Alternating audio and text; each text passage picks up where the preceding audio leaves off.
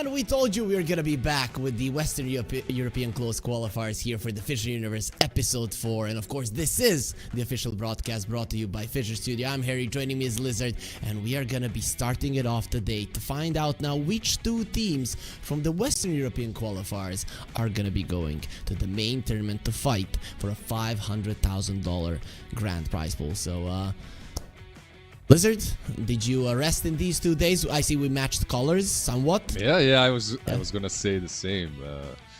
We're matching some shades of red are there. I've rested. Yeah, I've rested. I've been chilling, watching some Dota. Haven't played any in the 2 days, but I have watched some and been snowboarding a bit. Almost broke myself, but I'm here healthy, and everything is in place to cast with you to watch some good games. Okay, don't show your cast up legs, right? So we're not gonna do that. But let's focus on the bracket that we have in front of us ourselves. Of course, some of the games are not gonna be on the stream, like the first round of the lower bracket and 2 of the best of ones. But we are gonna be looking at these 8 teams, and 2 of which will be going to the main tournament. So we are gonna have OG versus Zero Tenacity on the stream, Gaming Gladiators versus Team Ansef, and then of course you can see that today at 15 CET and 18:30 CET, which times might change depending on the team's availability. There are different qualifiers being played at the moment. Those are the ones that we are gonna watch. So Lizard, let's not focus on the matches that we are gonna be watching, but rather just look at the 8 teams. Any favorites, right? Do you have like the 2 that you think, okay, these guys are going through? It's a rough one. I feel like Nigma with Ghost are looking alright. When you look at all of these teams, by the way, you might just... okay, no one is blindsided anymore by the big names, right? Like, everyone knows that Nightpole, Zero Tenacity, even Team Mansa... Okay, maybe not Team Mansa, but all of these other 3 ones, they can take it. So... I'm not sure who to look out for even. I guess Gaming Gladiators should be the favorites of the qualifiers. That should be an easy one. By the way, do we have 2 qualified teams or 1? It's 2, right? Two, like, two. yeah, yes. 2. I'm not sure. Like, I can expect, I assume Gaming Gladiators, even though they really didn't have the greatest time recently. Team Secret, by the way, has been playing right now. I feel like I know because they played a Meepo. Nomad sent me. I think he's actually casting that game, and yeah, he is. That's why. Okay, so he sent me a screenshot of their draft with a Meepo, and he was like, "Is this a good Meepo game? Make me look smart." You know? So. Yeah, I think that Secret have got some nice things cooking too, you know. We have a lot of pretty cool matchups here. Even this, like you said, we're not gonna cover it. Okay, I won't. Gaming Gladiators versus Mansef, I'll tell you this. I feel like this probably should be the most one-sided one. The rest are really close. Okay, I mean, we're going to be starting off with the best of 1 between OG and Zero Tenacity, and of course, we already went through these other games and how the bracket is going to look. So Zero Tenacity, they have our dear friend LeBron, right? My countryman, your friend. I guess you've known him for quite some time as well. How do you feel about that one? Are you a bit biased? Biased towards OG, always happy to see LeBron lose. I'm kidding, but I'm not sure. Like, I don't even have a favorite there. Like, OG, this is once again this massive. Did I lose the lobby access, by the way? Am I out? Are you out? Yeah, I'm out of the game. Did the game start? RIP. Yeah. I'll cast it from here. It's fine. That's fine. Maybe I did see it. What was I gonna say? Yeah, OG, they're this like big ass org that's supposed to be absolutely dominating versus most teams, right? But no longer. Yesterday they even lost versus Nightpoles that we might also see in the tournament. Meanwhile, Zero Tenacity, they've been winning some games, losing some games as well. So it's not like they're in the best form too. I'm not sure what to expect from this one. I think we might see I think we might see an even matchup, like maybe a 3-game series. Yeah, so I'm not sure if they're here now, but Zero Tenacity do have a boot camp in Belgrade. And they've been promising me that I'm gonna come and see how it looks and all of that, and they haven't fulfilled their promise. So I think I'm hoping that they are watching this right now, or their managers, coaches, whatnot, and they understand that I'm mad. So now I'm gonna be cheering for OG until they show me the I get it though. I get it though. You're a big guy. You eat a lot. They're afraid you're gonna eat all of their gamer food. You know, all of their snacks, their protein. So I get it. Yeah, you're right. You over. Though you know what? I mean, you know that their manager is Grizin. He was a, you know him, he's been a Dota 1 legend, let's put it that way, especially in our region. But he also lost a lot of weight. LeBron lost a lot of weight. So I think it would be nice, right, for me to come to eat the food so they can continue with their diet. So you're saying you're even bigger than them now? Yes. I see. So why don't you, as the biggest caster, just eat all the other casters? I've been thinking about that, right? But maybe the viewers wouldn't appreciate me just taking out all of the competition. That would be nice. But yeah, but now with you giving me this idea, yeah, you're giving me this idea, so don't come to Serbia anytime soon until it leaves my mind. Anyways, we're gonna be starting over with the Bristleback and the Pango. Pretty early Pango pick. I know that they do play it. I mean, Nine loves it, but I'm not sure. Usually we see a reason for a Pango pick, not like this. Yeah, well, OG are famous for burning someone's mana, right? And Bristol can't really use a lot of his spells if he's got no mana, so maybe some Diffusal, Pango into Bristleback. Also, maybe they just like the Bristle. They're probably gonna ban out the Bloodseeker here, right? Make sure that the Pango can roll and roam freely across the map. Wait, let me just move this up a bit so I can see. Yeah, okay. So they actually have the ultimate first pick of the second stage. They could perhaps even pick it for themselves, right? Yeah, well, you could if you want to. Let's see if Zero Tenacity ban it out. Well, they also played recently Slark. So it's another option if you ban out the Bloodseeker that you can go for into the Bristle.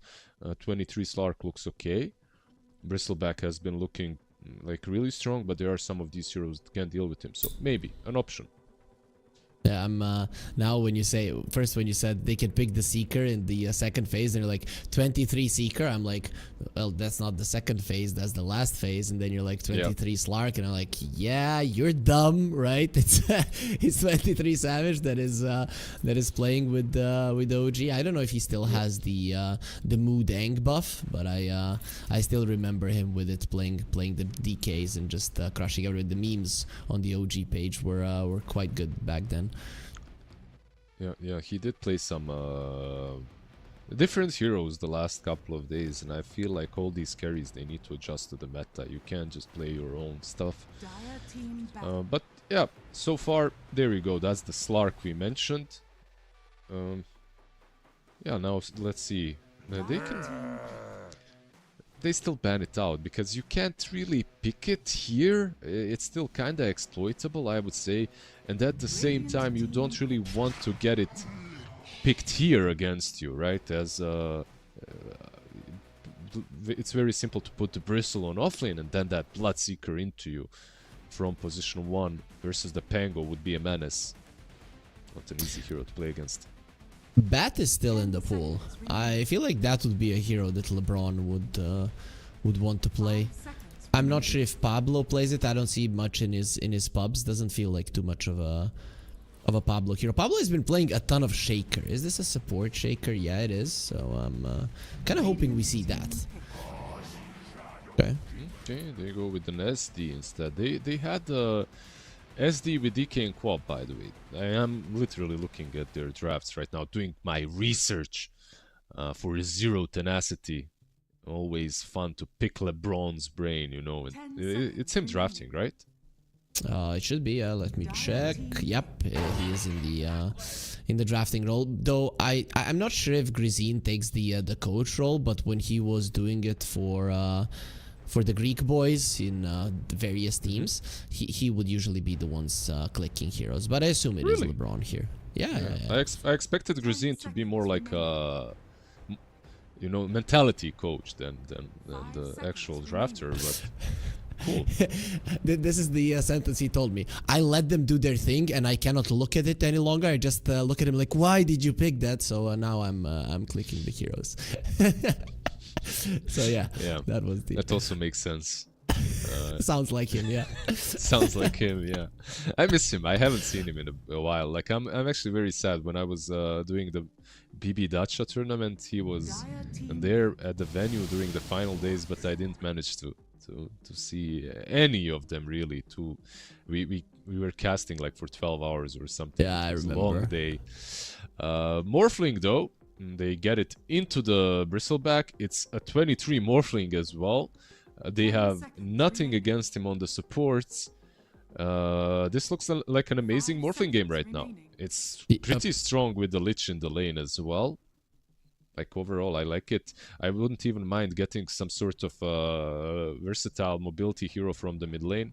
Don't have to pick it here, sure, but looking at the supports and the off lane, I feel like you're already free to do whatever you want to on the mid. I'm thinking though that it's gonna be a Pango mid, right? Oh yeah, but my bad. Sorry, there's a Pango in the pool.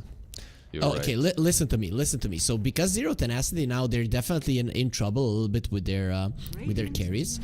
What about a Drow Ranger right now? You have a Clockwork to protect you, Bristleback to lower the armor, and then you're a counter to the Morphling. I don't think that Retsu is too big on it, but I'd love to see it. Yeah, I mean, it is like overall it's a good hero into Morphling, but I still feel that Morph might... I'm not sure, like besides Spirit, is there anyone that actually likes to play that Drow at the moment? You know what I mean? I just feel that he might be stronger, and they go with the puck. Like both sides don't really have the best control or catch, and now you get the puck. You have Sinister Gaze to worry about, maybe some Atos into calling, but all of these things are not very reliable. And you get a puck into Pangolier, right, as well. I would maybe have... you can't. Now that I thought of, like, I was thinking maybe I'd prefer an Ember, but you also can't because these heroes are much better into Ember than they're into puck. Like, even just the Morphling into Ember, you're giving him a free morph target, basically. Like, something that can always mess you up. Puck is better.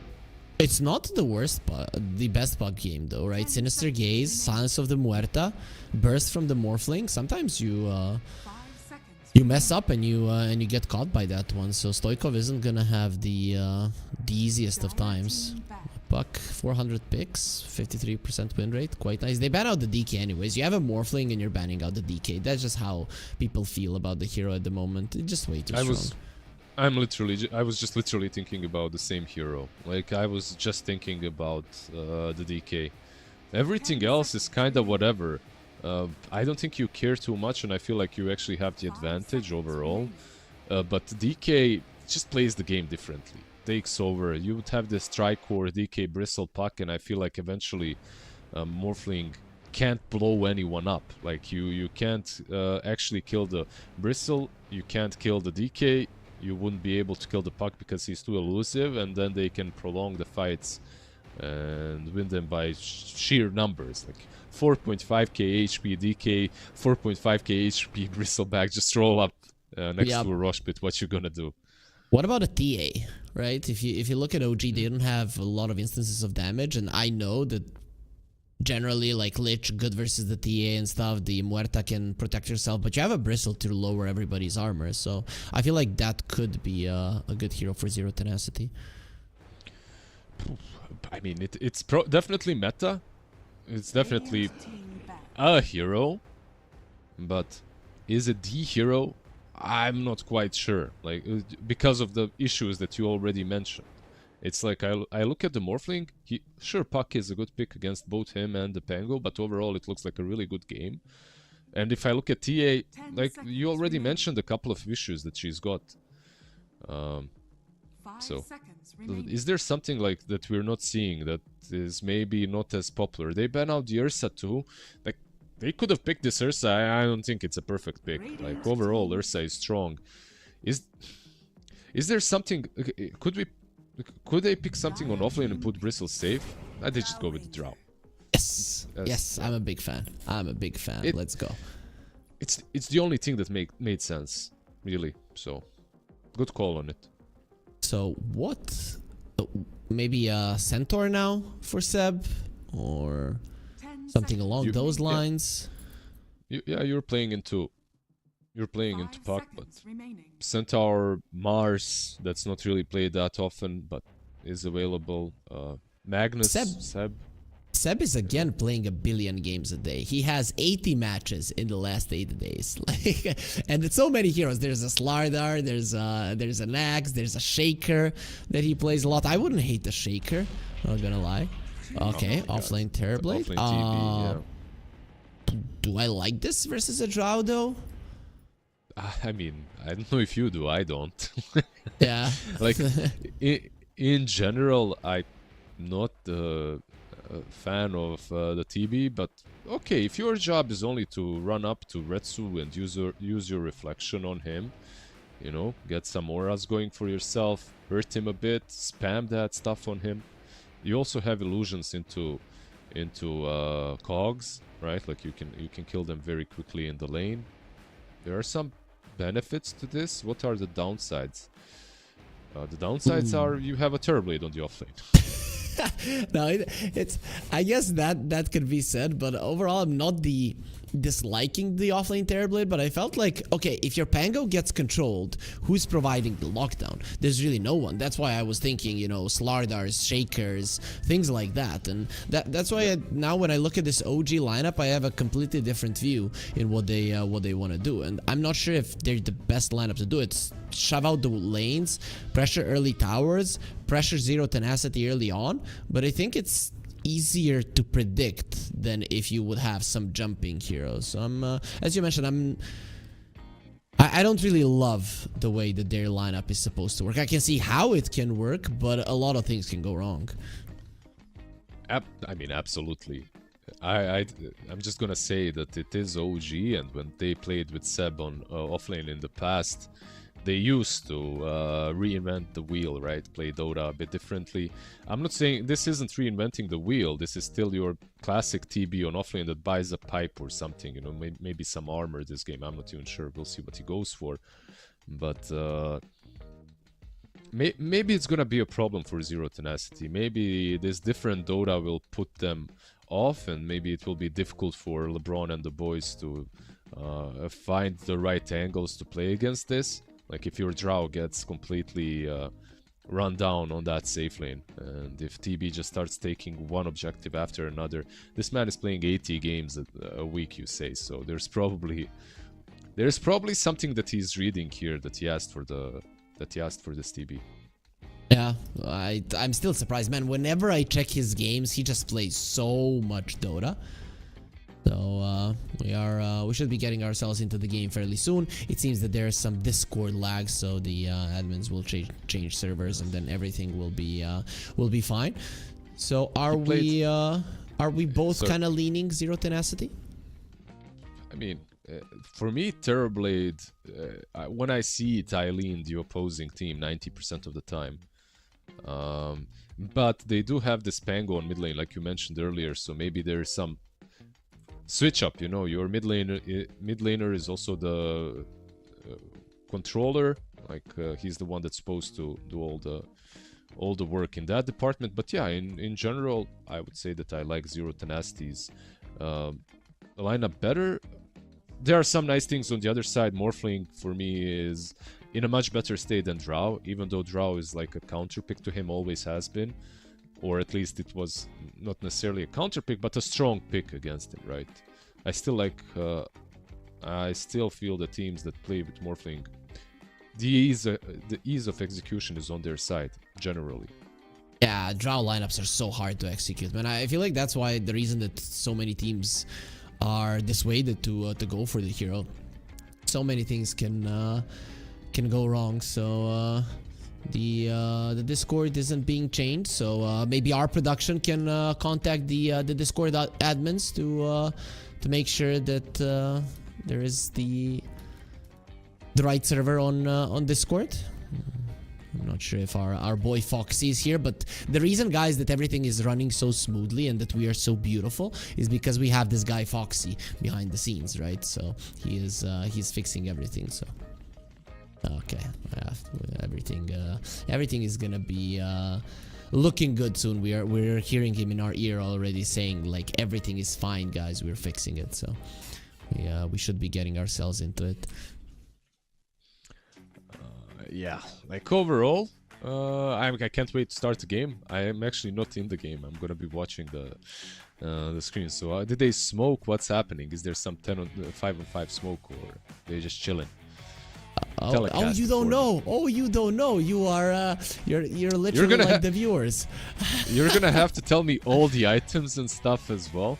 Okay, let me. Okay, so like always, there is a billion branches, right? Whenever you open it up, so that's how it goes. Let's see if there's anything weird. So LeBron has the wind lace on his clockwork. Retsu went with a full wand versus a Muerta in the Terrorblade lane. I guess that's fine. Is Seb also wanding it up with 3 branches? I suppose so on Three TV, branches, right? and he wants 2 raid bands from no, okay. 1 bracer, 1 raid band. That's what he wants at the moment. A raid band into Drow, right? Like, makes sense. Yep. And currently the game is starting with OG, all 5 of their heroes smoked. And now you're gonna find it out as well yourself, right? So was that a good telecast? Did you have all the info that you needed? Dude, I loved it. It was perfect. Thank you. No problem, no problem. Do find 9, the but smoke. Oh, look at this. Wrap around. You're still going into 5 heroes, so this is not easy. Yeah, just running into reflection is no fun, usually. But when it comes to level 1 fight, who is actually stronger here? Like if they... you never know, it all comes down to spells, I guess, level 1, unless there's some undying or something like that. I'd rather be Zero Tenacity though, right? The minus armor, the clockwork separating the fight, the disruption, buying time.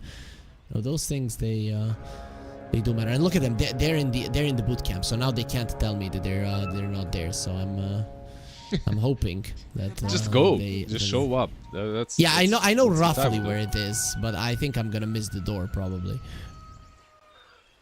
Doesn't matter, you know. You knock on doors until you find the right one. Yeah. Is this the Zero Tenacity bootcamp? Imagine the looks I'd be getting from everybody. Some random Serbian grandpa. What? What? Zero Tenacity bootcamp? Like, get the hell away from me. Anyways, let's focus on the lanes here. So Morphling versus a Bristol back lane with strong supports, you could say, on both sides. How does this go? I mean, there's a reason why they picked the Morph. The laning stage itself is strong for him. Get all the wand charges.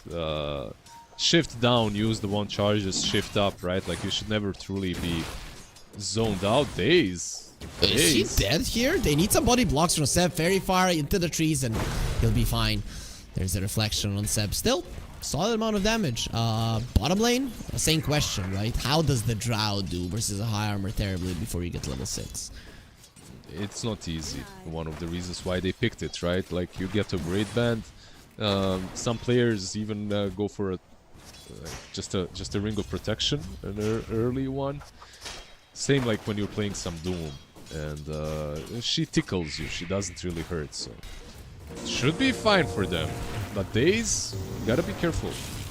Oh, very nice kick from LeBron, getting him closer. Of course, Retsu is half HP, so he's not that confident to go forward, and he's really not farming well. One of the downsides of the Drow Ranger, not great damage, and of course the animation is catastrophic. Let's just put it that way. I gotta adjust to it, right? That swing time is a little bit different. So gotta make sure that. I mean, most of these players have adjusted to. I'm pretty sure to how Drow hits. For me, like, what's the worst? What's the worst backswing for you in the game? Techies? Techies is annoying, yeah, but out of heroes that actually need to last. Oh. Well, Drow's pretty bad. I don't play too many carries, so Yeah.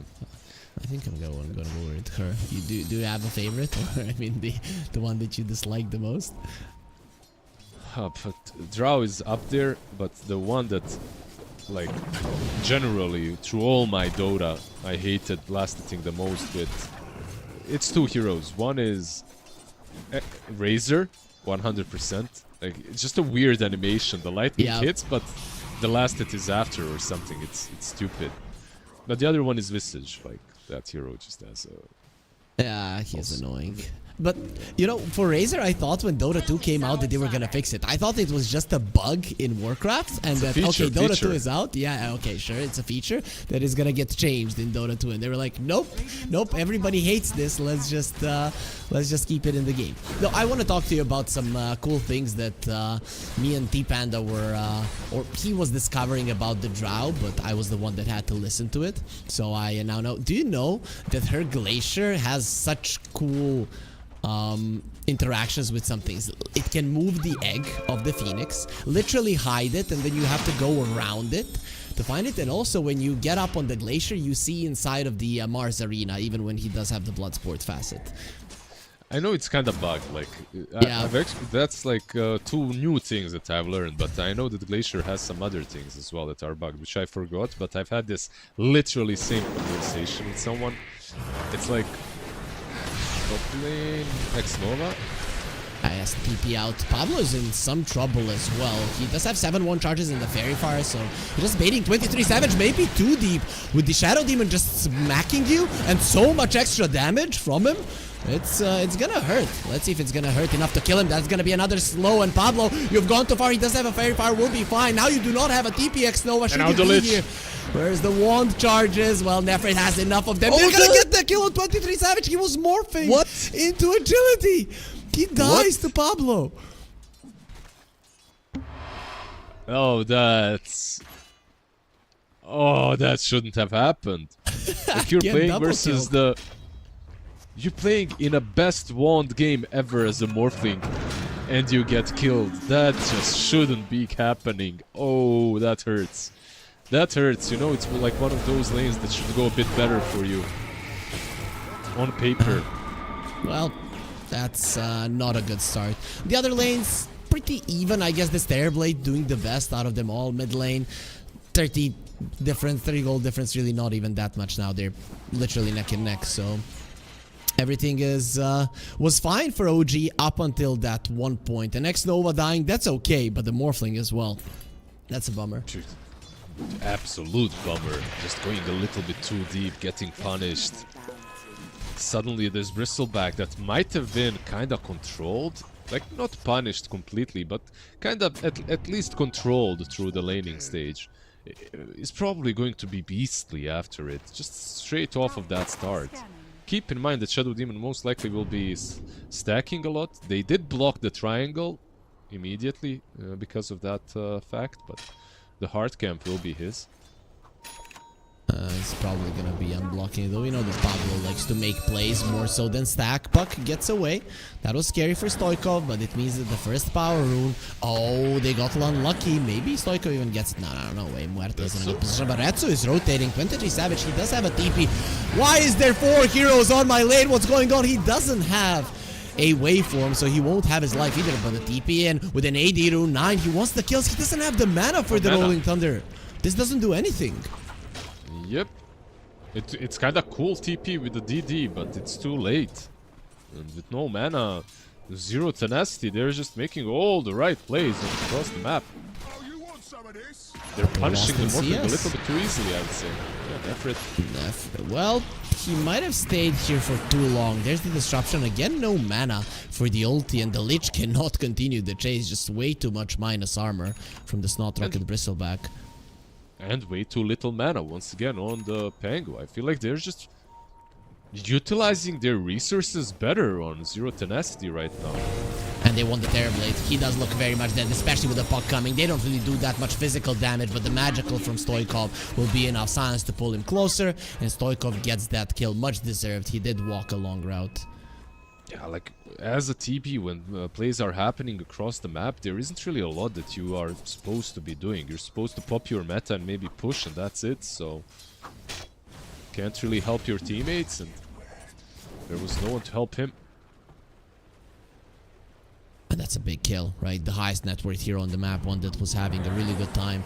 And I like how Zero Tenacity are using the Drow, right? Usually you want the laning stage to extend when you have a Drow Ranger for it to be super long, and they were the first ones making moves, and now they want to stabilize it once again. I'm quite impressed with their early game. Next Nova? He might be dead here. Most likely is. That's 21 charges. Nobody cares. He didn't even care much. At least they get the power rune. Yep. I like how you call it a fat stick. I'm gonna steal that. Yeah. Or a wand.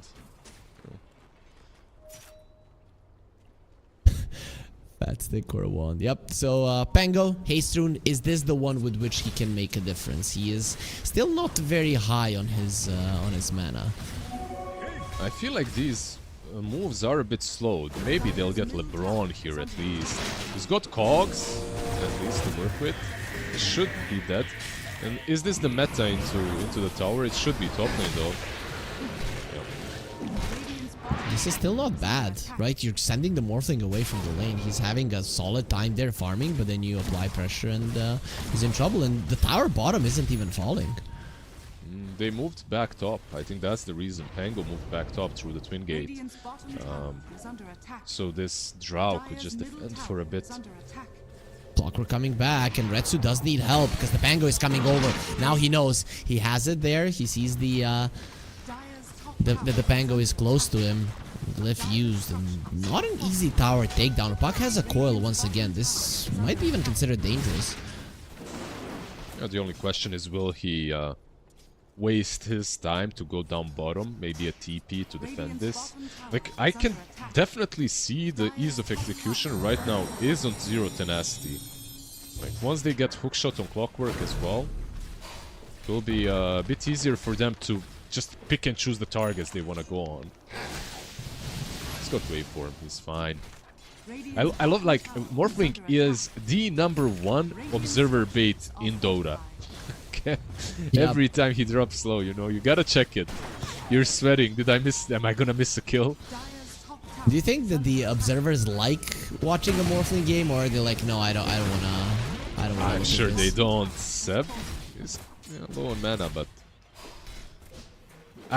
would you like it? I would hate it. It would just put pressure on you, right? Like, it depends. It depends. Maybe you want to show, like, I'm better than all of these other observers. I never miss a Morphling kill, or I do not panic when I don't need to. So maybe that would be the if there's some competition between the observers. But overall, though, everybody, make sure to follow FISSURE !F in the chat, our social media as well, not just this channel and YouTube, because there's so much content that FISSURE will be dishing out. So we hope that that you do it and that you enjoy everything that we got ready for you. This tournament, future tournaments as well as 9. Third power rune goes to him, but none of them effective, Lizard. Yeah, absolutely not. He got even a good runes, right? Like, he had an invis one, he had haste and a double damage. Wasn't able to utilize a singular rune on the map. They do have like heroes that make his life a bit harder. It's not that simple to go on this dude when there is a Shadow Demon behind him as well. Like, he's tanky plus an SD, you're not killing him probably. If they could invade this, that would be good for OG, and they are smoking up, I believe, so maybe a play into triangle could... Yeah, they're even drawing it. He's here now, he's farming it. Let's stop him, let's take the stacks, and effort will be found. He has a Vanguard, so some would say this is not an easy kill, but it does look very much easy, especially with the Chain Frost. Maybe he gets denied by the Ancients, and there's another Chain Frost. It does connect with LeBron. Is here, he's being destroyed by the Chain Frost. Stoichkov needs to be careful. Oh boy, that Chain Frost, it looked like it bounced around a lot onto the creeps, but not enough. One move, I feel like that was crucial for OG to make, and they made it. Like, I'm impressed. This is exactly what needed to be done by them to rescue the kind of underwhelming laning stage, I should say. Do you think that maybe Zero Tenacity, because that was a huge move that OG could make, should have anticipated it a bit better? Probably, but they also played nicely by pressuring mid and the triangle at the same time, so they lost the mid tower plus they lose the triangle. This Terrorblade is definitely making some moves as well, like top of the net worth charts, not too shabby from Seb. And he's going Orchid, so that's gonna be a big problem for the puck. So I guess do you even go the blink route on the puck, or do you just get the Yules early on? I feel like Yules is so bad in this game because of the Muerta. Yeah, he has to. I guess he still has to get the blink, and then perhaps maybe a BKB down the line. Like you said, calling is always gonna be a problem. K-toss calling, but we'll see what he goes for. Definitely a defensive item will be needed. He's probably gonna tell Pablo, yo, Shard, there's the Morphling turning into a puck. That's another sign that you have to think about. This time around, Stoikov, you will have the presence of mind to get out just in time as Retsu continues to farm. So when does this Drow lineup start playing together? What are you actually waiting for, Zero Tenacity? They have a couple of items to wait for. They don't have to make any big moves, perhaps until the blink on puck. He's got Witchblade right now. He's able to counterplay, but not really able to make moves on his own. And with Drow, I feel like you aren't really rushing it versus Morphing as well. You don't have to. What's Bristleback building, by the way? He's got Vanguard. Crimson? There's a lot of physical damage against you. Makes sense. And Nullifier Builder is pretty much not there. Maybe the Pango gets it later on. Maybe a Terrorblade, but they don't really like strike me as heroes that want to do it, but might be forced into it. I'm maybe worried a little bit for their damage output. As he's going full utility and he had his stacks kinda stolen, taken away from him. But we'll see. It's time to play around him for sure, no matter what. This is a nice rotation. They're bringing in so many heroes and the puck needs to get away, but look at the other side. You might think that you can make something happen. Stoikov, he's gonna be in trouble. There's the dead shot and the Orchid coming into play. Does look like a dead puck. He had the Water Rune. Not gonna be enough for him to survive. Meanwhile, Pablo is being hunted as well. They're not done, and this Piggy, it's hungry. He doesn't want so many stacks onto him, and Pablo missed the fourth one, so won't be getting the skill. Calling used, and very soon the Shadow Demon will be the second casualty of this beautiful OG move. Yeah, the Yukas were there, but they weren't quite good enough for Shadow Demon to survive. And they're taking some more Ancients. Like, overall, I feel like they're doing way more on OG right now. Like, I expected perhaps the Clockwork Hookshot and the puck to combine, but looking at the other two cores, yeah, it's a little difficult to blow a target up unless it's some Lich, right? Like, who can make, like, which two combos of heroes can you move with on Zero Tenacity? It's hard. I'd say that you have to move with two combo of heroes, the one that you mentioned, towards a Drow, let's say, and then maybe you can get a kill. Stoikov comes in, gets silenced as well. Rolling Thunder, nice hookshot onto the high ground. They still have the Sinister Gaze ulti. Stoikov is taking a lot of damage. Let's see, maybe he can get out. No, not in time. Rolling Thunder, just the noise, and this is what we were talking about. Not the easiest puck game, and Stoikov, he's starting to suffer. As Retsu is gonna be brought in as well. Minus armor is there. 9. He doesn't have his Rolling Thunder, but the Drow needs to get closer. There's the piercing shot. Come on, but the Terrorblade gets a nice usage of his Thunder. Retsu, however, in trouble. 23 Savage is gonna be silencing all three of them, coming in with the multi-shot, but he puts himself in a very uncomfortable spot. Give me your armor. And the hits, they're just not gonna be strong enough. Even with the Thunder, the Pango loses his life. So at least some trade for Zero Tenacity. As long as Drow can join and stay on the high ground, I feel like the shield rune on Efrit, they might go for X-Nova here. Well, it feels like the Frost Shield does nothing when the Bristleback and the Drow are attacking him. So I got my question answered, I guess. If they can move forward as a unit, with the Drow being protected. I believe she does have a pike already, right? Yeah. She just completed a pike too. So with the pike, she probably feels a little... Retsu feels a bit more comfortable engaging together with his teammates. You've got this Crimson Carrier up front. It's on OG to find the right angles. Yep. He wants a Yasha on Retsu. I was thinking maybe even an earlier Shadow Blade in this game in particular, but I guess Yasha is usually an item that Drow Rangers get. It's Yasha into a BKB, Yasha into a Silver Edge, something along those lines. I don't know if... Do you think that considering... Okay, let's hold that thought as the Pango should be fine. He doesn't have any of his spells. This is a problem, especially with them getting the coil off. He's in so much trouble and won't be getting out of this one alive. I'm not sure what 9 was doing there. No, he was dying. Oh, okay. Now it all makes sense because Arcane Rune is on the puck. This nice cog. Nah, it's short and late, but still we get excited. They stole the Arcane Rune and TP'd out, right? So there's that. But...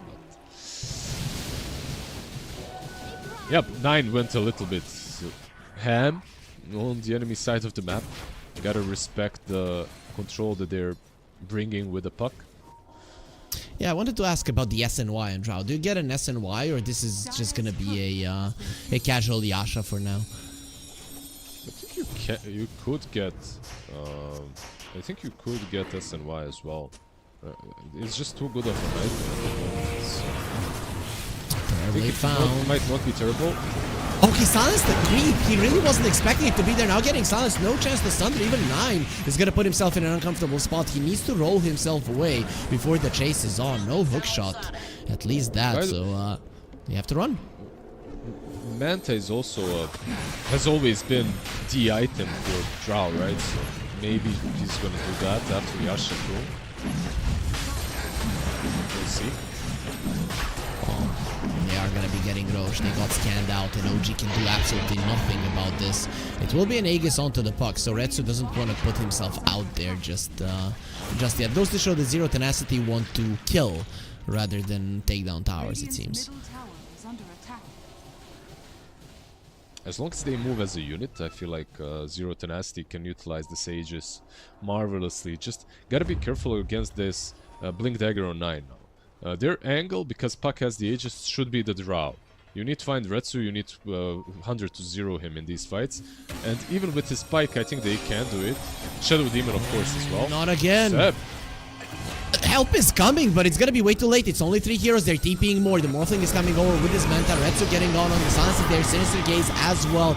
And of course, they do have the Chain Frost to finish him off. LeBron will be left alone as well as the Puck gets himself out. So you wanted to see a Drow kill? There it is. It was a good kill on the TB on paper, but I feel like Seb is always either baiting or starting a play, so...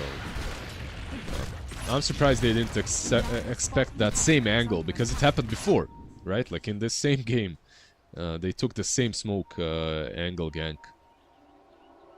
Well, you're like, they're not gonna do it again. Or maybe they thought that they were gonna be fast enough, but no such luck. OG, they do bait in Zero Tenacity, and they're looking to steal the Tormentor and the Wisdom. This is dangerous plays coming up from the Bristleback will be here. They do get it. Silence onto the Morphling, has the Manta and waveform away. But that just means that there's going to be another silence for the Drow. They're going to put down the Ice Spire just to slow them down. Daze is already dead. Coming forward, Dex Nova, hook shot, gets blocked in by Stoikov. Maybe if he face shift that one off, but that'll be some insane coordination. Yeah, a little bit of a mistake there from them, but still, they do rescue the Wisdom Rune, I believe, right? Like, they save the Wisdom Rune. They lose the Tormentor, though, which was definitely a bigger objective for OG. Never fun to lose the Tormy. Lose 2 shards early on. Who got the shard, by the way? The Lich. I mean, he put the Ice Spire there, so I think it actually helped them disengage. Maybe they would have even chased down that Morphling if there wasn't for an Ice Spire.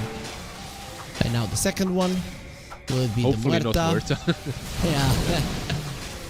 Pango would love it, and of course. Is it still okay? It started to show. There was a bug that it didn't show what was previously gained, so at least now it shows the 8% spell amp. It's just bad. Let's put it this way. It's just bad on Muerta. Give it to anyone else. We rated in our other Eastern European qualifier. We rated the shards, right? Like, which one was worse? Bat, right? That Yeah. the worst one. Bat and support Tiny. I feel like those two are like a catastrophe. But Muerta is a core. She would like the shard as a support, not so much. Tier 2s already pressured. Zero tenacity. They have an Aegis for another minute and a half. Stoikov, he's not even buying the Yules. See, he doesn't care. I was gonna literally talk about the same thing. So, yeah, you don't have to. The best defense is offense, right? So just kill them before they kill you. Go for the Parasma, and they kind of do have a lot of damage between Drow and the puck. On top of that, Bristle just to create some menace up front, and if they do go on the puck, there's Shadow Demon to save you. They're knocking on your front door. I mean, the only reason that this tower is not dropping super fast is because there's a Lich, but with these three heroes attacking it, it's a problem. Daze makes his presence known and now gonna get silenced up. He needs to be very careful for his Pierce to Veil not to be popped early on, and he has to do it, but he pushes back, but he's not in an uncomfortable spot. Still has the Crimson Guard and the pipe, but he's still gonna take so much damage. The disruption gets used, but that Lich ulti bouncing around doing way too much. Morphling will be turning into a puck, gets silenced, but he still has the Manta. He lost the Bristle back. Nice silence from the puck, a 3-main coil as well, but no multi-shot from the Drow. You cannot go forward. 9, is he gonna pick out to the Parasma? Not just yet. Oh, 23 Savage, that's too deep. They have the silence. Oh, what a push from LeBron, and the silence is there. No Manta, he's gone. LeBron, a beautiful usage of the cogs. And of course the tips they heard, but they were well deserved by 23. As they were leaving the base, he instantly goes for that sneaky farm. A little bit too eager to get everything necessary. Understandable, he is 2k behind the Drow. That push looked kind of like the defense, I should say, looked kind of okay from OG until the Morph death, of course. His death just makes it way worse for them. But I'm still thinking that they're in trouble in OG, right? Your Pango is neutered because of the puck. The Drow is outscaling the Morphling and even has more gold at the moment. Things are not looking great, and now the Drow has a shard, so Glacier is a big problem for a Pango in general. You can't really... If you get on top of the Glacier, it's kind of bad because you get stuck, and if you're down, then the Drow Ranger just attacks you from the high ground and you don't get on her, so this is a problem. She's one of those heroes that actually kills you, right? Like, yep. During Rolling Thunder, she can take you down. So what are the positives? Like, the positives are they are getting Aghanims on Pango. You will have a lot of burst to jump the Drow. Reflection is always good against her, hence the Manta. Like, she needed to buy the Manta into TB. And Terrorblade is also kind of scaling.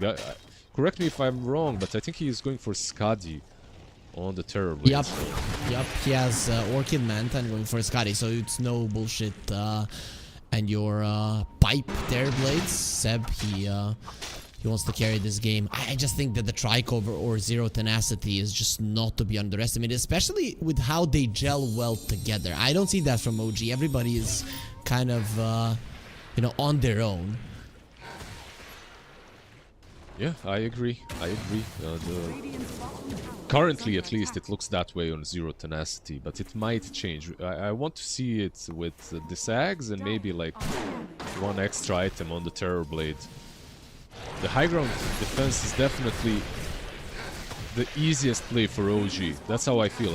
If they have the high ground, the game is much easier. I'm not talking about just their base, right? Like anywhere on the map, as long as they're on the high ground. Yeah, their lineup works really well if you have the first jump. If you start off the Rolling Thunder and can actually find somebody, it really does make sense. But on the other hand, it's much easier to get that first jump on Zero Tenacity. You send in the Bristleback, you go in with the Clockwork, and then the puck follows up. Much easier to do that than just Rolling Thunder in. Yep, and you have a lot of different vision games, right? Both sides. But I absolutely agree, definitely easier on zero tenacity. On the other, like, you have these illusions. One of the benefits that you get from TB, this is what he's doing right here. Forcing you back, also giving a lot of info. But not as low committal as, let's say, a rocket. True. Still, a scan is going to be used. They know exactly where OG are at, zero tenacity, and they just send in the bristleback. You go, Fatso. Go reveal where the enemies are at. And OG, for now, they have to bail, but maybe this is an opportunity for them as well, as Pablo's smoke breaks.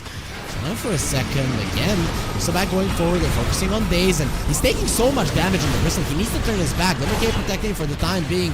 LeBron, hook shot, blank range, but they already lost one support. Retsu on the hill there. There's the silence, and we talked about it. Rolling Thunder, he can't get on top of it, but it's still a problem. Retsu will go down. OG, they found their opening. Nefrit is alive. They bailed him out, but you already lost 3 kills. One buyback was used. Innocent Gates onto the puck. Where's some silence? There it is. It is going to be coming out, but the disruption just in time. Pablo doesn't have the shard, so that silence will persist. Stoikov still alive. The drop dodges from his phase shift, getting some of his HP back, and will still be surviving. Seb, he has held his Thunder up until this point, ready to kill Pablo once again. Dead for 70. He's not going to be coming back anytime soon. A huge fight for OG. Now the game is in their hands. A much easier placement of the fight, right, for OG. Much easier for them to take this fight in this area where Rolling Thunder can actually work, where you can find different angles on top of draw, where you have vision, of course, as well as the positionally. Oh, another hook shot, but he gets him actually. That was Stoikov. Can you angle yourself? So I hook shot to you and force that forward because we're so cool. That actually really did look quite cool from them. I'm very surprised they managed to get that kill, even through roll up. Really nicely done by the two of them. I really thought he was out, but the Terrorblade is gonna have a Skadi. Okay, OG are getting to that territory, and I really like how Seb is positioning in these fights when he has vision. He's just searching for the drow. Get close to the drow, make sure she's not doing enough damage. That's just the main goal. Send the illusions and force the Manta. Like, you literally have to use the Manta the moment you get reflected. I feel like on drow, so then afterwards it's kinda easier to go on her. This game is a lot on LeBron as well. I feel like this clock has so much to do. Like, usually as a position 5, there's some weight on you, but it's really important for him to protect the draw as well properly. Now they are the ones with vision, but they catch the puck! Oh, X-Nova, this guy! He knows what's up. He's gonna die for his sins, but that was just an ultimate play. 9 is taking some damage. Retsu wants to stay on the glacier. The dead shot will push him down, but of course he can still come back up if he wants to. It is a 4 versus 4. They don't have the puck. They still think they can fight without their mid laner. With the Aegis, this draw is so strong. 9, he has to roll up, curl into a ball. The fetal position will not help you, or it will if the draw isn't close. 9 is still gonna be fine. There's the Thunder, but so much minus armor on him already, and he just goes forward on Retsu. Daze has to TP himself out with the ulti. That is a huge kill. 23 Savage. You need to get out, and he will be able to. Nothing to stop his TP.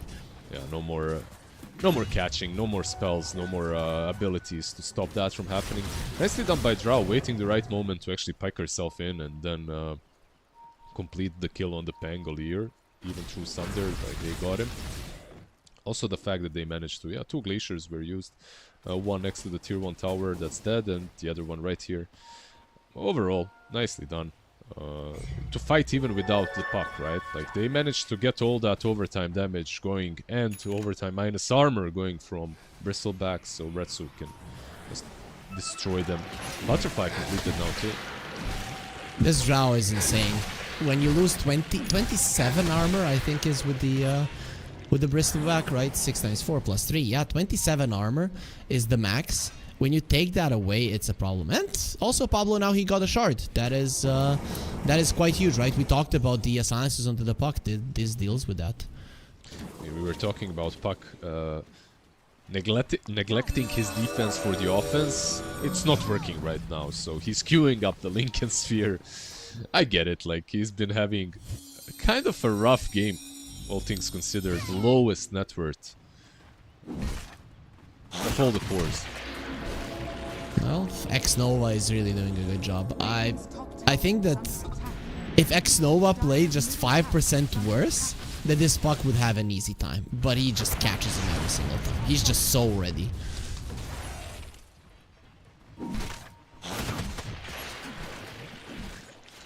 Oh. Smoke from Zero Tenacity. Or is that just Ninja Gears? No, that's a smoke. No Ninja Gears just yet. We're not in the 37 minutes. Oh, he needed to pop the roots. Right there, but... Okay, 23 Savage, he gets his shard as well. Not the worst one. I mean, in this game, it's not like the best one as well, but... Good to have. Kinda sucks in this game, right? Because you are getting silenced more so than stunned, really. Yeah, yeah. There's just hook shot and... that's it, basically. Maybe something for Pike play. Let's see. There's gems on both sides, Retsu. Making a glacier and then just running away from it. He's only 300 mana. Okay, there it is. Some extra mana given to him. All things considered, like, they have an advantage. They have an Aegis. This is still a very hard high ground push. Like, don't be fooled. The game is very close. 1k net worth advantage from OG basically means nothing. LeBron is trying to find an angle. See what they will do. I like what Seb is doing at the moment. He is cutting waves on bottom, and there will be a wave coming. So Zero Tenacity didn't deal with that one. In the next minute, if you want to do some structural damage in the enemy base, you should. But right now they're moving to a triangle, and Daze is already calling it. They're here. Yeah. In general, this is what you have to be doing, right? Like you take, if you're having an advantage with an Aegis, you take the triangle, you cut 2 waves so that they can't split push. But the wave also will be caught, it seems like, by clockwork. Oh no, it won't. They're hunting for the TB instead. This is kind actually of a cool quite play nice. from them. Yeah. Oh, Seb is out just in time. Poof. He was probably aware just how close they were getting, and that's a lot of tower damage into the tier 3. Pretty much the same as was done on the top lane. Yeah, very nicely read by him to move away on time. And now they smoke up to take back this area and maybe ward it. Let's see if they can kill him, pulling him forward with a Sinister Gaze. He has the BKB. That's a nice force. No basher on the Bango just yet. He had to go for the Ghost Scepter. Is anybody gonna be buying a Nullifier on the other side, or do you just ignore this for now? I guess you ignore it for now. Mm-hmm. Yeah, they're queuing up the basher on Pango, so they'll have that. On the other side, BKB first on Drow. I don't know who can buy the Nullifier here. Even you don't really want it on Drow, you can get it, but not generally the item. Listen to me, listen to me. You buy Revenant's Brooch, you only activate it during Ghost Scepters. That's the play. And to kill the Muerta, right? Like you can use it. Yeah, that's true, that's true. Because I mean, you can't do anything about her Pierce the Veil. That's not really something that can be dispelled, anyways. I don't know. Maybe, I think for him, the last item after completing this BKB, if he wants to be a bit more defensive, Satanic is good. If he wants some more damage. Lincoln's, okay. So, a different defensive method. Dareblade has a Hex, right? That is a huge item, but the puck also has an Aghanim Scepter with the Drow Aura. That's 38 bonus agility, so extra attack speed for the puck. Yeah, they are reaching this moment, like they have the, like you mentioned, the Hex, the Bloodthorn as well queued up by the TB. I feel like this game reaches that moment where anyone can die much sooner than most games. You know, there's this like power spike when both teams, it's all about who jumps first, and that's it. Because you have Kanda, you have Hex, you'll have a Bloodthorn. You're not living, like, you're not surviving. Even if you're Bristleback, they jump you, you're probably gone. Shadow Demon, of course, the only saving grace.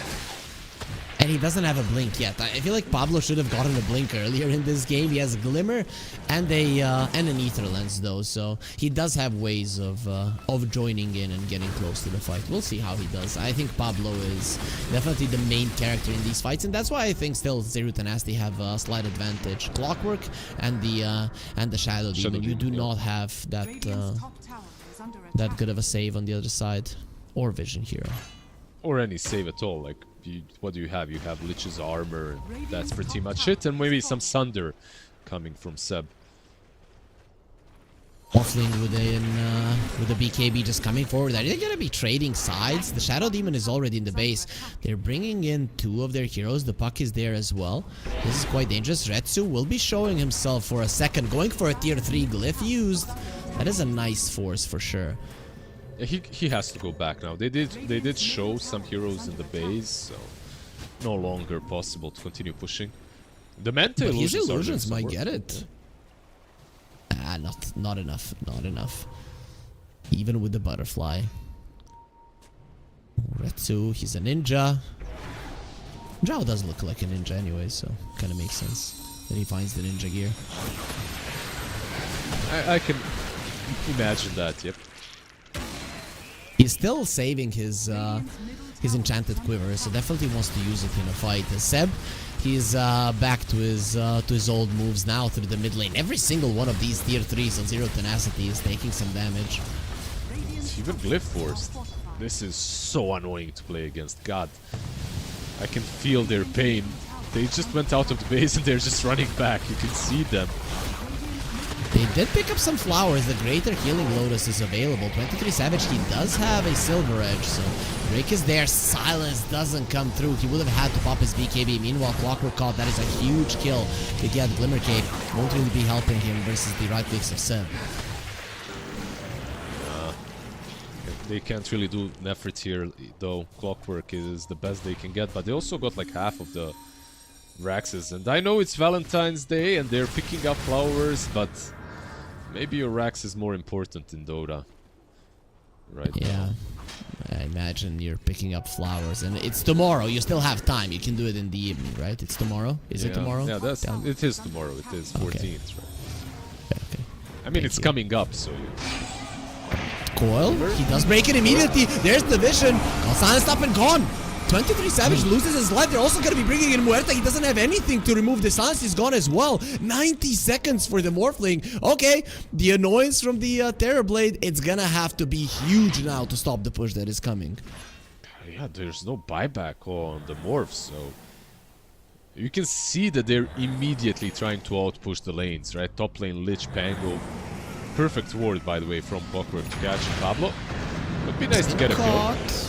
As the Ghost Scepter, that helps for sure. Ice Spire, no Chain Frost, but they're still gonna be getting him out. Nicely done by the OG side. If they survive, they will be saving the Roche. They'll be saving so much. X-Nova held his Sinister Gaze for the longest time for Rolling Thunder to go out, and then he brought in the extra control.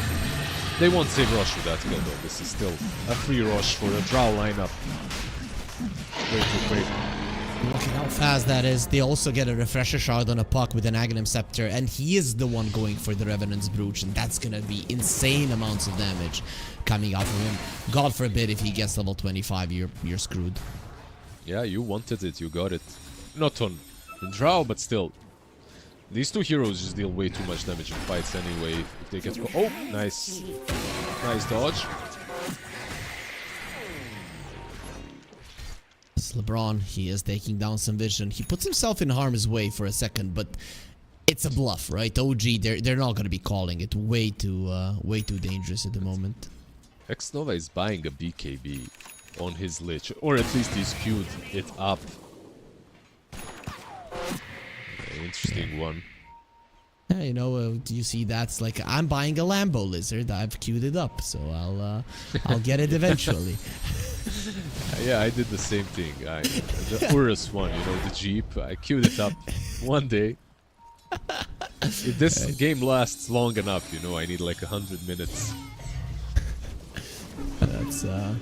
That's what we're looking for. A 1K golden, man. I'm glad we're getting such a cool game. But OG, they're smoking up. They want to change something. This game isn't going the way that they want. The thing is, though, there's a refresher on that puck. The egg is still up. Cheese as well. Nefrit can just run into them, and it's gonna be hard to take him out. They saw that Seb took Wisdom Rune, and they're still just pushing mid. They don't want to wait any longer. I think they hit that power spike where they can even just threaten Throne. So you gotta go back. Is away. They want him dead. He is gone. He has the refresher shard. The thing is, he's never gonna be able to use it. So now you have to bail. That Aegis won't do you much good if you're all alone. Retsu is not TPing away. However, okay, he'll do it down to Bash. 9, he just bought it, and the Hurricane Pike to the low ground. You do not have mana for your BKB. This Aegis means absolutely nothing. He just baited in 0 tenacity to make a mistake, and so many times OG came from behind, and 0 tenacity weren't happy because of it this time around. Less so than the other moves. This is huge. 0 tenacity, they have to protect their behind. It's OG are doing the same thing over and over again. And I think the biggest problem here is truly the Shadow Demon without Blink or without the positioning to save the puck. If you're not in range, I feel like that disruption should be instant after they jump him. Puck should not be dying if you went for these items. And look at 23, like, there's an open Rax on mid lane. Drow needs to buy back.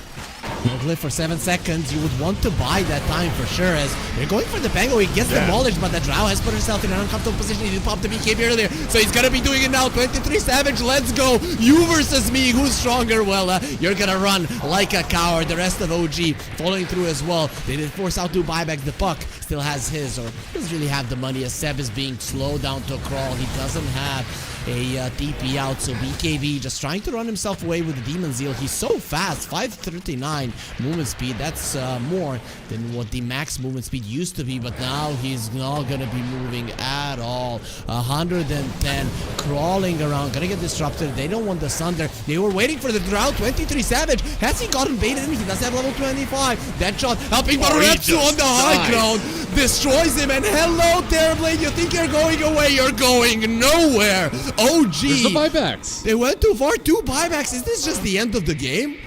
They could literally go Throne. They have so much time to work with. Pango does have a buyback, but who cares at this point? What just happened? Like, they wiped 0 tenacity and then they lost the game. OG style right here. Very unfortunate for the boys. Very fortunate for 0 tenacity, of course. They have the banner still, refresher shard, cheese, everything is available because in the previous fight they didn't do nothing. OG 3 versus 5 without your 2 big cores. What are you gonna do? Where you're just gonna die? The puck destroys Daze. He does have a buyback, and goodbye 9. He rolls towards the Drow Ranger. You mentioned this is one of the heroes that can kill you. Oh no, Daze is here. What are we gonna do? I guess we're just gonna rain down the arrows on him. OG to the lower bracket, 0 tenacity going through. Oh, congrats to 0 tenacity, like, relentless in this game, really. Managing to snatch this one out with the Drow buyback. I feel like as much as they won the game, OG lost it, if that makes sense, because they had... it was a fun game, let's put it that way. We had so many cool fights, so many cool smokes, so many nice angles from OG to approach 0 tenacity, like this last... prior to last fight as well. But then I feel like they always do one step extra. They always make that one extra move where they're either saving someone or pushing a little bit too recklessly. Like this high ground push with the Morphling forced them all into retreat. Like if you manage to force a buyback on Drow and you instantly go back, like that's such a great W for you if you're OG, right? Like it puts you in a position in which you have the opening to find your kill her, win the game. But instead they continue pushing and they get Omega punished for it. Pango instantly dies. Morphling needs to run. Same goes for the TB, who's just being just being chased across the map.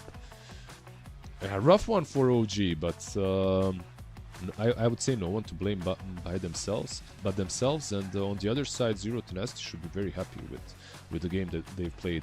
Maybe a couple of fixes here and there with positioning and with being careful when it comes to those smokes from OG, but overall, yeah, should be happy with the game.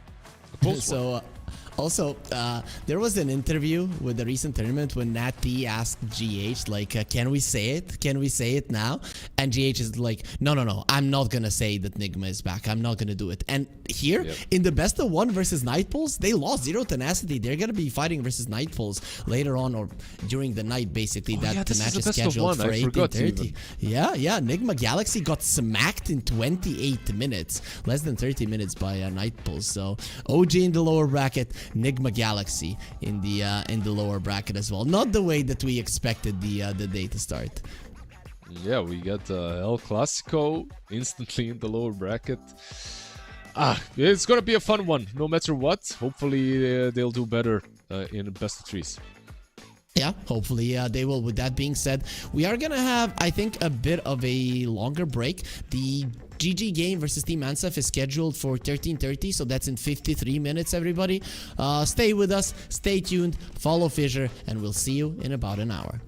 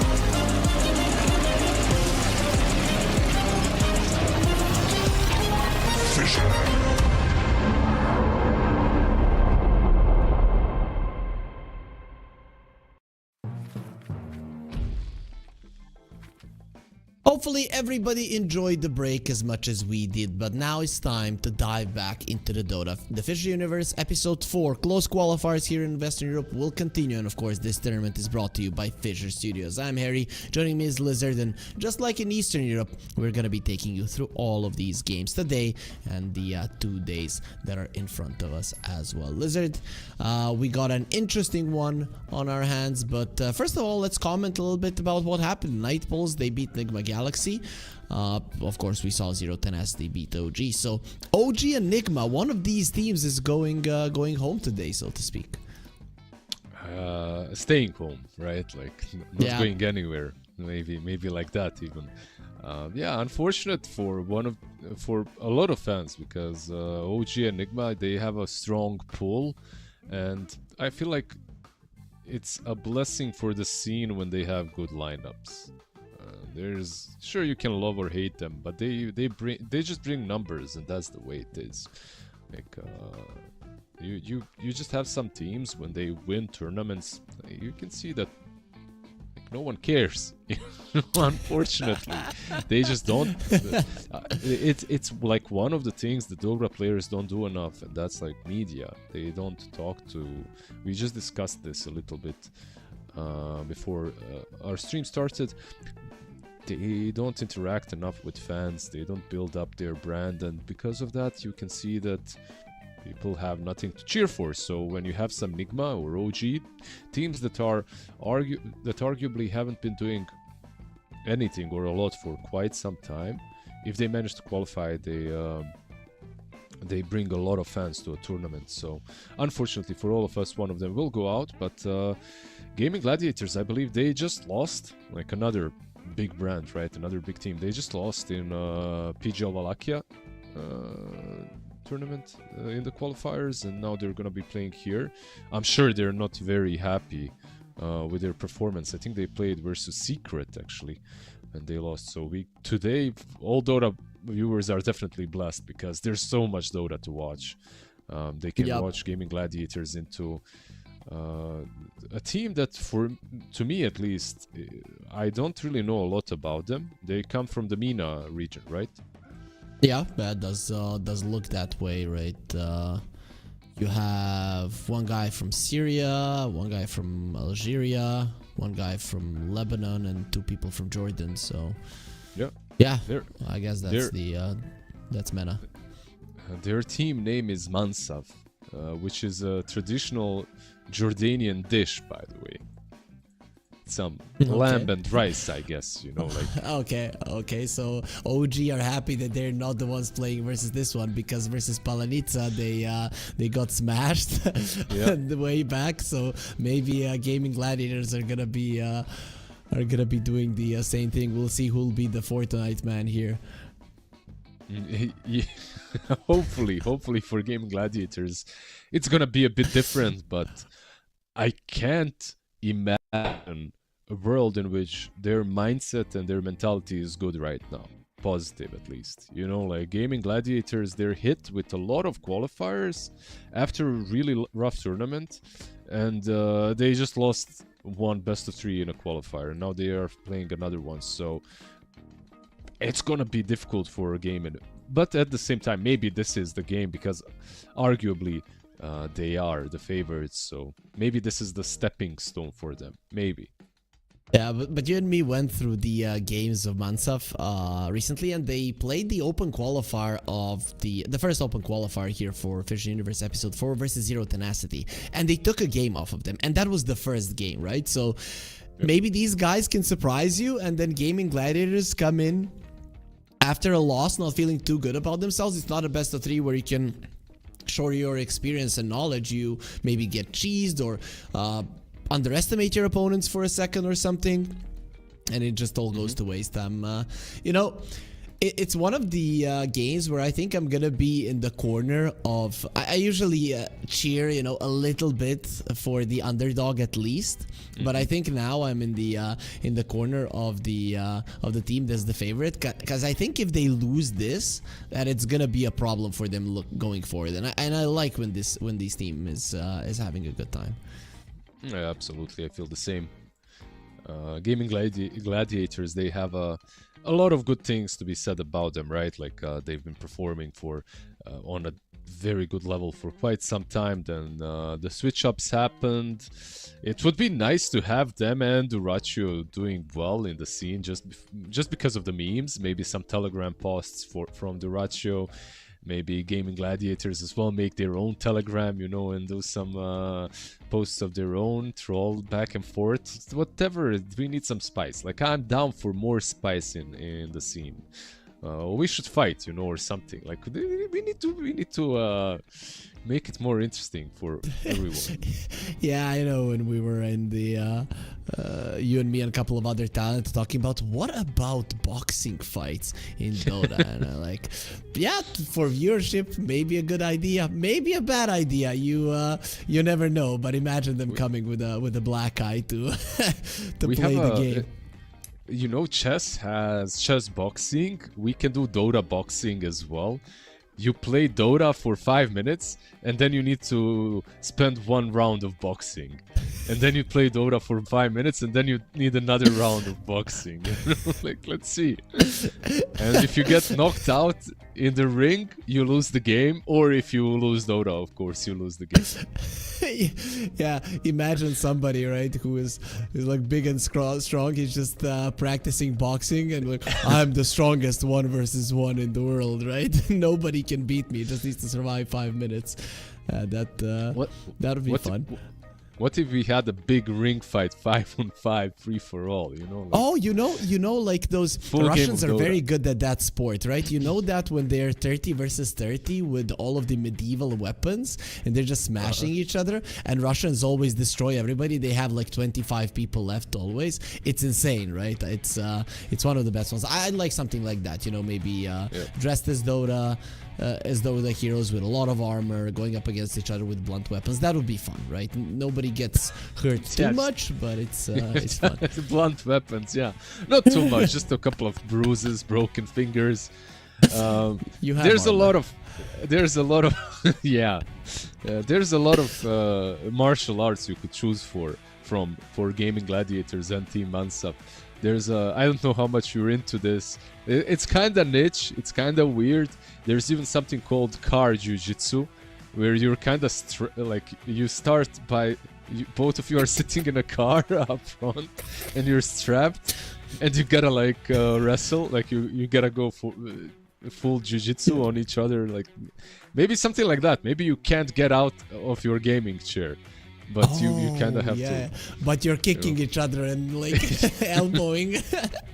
Like, what the hell are you doing? Then you push. Yeah, that would be nice, 1v1s. Yeah. You take a mouse, you know, you swing it, you throw it at someone. This is.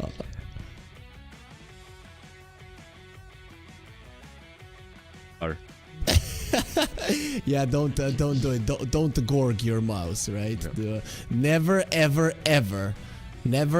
ever gorg your mouse, because that's not gonna go too well. Anyways, though, everybody's in the lobby. We're hoping we start the game fairly soon, or we are gonna be just diving into the worlds of martial arts that can be used in Dota, and there's definitely a nice conversation to be had, but I'm kind of looking forward to the draft. Anything in particular that you're expecting for Gaming Gladiators? Is there a way that you think you should play versus an underdog? Fast-paced Dota, slow Dota, focusing on the late game? Like, what's the do you have any favorites? As favorites, I don't think you care. You usually approach this game in any fashion that you want to. Maybe you practice some strategies as well for the upcoming games. Sometimes you can pick a niche pick just so it gets banned versus you in the upcoming games, something that you don't play a lot, like a meep, or you know, there's just a lot of things that you can do just to put upcoming teams on their back foot at the same left foot, but at the same time,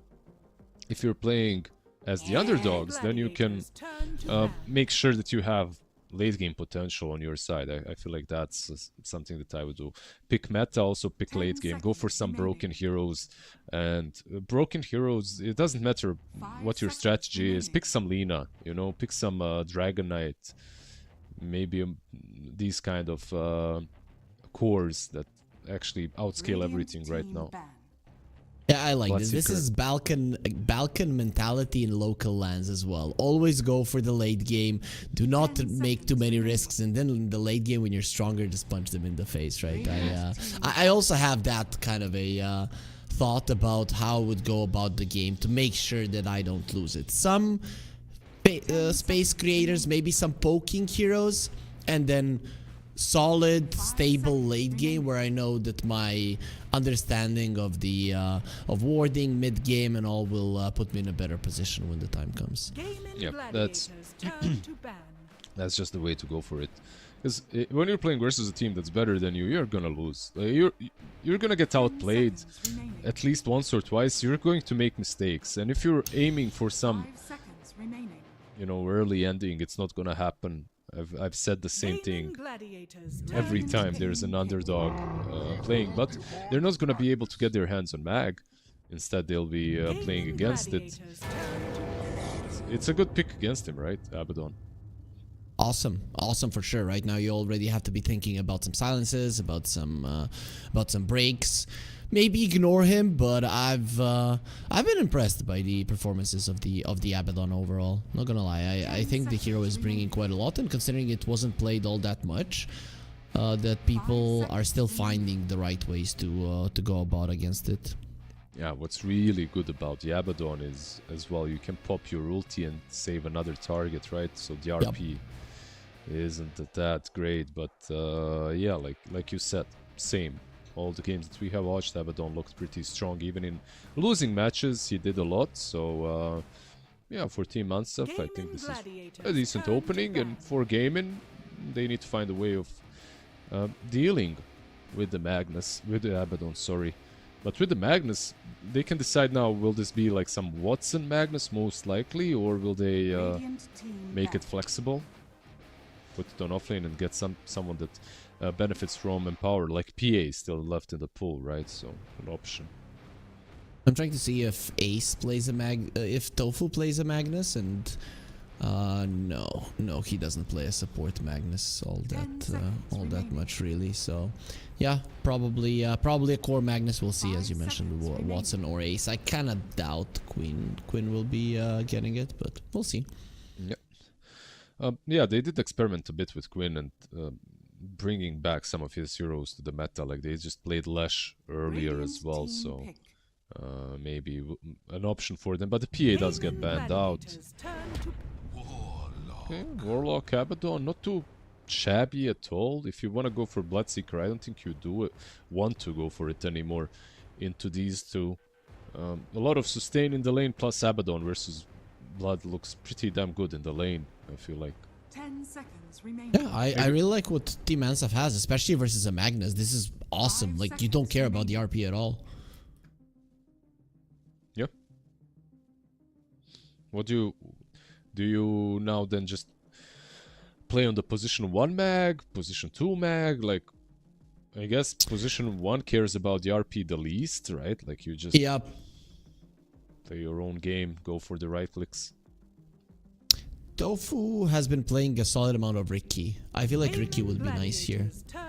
Oh, okay. Not something I was expecting. And this could be the combo too, right? Like you don't have to even do anything else. Like it could be Io Magnus. Give him a lot of attack speed. I mean, a lot of spell amp as well is good for him. So. And there you go. Your wish has been granted.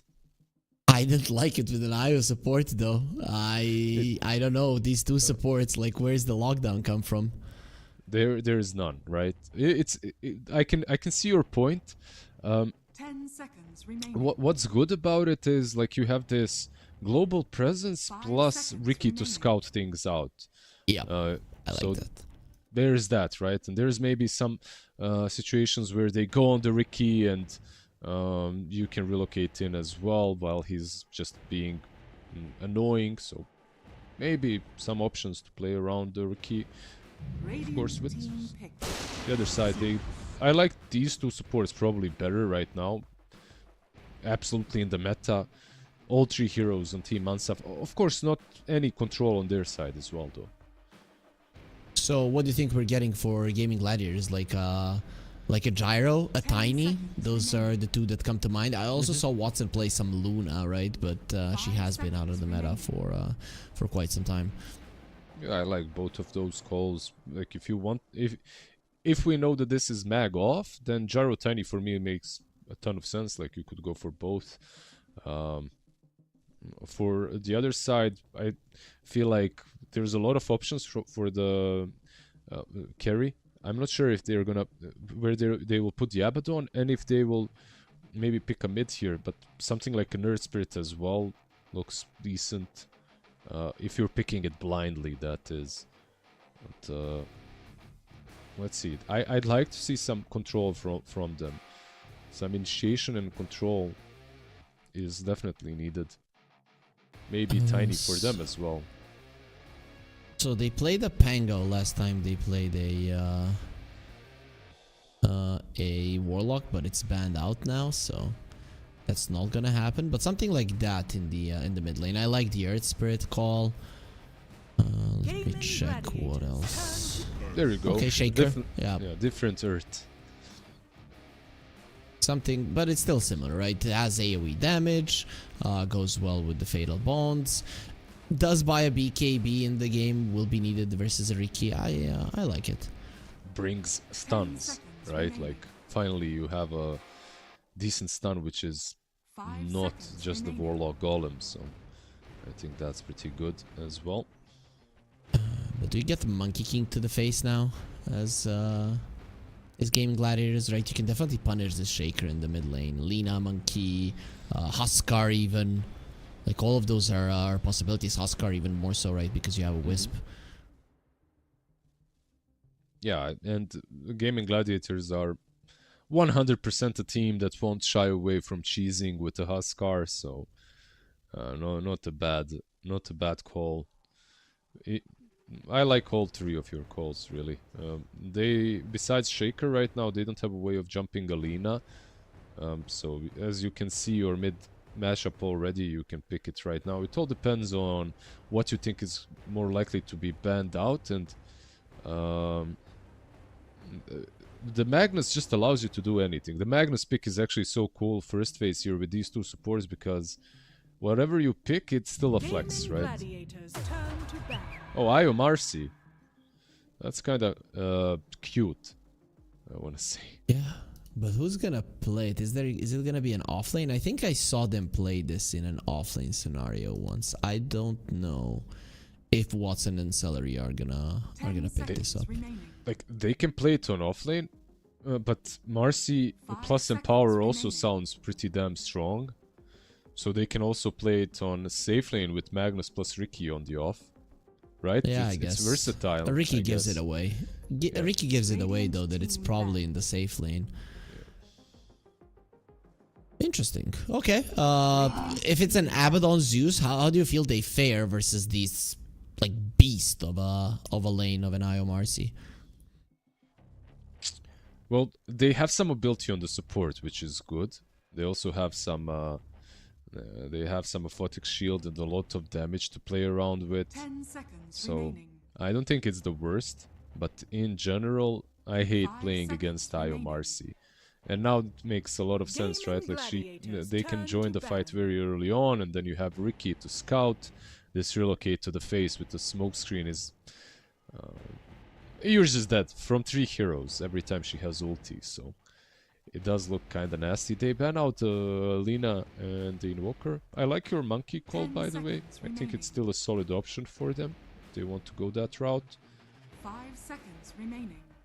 Is there anything else that Quinn would like? I mean, you talked about them not having great gap close about a Huskar, but then I think that opens up maybe even for a sniper pick, if you want to. On gaming? Yeah. They have RP, right? That's it. Could you... it's also about... There you go.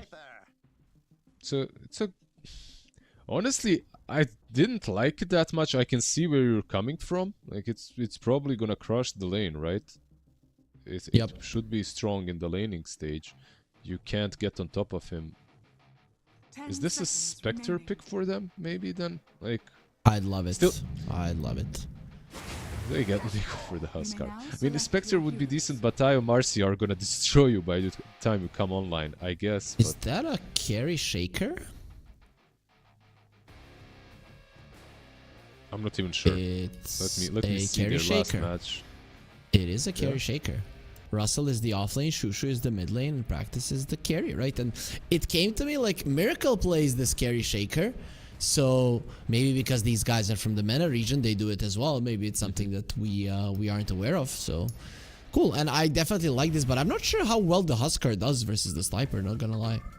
I'd assume he doesn't do as well as versus some other heroes. That's what I would assume, but I'm not absolutely sure.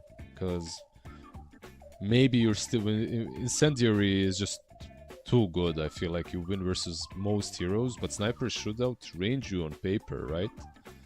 Yeah, I mean, he has 710 to start off with, I think.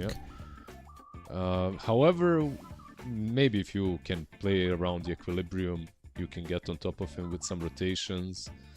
In any case, they wouldn't have picked it unless they thought it's the... So there are two ways of thinking about it. There's one, they really think it's stronger and they know something that we don't. Or two, they just planned on the Huskar from the get-go because they want to cheese Gaming Gladiators. They want to find a way to win against them, so Huskar is the way for them. So if it's the second idea, I feel like they might have just shot themselves in the foot and put themselves in a really bad position. Yeah, they're definitely playing a weird draft. Let's put it that way, right? Carry Shaker, mid lane Huskar. With limited saves, really Warlock does give you some heals, but it's not the classic that the Huskar wants. You know, your Ios, your Oracles. I guess Abaddon is nice to have, for sure, but it's still a core Abaddon, so he's not always going to be there with you.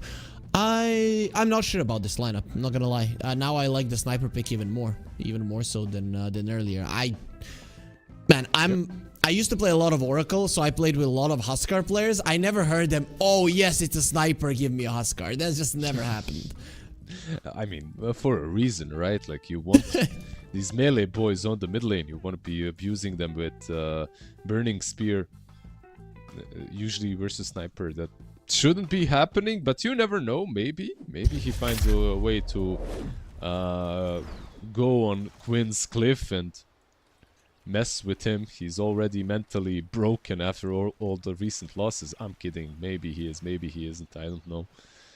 Yeah, we're gonna make a story. Yeah, Quinn is having a really hard time around those losses. I know we had an interview with him. I think it was the FISSURE Universe Episode 3, and when we asked him about how they were doing, he's like, yeah, well, you know, we're pretty crap right now, and he didn't seem too sad about it at that point. So, you know, I feel like they're taking it in a nice way and they just want to progress. So I'm hoping that's their approach. Yeah, I feel like this draft definitely looks that way. It looks like they're finding ways of making Watson play a bit faster. Like, you are playing this Marcy with the relocate, and that fact alone should enable a Quinn and Ace to be a bit more greedy, right? As they do have greedy heroes. And look at this move right here. But they've been red. Like, well, they saw something on Vision, but the Zeus is still in trouble if he comes forward. No, he won't. He'll be fine. Also, I can't get around, man. These Marcy sets, they look pretty cool. It just feels so easy. It's a girl, and then you can dress her any way you want, like a Barbie, basically. And I feel like any set that comes out is gonna look good on the hero. It's just a good model. I think that's what you're aiming for as well, right? Yeah, like, yeah. Such a good model. Like, you look at Marcy and then you look at Venomancer. I'm pretty sure Marcy is gonna look better in most cases. Or you look at, I don't know, Warlock, or Morphling, God forbid. Yeah, I I don't remember know if when there's the a morphling single good first set came for out. morph. Yeah.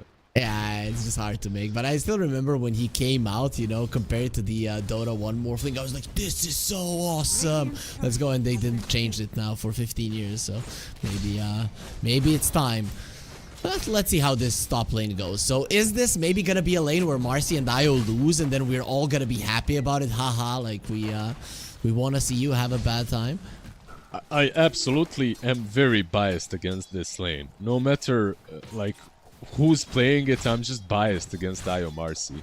It's not the best combo in pro games, like in the competitive scene, but everyone probably that plays any Dota has suffered a defeat versus Marcy Io. It is... There's always like some cheesy Io spammer that goes, like, first thing he writes in chat, any Marcy players, you know? Easy points.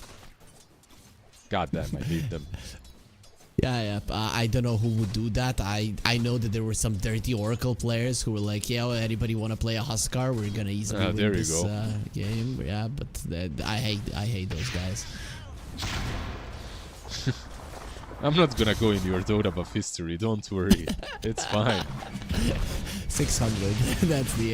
That's the number. Watson gonna be going on the Zeus, but the Abaddon is there to protect him. A Aphotic Shield, just so strong. The Marcy is farming well though, so even though you're not dying, the Marcy is getting a lot. And lo and behold, Huskar is not doing the greatest versus a sniper. As I guess to be expected, right?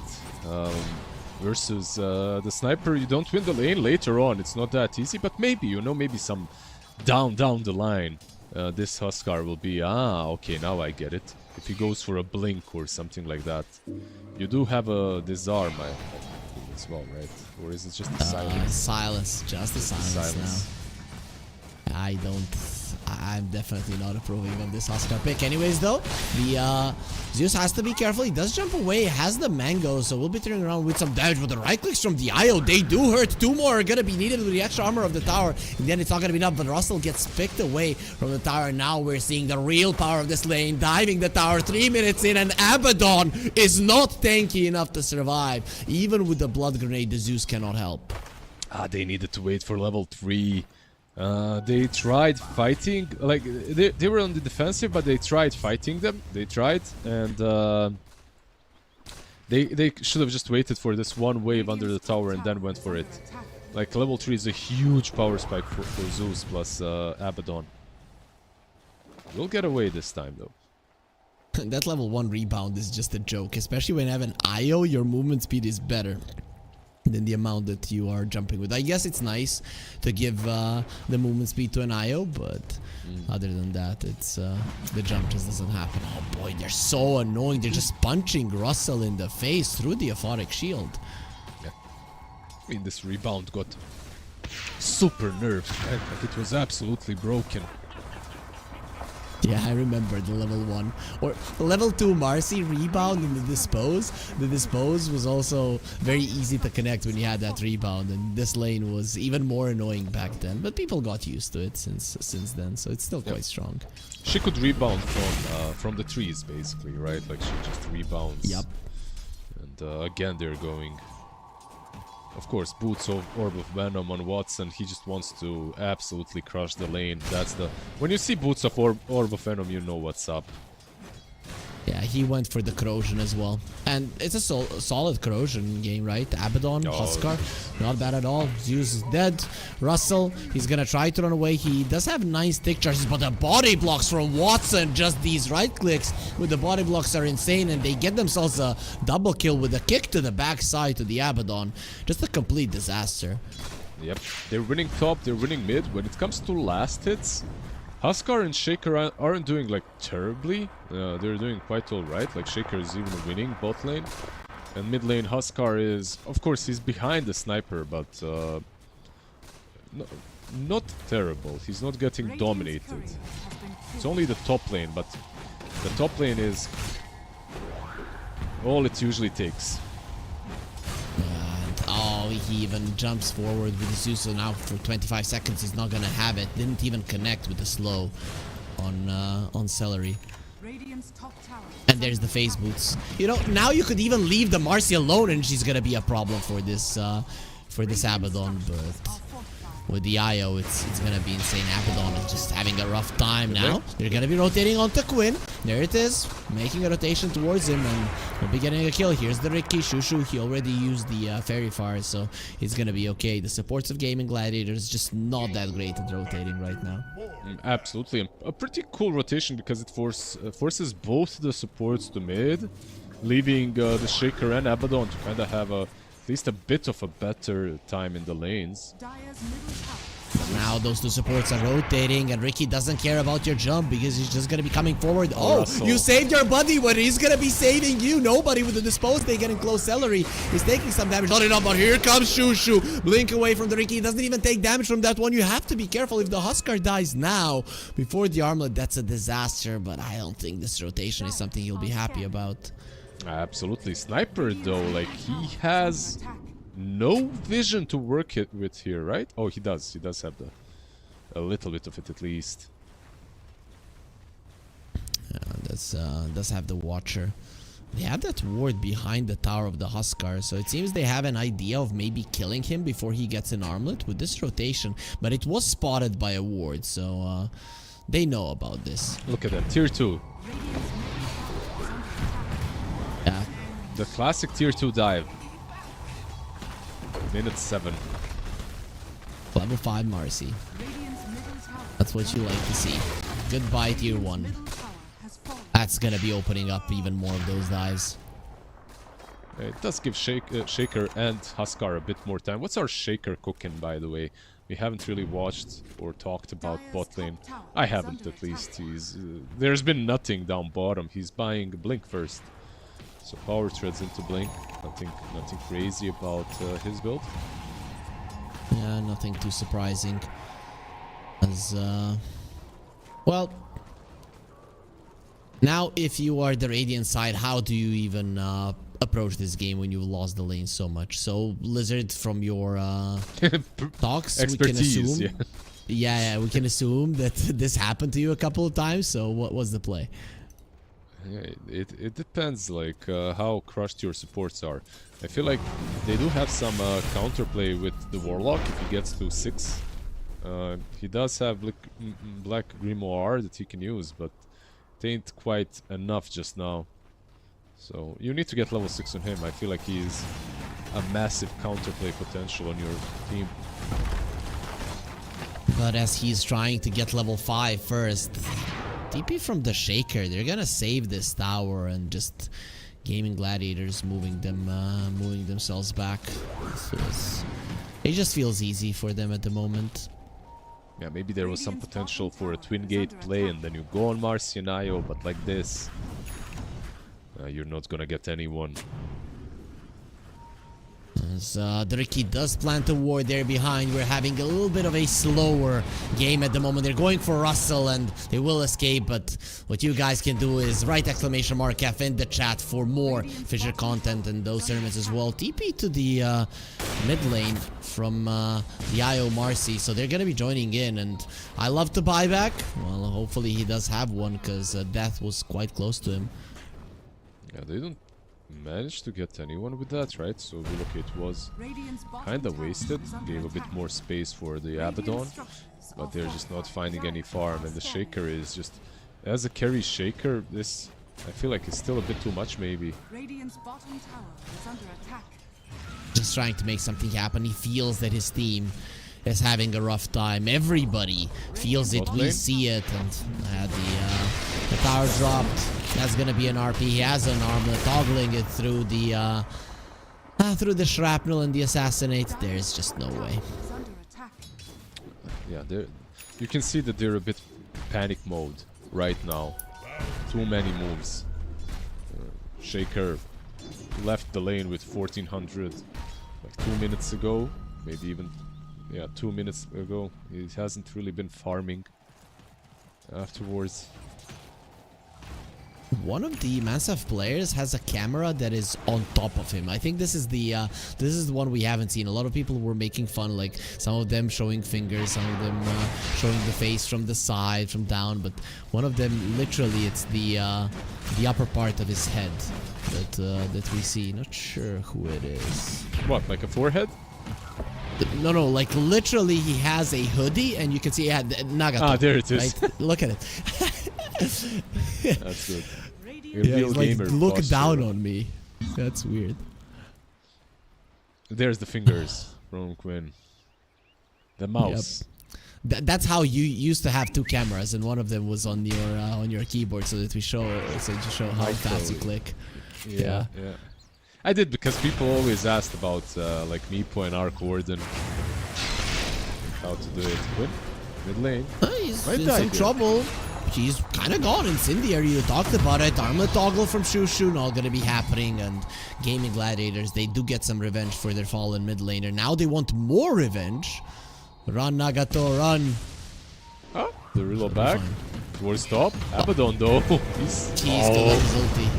And there's the reveal of the Blink Dagger. This was the bait. This was the one that they were waiting for. They just can't do anything. Watson, he has an armlet. He's going to have a rebound in a second to just run himself away. Bye-bye. The reveal of the Blink does nothing, but it did look cool. It did look cool. I have to give that to them. And maybe they can catch Ricky here. Maybe that should be enough. Sure. He's fine.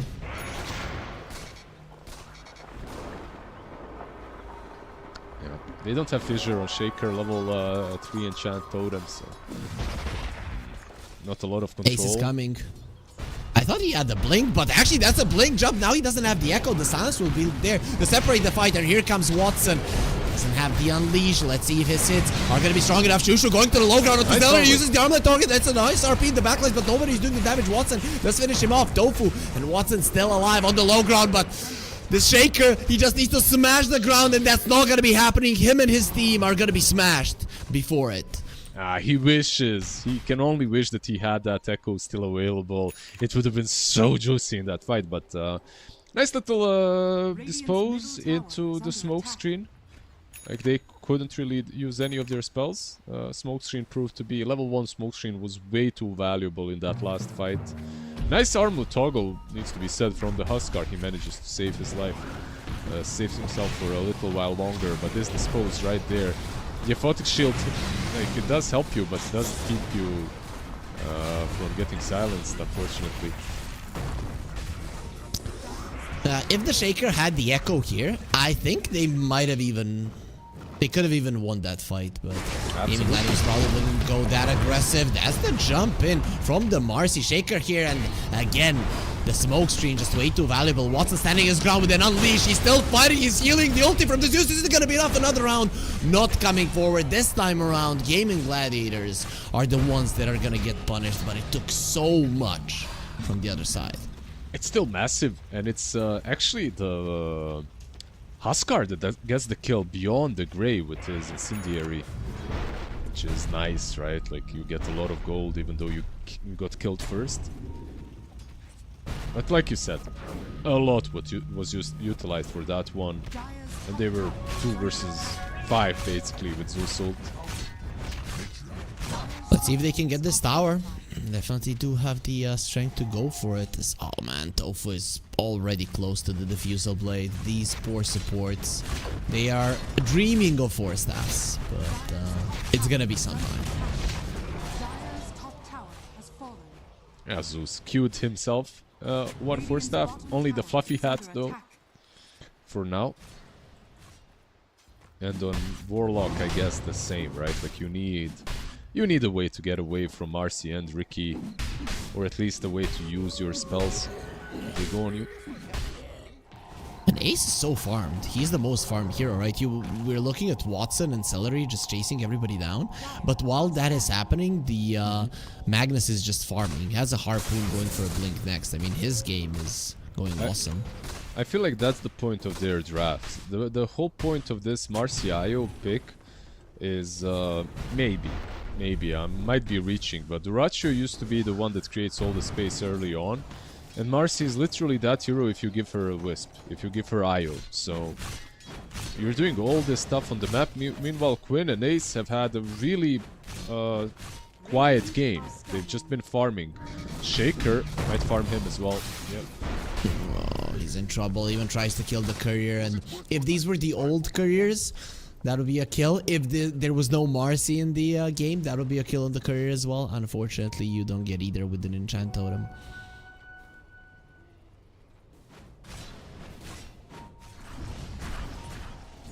Oh, Shushu.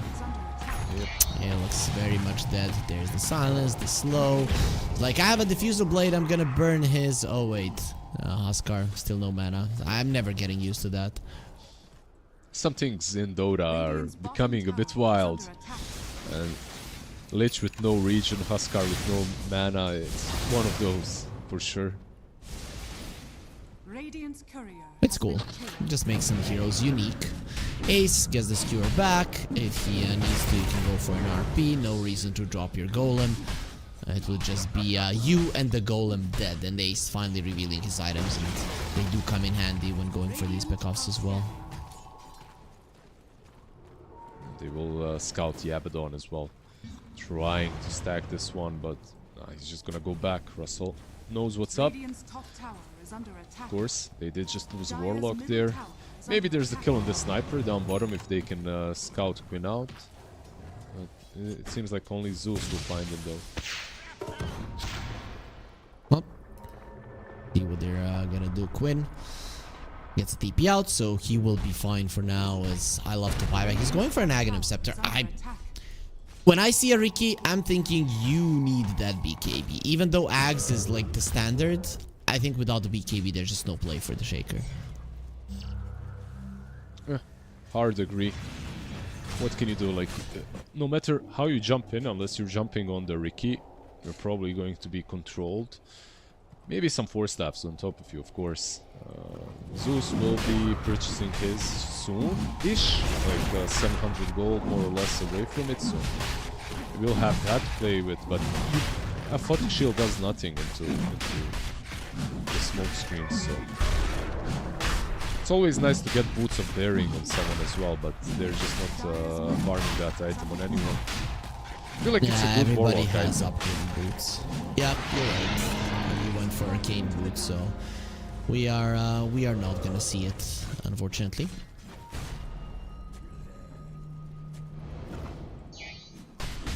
The BKB on Marcy is done, by the way. Blink Harpoon as well. Russell. He is gonna get his ulti popped. They do want him dead. Oh, nice Fissure. In the mid, Tofu. He's just keeping them in place. RP to get the kill. Golem drop just to save the Huskar. A little bit longer. He gets the armlet toggle.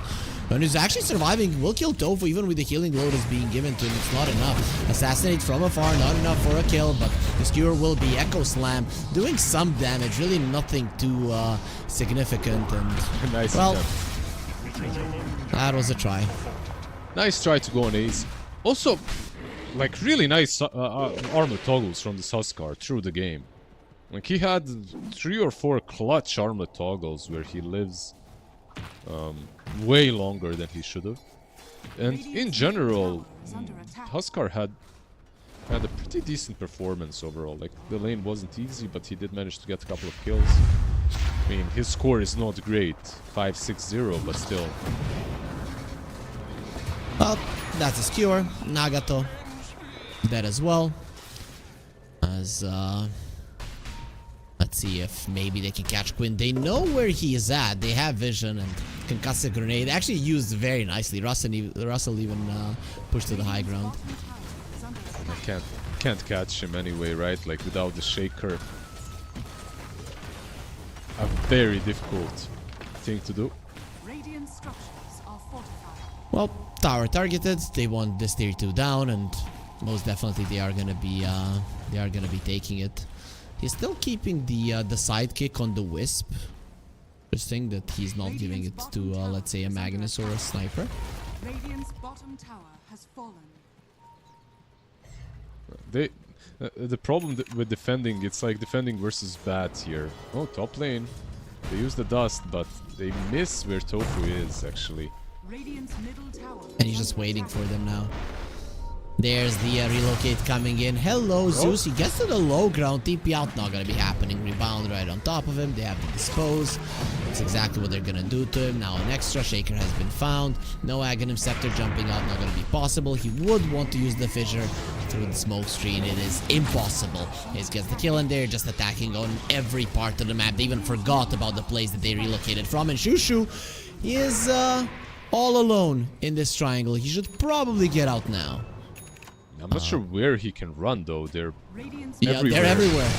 Okay, go and fight. This is what you do. And now going forward, fighting like a man. The buyback from the Shakers, like they're all gonna come together. The armlet toggle surrounded by 5 heroes, and they do absolutely nothing. Echo Slam, a huge one. They do bring down the Riki, and the Magnus almost dies in the back lines. But now you have bought back your carry and gotten nothing. And what's just getting the punches in? I'm gonna change the shape of your face and gonna break your legs while doing it. The most brutal kill that we've seen throughout this game, as that will be a triple kill for Watson, 23k goal lead, and the game out of control completely.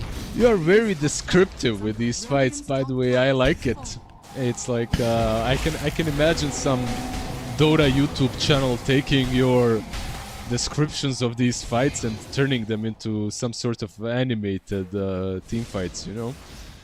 Yeah, it's fun. Yeah, you know, when Like I see Dota Marcy reporter, hitting, you know, ask. I see Marcy hitting or Troll hitting, I get very much excited about this. It just feels like they're destroying somebody. I did notice, yeah. Quinn, by the way, not too excited, just chilling mid, pushing. That's a very... that dude's going left, going right. He didn't even know where he was supposed to go. They still have an Aegis for 45 seconds, so Watson doesn't care. He can armlet toggle out of this one if need be. Let's see. Or he might just give away the Aegis. That's also an option. They just continue pushing. Ace glimmered, looking for a target to jump on. To end it. There's the ulti popped. Nagato gets way too close, and from afar they kill him. Tofu comes over to show off his AD rune. Okay, all 5 of them are alive. Let's go. What can they do? Shaker is top lane. He's not in the base. I don't think they can do a lot. Okay, that's somehow Nagato next to the Huskar. I don't think Ace was even expecting him to be there. Zeus dies as well. Harpoon on a target that already doesn't have the borrowed time, and Mansaf, they're being eaten. Is it a good dish? Do you like it? Because I've never tried it. I think any Middle Eastern dish that I ever heard of is almost always like that. Some lamb chops with rice, you know, with some fermented yogurt or something. I've never tried it as well, but I'm sure it's very tasty. Yeah, it can't be bad. I can't imagine. I'm sure that the dish itself was better than the Dota from Mansaf that we just witnessed. Unfortunately, they did get outmatched. Playing versus Gaming Gladiators, I don't think that they expected to be taking this one easily or at all.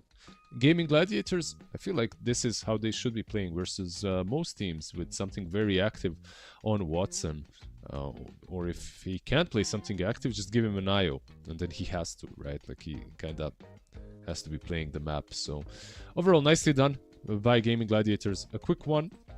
When it comes to the other team, they had some good plays as well. For Mansaf, for the highlight reel, you know, they've had some pretty good echoes.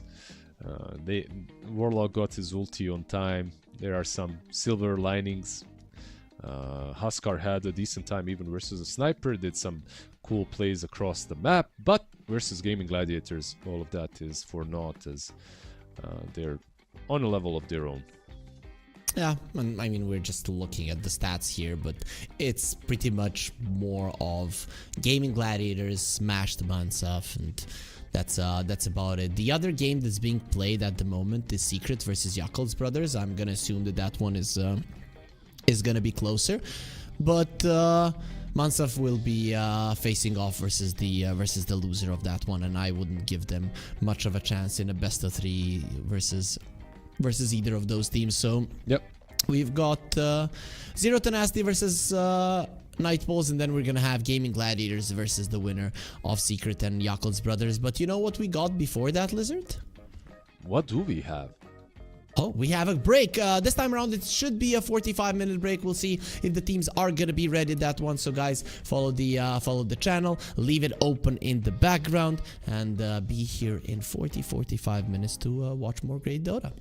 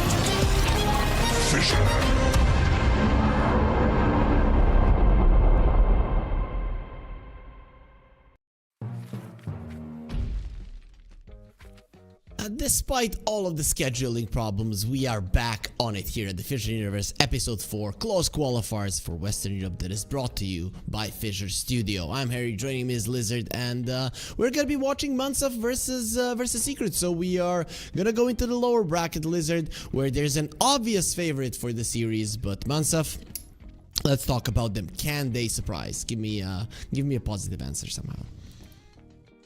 Yes, they can't. We'll see.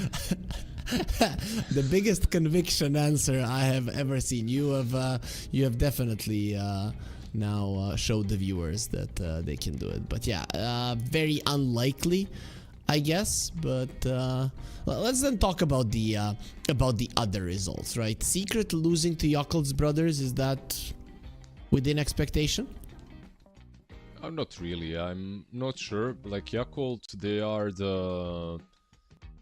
are more or less the only left remaining true Chinese powerhouse, right? Like there are some here and there, but you look towards Yakult to look towards China, basically, to look towards that scene.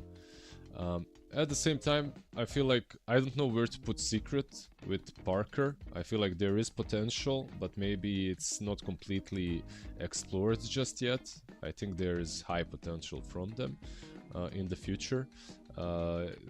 There is only one puppy, and I feel like he is the kind of a guy that's necessary for Parker to you know, not go ham on his teammates, not do any tweet longers. Yeah. Do you think he's gonna be getting the Weeha treatment? Maybe. What's the Weeha treatment? Can't remember. You don't know? Like you don't remember the Weeha story? I don't know. Obviously. Yeah. I do. I mean, maybe he's gonna get E treatment, maybe Weeha treatment. I'm not sure, but in any case, I think that he can get him in line. So I think that Secret can work with him. But let's see this upcoming match. We would all like to be surprised. We'd all like to see a game 3 or something like that. It isn't very likely, even though this isn't a team that's when you're casting Miswa or SCA or any region, basically, there's always some team that is clearly a pushover, clearly a team that everyone is going to just stroll past by. I think this team Mansaf, they kinda fit that stereotype, but at the same time, if all the stars align, I feel like they can win. Like if they pick some Lina Huskar, they cheese you on one lane, and if they have like some ultimate win condition, I feel like there is a chance for them to take a win off of a team as good as Secret. Okay, so we did watch Zero Tenacity win today versus OG. It was a best of 1, but still a victory. LeBron, you know, Balkan guy, Serbian guy, he did win. Now we've got Mixa in Secret. Quick question: in your time when you were brought in to play some of the local lands here in Serbia, in the Balkans in general, did you ever play against Mixa? I actually think I did. Yeah, I had. Okay. I was thinking about it just before this game, and I wasn't gonna bring it up because he approached me in Belgrade during BB Dacha, right? And we talked a little bit, and he had a very heartfelt story that he shared with me. I'm not gonna share it with you guys because we're manly Slavs here, not gonna start crying, but it was very nice of him, and I wish him all the best. I think that he is a good addition to Team Secret. I think that he can make things work.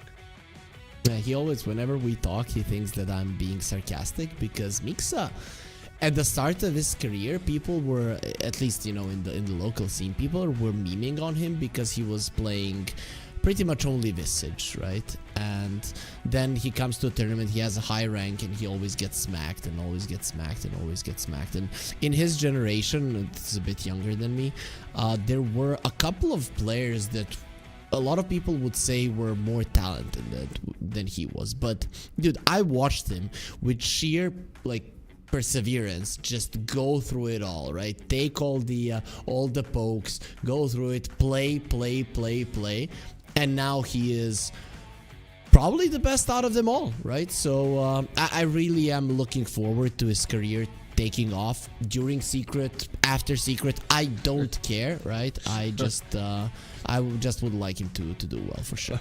Honestly, I'm very happy that I was just a tourist in your local lands, and like in general, this local scene, I was a tourist. I would come in every, like they would bring me in for some tournament. I didn't know most of the guys. I didn't know the memes, the stories, because it was pretty damn toxic. Like you guys were really goddamn toxic to each other. So, like this how you're talking about him being memed on. I mean, I go in and they're just laughing at. Like usually that would be it. Like, they would just be toxic to any random player. What can he do? You know, so much better than him. Yeah, he's a goddamn noob. But I feel also what you said is like very correct. I don't think talent. I think he's talented, but at the same time, it doesn't really matter. It's all about the work ethic. It's all about how much effort you put in. Effort in, product out, basically. And also the way you work, of course. If you can, it's very mental. Like Dota is a very mental game. Like you need to admit to yourself what your problems are and try to fix them, and you need to be able to see what they are as well, which isn't something that a lot of players are able to do, and that's why we see a lot of players kind of in the same place for a long time, and we see some players that just skyrocket out of nowhere and become really damn good. So what's happening with the Bosnian scene, right?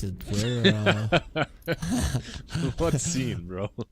I don't know, man. I'm like there. You've been in the scene for a long time. Lizard is like huge in Dota as a name in streaming as well. You would assume that there would be some people who watch it, but it seems that most of them are coming from my country.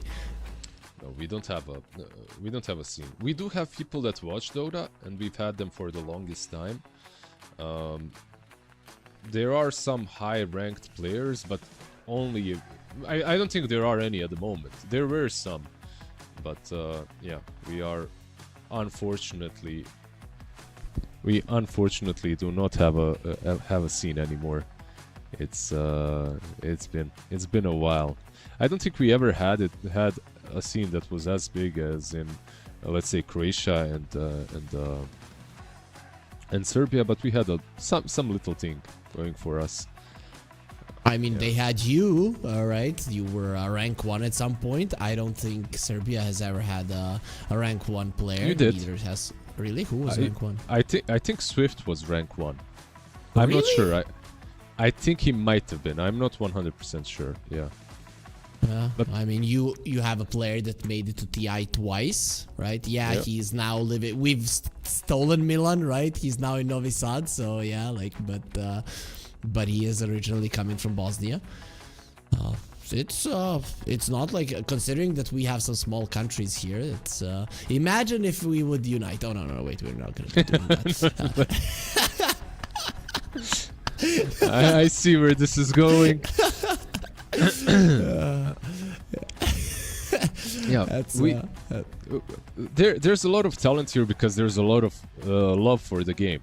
I think that's like and poorer countries, I feel like in general played more Dota because we had more of this internet cafe cultures. We would go into gaming centers to play, right? And Dota was the game to play because a lot of you could play the game at the same time. It was either some CS GO, CS 1.6, whatever, or Dota. That's why SCA is massive, right? Like the Dota is everywhere there, and unfortunately now in SCA mobile games, as we are talking about random stuff, guys, the game, we are still waiting for the games to start, but one thing that I did notice in SCA as well is like the mobile games are so big. When we had, what was it, not Bali Major, but the Kuala Lumpur Major, I think it was the Major, I can't remember. I'm walking down the street, dude, like every kilometer, every 500 meters, like you see an advertisement, there's some tournament happening there, like that week, right? Like every week there's some tournament happening in some mobile bang or some, I don't even know what the name of the game is. So. I just want to show you my mobile. Wait, let me cover this so people don't know which one. What exactly do you want to show us? Look at that. That is the mobile. Nice. That is how your mobile should look like, right? That's the only mobile game I would play is if we could play Dota mobile. I know you played Dota on the Steam Deck, right? Yeah. I hope that I did. that went well. I mean, it was a gimmick, but I did manage to play Clock on it. Like, that's one hero that you can actually play. It's like you can hookshot, and you can also you don't really. So the problem with Steam Deck is attacking and last hitting. That's what I found the hardest to do, right? But movements on the map and aiming your spells isn't that difficult. So Clockwork, all you have to do is move and aim spells, cast them all, right? Like, you don't even have to attack someone as long as you cog them, battery assault them. Like, that's it. So was fun. Not necessarily as fun as some mobile games, of course, way more difficult to play, but there's some potential maybe for the next thing that Valve dishes out. Yeah, hopefully there is. We are still waiting on the casters to start the game. Like, what the hell are you doing? I don't know if you saw the B Cop at the last playground that we had here in Belgrade, making his nice little message. It said, casters press F9, start the game please, or something, unpause the game, whatnot. So we do have all the power, but we will not be doing it just yet. One of the players still hasn't joined the he has joined the lobby but hasn't joined the slot. What the problem is, okay, he has just done it. While that is happening, we're just gonna be taking a quick peek at the bracket. The production is saying us, yo guys, you are talking nonsense, please focus on the tournament in hand, and we're sorry, we're gonna do exactly that. So we see that this is an elimination series, but the other elimination series, OG versus Enigma Galaxy, will be played in 1930 CET time, so later on in the day. And I assume that we are going to be watching Gaming Gladiators versus Yakult's Brothers. It was on our schedule, so that's going to be the one that starts at 7:30 or 19:30 CET. So quite a long ways until we go for that series. Yeah, definitely. But I'm not even sure which one I'd rather watch. Right now on our schedule, it's Gaming versus Yakult, and they are the upper bracket game, but watching OG versus Nigma in an elimination match series, I think that one is I think it's so much hype. It would bring a lot of viewers. Probably a lot of them will like to watch that one. For the memes, if nothing else. Imagine the chat. Go watch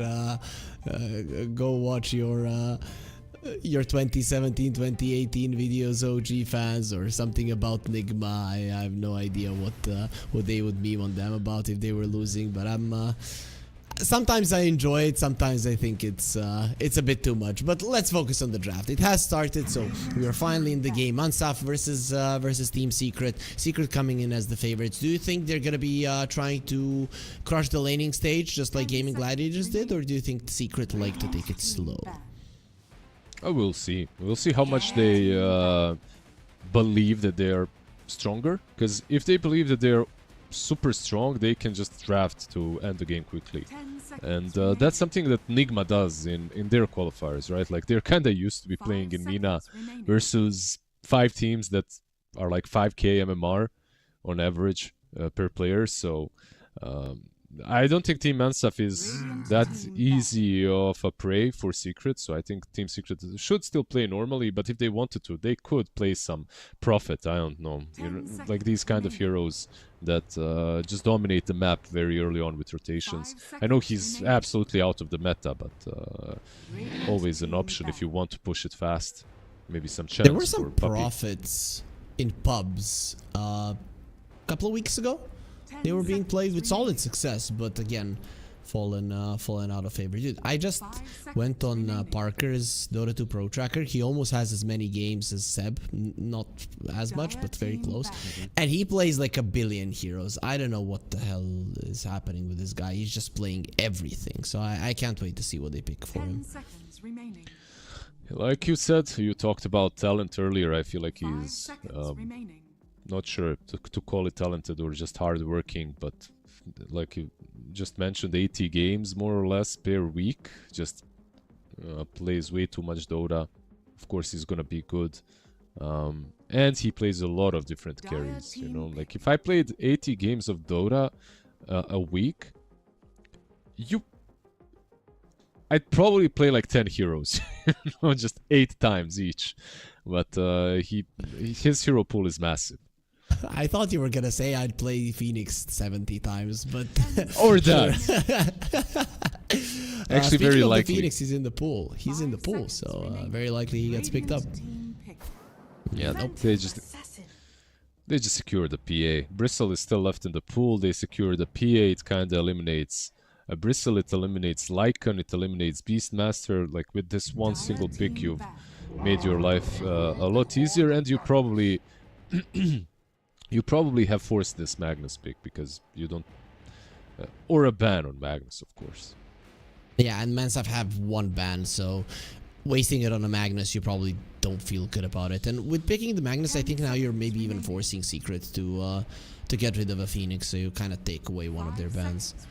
Yeah, what's the upside of this Magnus though is they have won with it on Team Ansaf. Like, they played the Mag before and they won with it, so maybe not too bad, and maybe they aren't so sad that they had to pick it up. I think I checked their game. Maybe I still have it opened. They picked... Oh, yeah, I do. So they played Magnus with Lina and the Doom on offlane. Doom obviously won't be an option. And Lina into PA. I mean, they actually played into PA and they had the Lina. So I wouldn't be surprised if they went for the same stuff then. Magnus was the carry, by the way, in that game.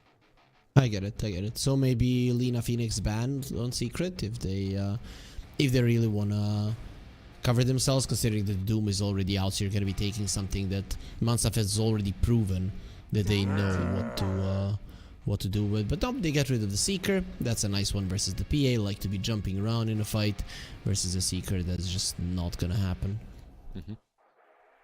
And just a necessary ban, I feel like, in almost every game, right? Gotta get rid of it. Too damn annoying.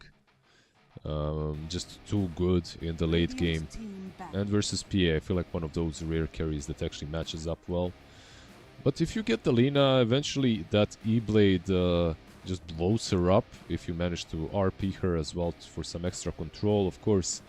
But even if you don't, I feel like Lina can be hunting the PA across the map. Same goes the other direction, sure, if you have vision. But Phoenix still left in the pool, and it seems nobody like wants it.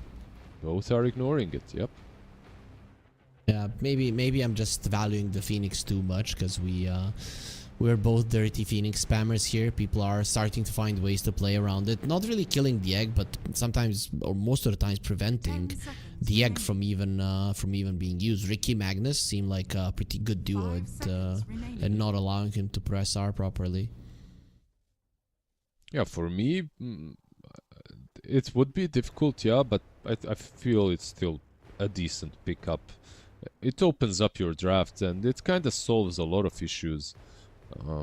Some of the heroes that are good usually aren't good if they're playing into the egg, and it forces your hand to go into an egg hitting hero, right? Like, you have to get something like that. So because of that, it's just one of those supports that kind of throws a lot of problems at you.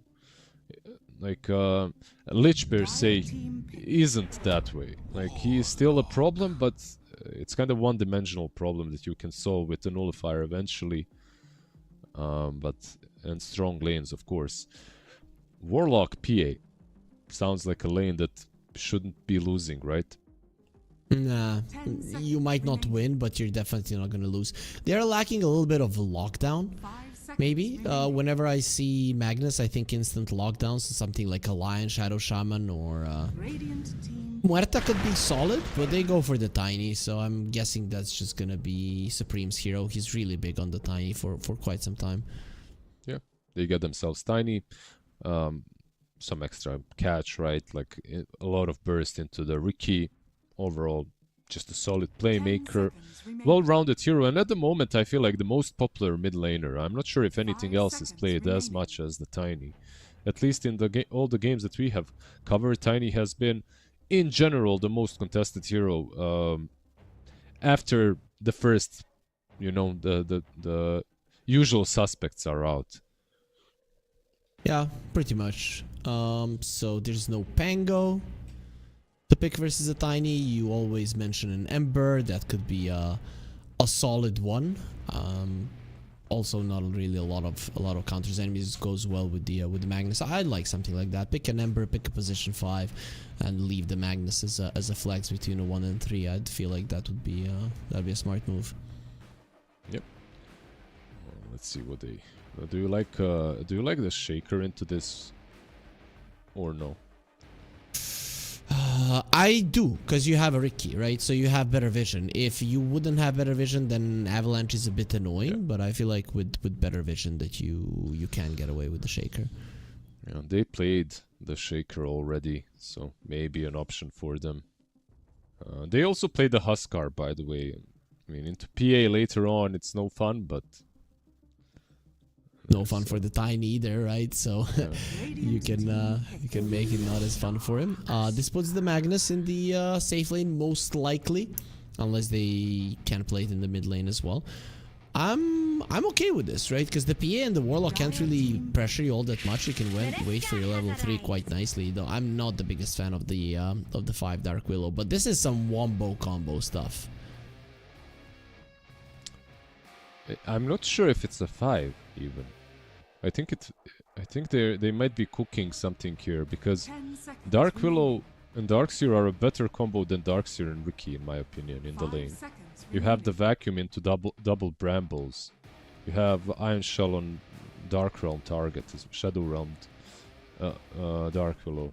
Like, she's actually pretty solid in that lane, if they lane it that way.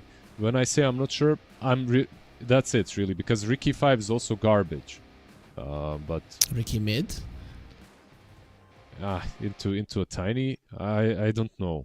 Like, maybe some backstabs and stuff, but probably, like you said, probably Dark Willow 5 and Ricky 4 with the Darkseer. That makes the most sense. I was just like, there is potential in a 4 Dark Willow as well. Yeah, we'll see what they do, right? I mean, if it's one Magnus, the Dark Willow lanes really well with the Mag as well. You mentioned with the Darkseer, double Bramble. I mean, with the Magnus, you can pull them through even more than 2 Brambles. So you never really know. We'll see how they're gonna be able to do it. But the wombo combo is real. Vacuum, RP, Terrorize, like, it's pretty cool. They will ban out the Shaker, so definitely a nice call. I'm thinking that the Ember just has to be the other ban for Secret. Yeah, Ember. Pretty good. If they are worried about the Bristleback Void Spirit also left in the pool. I know a lot of teams aren't big on Void Spirit mid right now, but you have Iron Shell. Ember has an Iron Shell, of course, as well to work with, but I feel like Void Spirit could help you when it comes to killing this Bristleback. You know, it doesn't solve the issue completely, but it's easier with that turnaround. It's not that bad with PA or Warlock as well. Muerta ban, maybe a Zeus ban as well, though, you know, Theo does play a ton of Keeper of the Light. I think with a Tiny or with the Bristleback, that could be a cool way to go. Also somewhat of a combo breaker as well later on. Okay, they ban out the Invo. Walker, yeah. I wouldn't mind it. It sounds cool with the Bristle on the offlane. A lot of stacks for him. Just an old school combo as well, right? Like Blinding Light, not too bad. Of course, it's all about the chakra magic, and you can go for the, and you should, if you're a support, go for the recall. So you can call that Tiny, refresh his spells, give him some mana. Maybe with the Storm ban, it's even more so an option, but this Storm into Tiny into PA makes sense, into Warlock as well. Let's see what they go for here. Like a Batrider. I still like the instant lockdown. Like a line would be nice here just to make sure that somebody dies instantly, but they go for the Kali, so they're gonna do what they're confident on. Yeah, very nice call and very nice pick. Overall, this hero for me is underutilized on position 4. I think he is in a really good spot with certain heroes. They banned out one of those, that's the Storm. And now if you're Team Unsuf, I think you just have to pick a spirit. You literally have to go Ember or Void Spirit. It's just necessary. You need to get these. Or you don't, or you just go for the break, right? Like you go for the break versus the PA. I mean, this guy Shushu, I wouldn't want to play mid against him. I mean, one game he plays Huskar, the second game he plays Viper. You know, what kind of an example are you setting for future generations, Shushu? Like, what the hell is this? Shushu is nasty. Shushu is the guy you want to have on your team, but not the guy you want to play against, you know? Yeah. He doesn't care about the flashiness. He wants to win games. Wants to bring some... Do you think he's Shushu or Shushu? I'm gonna call him Shushu for now. Yeah. Okay. If he wins, he'll be Shu. Yeah, maybe it's the idea. Get away from my lane. That's he's picking Huskar, like he's picking Viper. Yeah. That's why I thought you immediately got it. I know that you have your dogs, right? And when they're not acting up, Shushu, get away from. No, they get from the here, you know. that is the Balkan shoe, but a little bit more aggressive, as you could hear from Lizard's voice. You always sound so nice, and then you say it like that, and like, is this the same guy I'm talking to? Anyways, we've got the two drafts here. How's it looking to you? Is this the draft with which they could beat Team Secret? It's a very high value Viper game. At the same time, I hate the hero, and I think they can't take it. It's like just one of those very annoying heroes that you always feel like are gonna win the game for you, and then they do nothing. They die a couple of times. The enemy team runs circles around them. Yeah, there's a little bit of old chat. Magnus in chat is like, this is a +10 game for you, you know, meaning the MMR discrepancy is kind of high. Yeah. Overall, though, I think it's gonna be fun. Considering that all chats have already started, it's gonna be fun. For some reason, there is a caps, not rocket, in the chat. The Mixa says, "Yeah, it's me." I'm not sure what that means. Never. Just checking what his facet is, maybe. Not sure. It is not rocket. Yeah, of course. With the PA, I'd be surprised if he went for Warpath. But what are the positives of Mansaf? I feel like they have this Darkseer plus Ricky. They can get in real close, real fast with Surge and the Blink, so they can perhaps even jump the Coddle plus Warlock. Like, Ricky is, in general, when he's played as a core, one of the worst heroes to play against as Coddle or Warlock. So these two supports can die to him fairly easily. Plus the Iron Shell. Maybe there is some potential here. I don't know, if I look at the Coddle, I feel like he's one of the better ones versus the Ricky, because he gets the 4-staff so freakishly fast. That's true.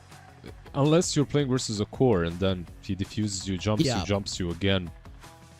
But as a support, for sure, your item timings are much better than his, and you get more farm across the map. So we'll see how it goes and if they can make it work. Yeah, let's go. But the game is ready. The unpause is there, so we can get ourselves into the game. Take us in production. Oh man, that is awesome. I like how we are getting more into the groove with production. Yep. Absolutely in sync, yeah. I like how you mentioned the Viper. I think that a lot of the teams cannot really play this hero properly. I still remember we had also had a guy who was ranked 13 from Serbia. He doesn't play Dota much any longer. And we were playing in a team, and I asked him, "You want to play a Viper?" And he just told me, "I don't know how to play this hero." And I'm like, "How don't you? You just crush the lane." He said, "Yeah, sure, I crush the lane, but I don't understand what the hero does." And that's where it hit me. Like a ranked 13 guy, he's like, I don't get what I am supposed to do with this hero, and I think a lot of people pick him just for the lane, not really having an idea how to utilize him. And then there's some people who have the right rotations with him, who have the right items, who just make him work. And I don't think there's a lot of players like that. It's extremely hard to make it work. I would say I don't blame anyone that is, you know, capable of admitting that they don't know what they're doing with Viper. I feel like it's a step in the right direction, because Viper is a hard hero. It's so dumb. Like, you go into the lane, you own it, but your movement speed is low, your rotation potential isn't high. You need to make most of your rotations, they need to work. Like, when you're playing versus someone that's worse than you, that's very easy, because most of your rotations will work anyway. But when you're on the same level, people will probably run circles around you. Not the best block on mid lane as well by FISSURE.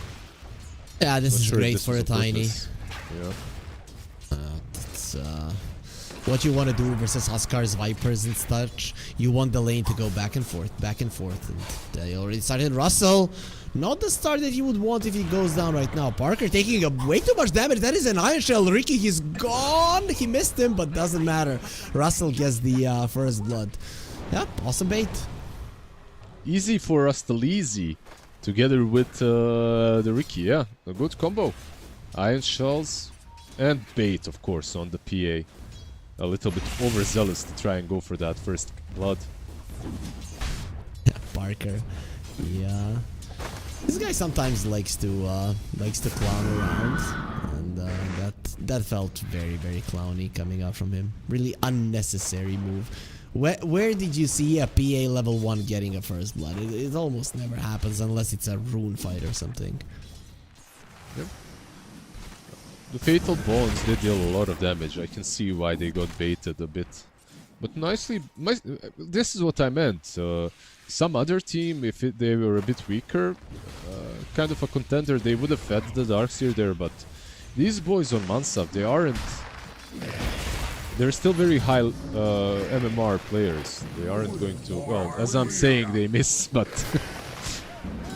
yeah, it is what it is. It happens. They're still applying pressure. The Magnus is farming okay. And there's a nice snipe of a range creep.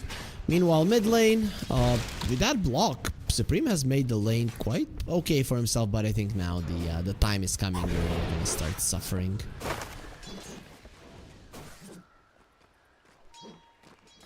Yep. The first couple of waves were good, but level 3 usually changes everything, right? Like, you get to level 3 and suddenly the dominance of these kind of heroes is too high.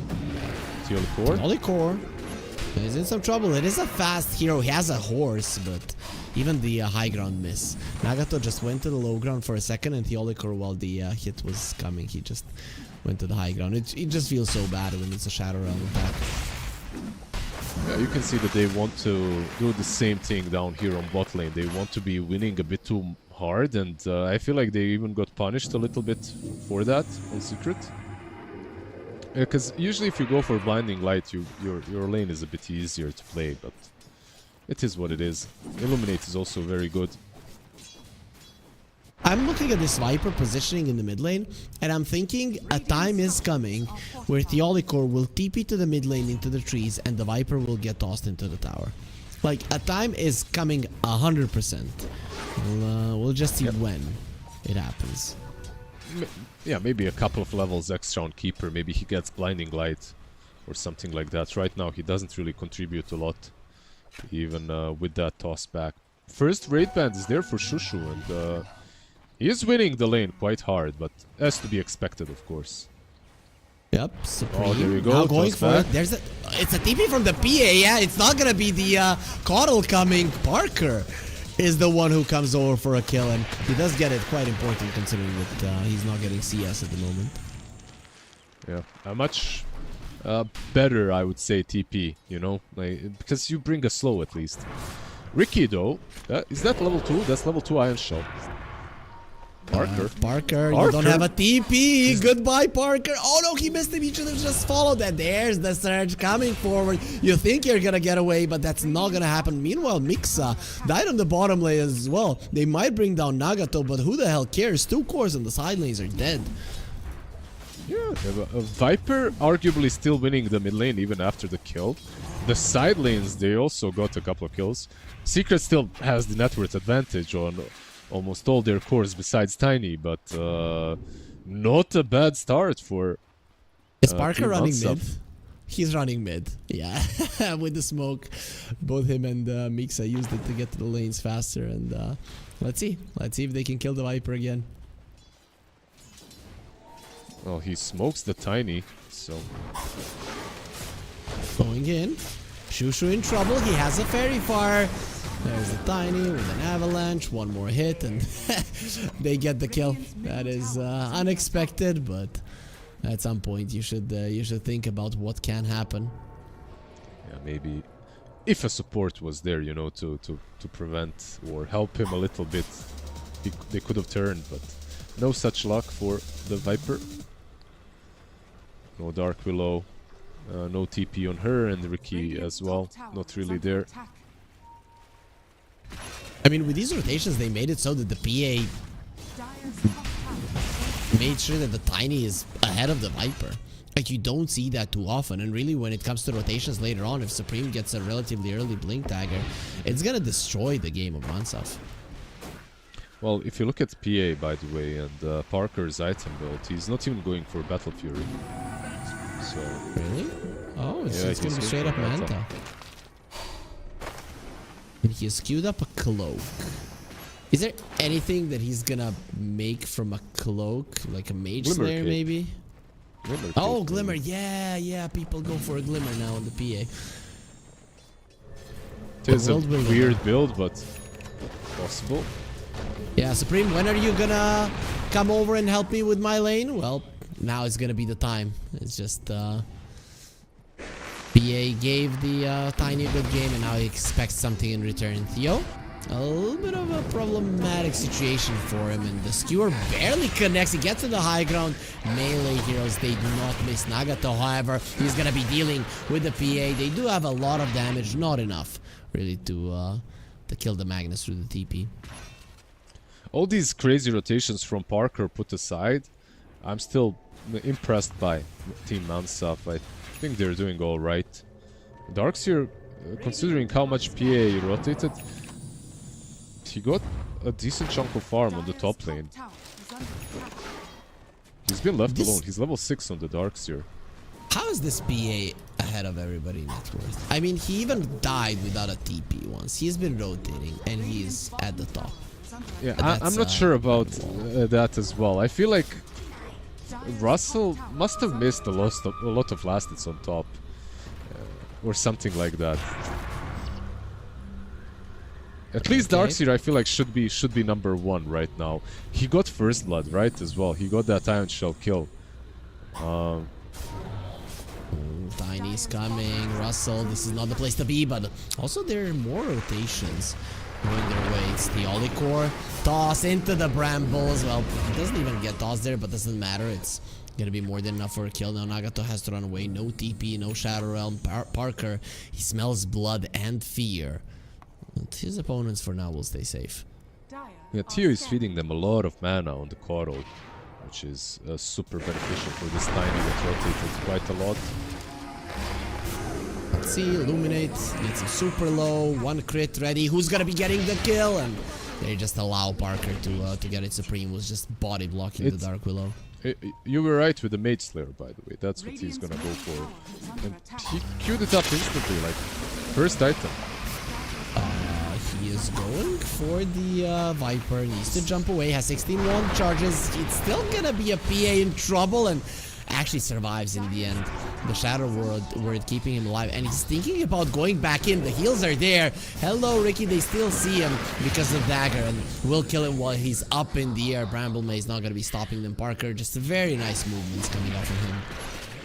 They're just winning on pure execution at this point, right? Just moving a little bit better, understanding their heroes just to and their limits a little bit better, and bringing, of course, multiple additional heroes to every engagement. It's just a very exciting game. And of course, we have amazing, exciting games here at Fissure. So exclamation mark in the chat. Follow us on X, follow us on Instagram, and of course here at Twitch and YouTube to watch the best Dota in the world. However, Parker does lose his life. This is a very strong combo. Like these three heroes, Brambles, like a vacuum into smoke screen, and Brambles is good until the BKBs are up.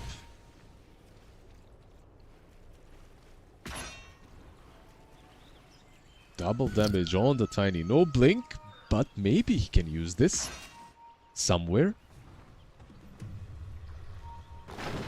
Let's see if gonna be getting something with it.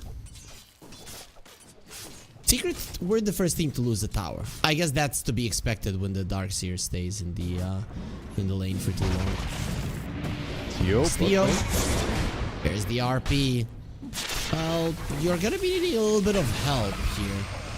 And Theo won't be getting it, so Mixa just comes over. Yeah, you're dying. He's going for a Lincoln Sphere on a Bristleback. That's something I expected. Every single one of these heroes is buying something that I, besides Tiny, who's going for Blink. Meanwhile, the PA. Well, go Parker. Want to see those crits.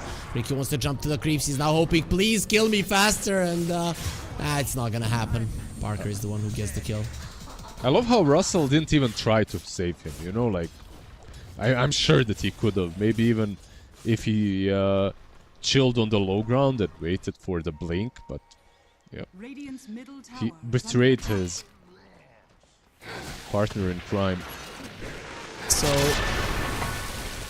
let's see, Tiny in some trouble. He has the toss. He's dying to the damage here, and he should be taken out. Finally, one more hit finishes him off, but Shushu without any armor. We know that Viper is quite vulnerable to physical damage as the PA is coming over. Speaking of physical damage, come here Nagato, who will be able to fly himself away. So, listen, a lot of people don't know this. I have to ask you, because not a lot of high stakes game here. Do you know, I mean, do you hear the little sound of the Dark Willow when she's moving around, like the little fairy sound? A lot of people never noticed it, but it's... I don't know, it was always there for me ever since I first played the hero. Do you know about the sound? Like, now that you ask me, I don't think I've ever paid attention, but probably there is some, right? I think most heroes have some. Yeah. I'm not sure if every hero, but most heroes have some sound, right? Accompanied with them. When you play them, I mean. I really or you don't mean know. Like the enemies, if they can hear her? No, not the enemies. When you're playing the Dark Willow, there's like a... I wouldn't even call it music, but you know, this is how I imagine a sound of a fairy sprinkling her dust while she's flying around. Right? Ah, yeah, I know what you mean. I know what you mean now. I know what you mean. Yeah. Yeah, my great description opened up your views. Anyways, though, there is gonna be a move here. We do have a pause, waiting for the game to continue, and I'm starting to think. Exactly that. It's like dust, her sprinkling the dust, or you know, one of those dream catchers that are, or like the doorway entrances where you have like a lot of bells. Not really bells, just those metal things that kind of hit each other. Yeah, I know. Like I know. You're right. Yeah, those circly things. Yeah. I get what you mean.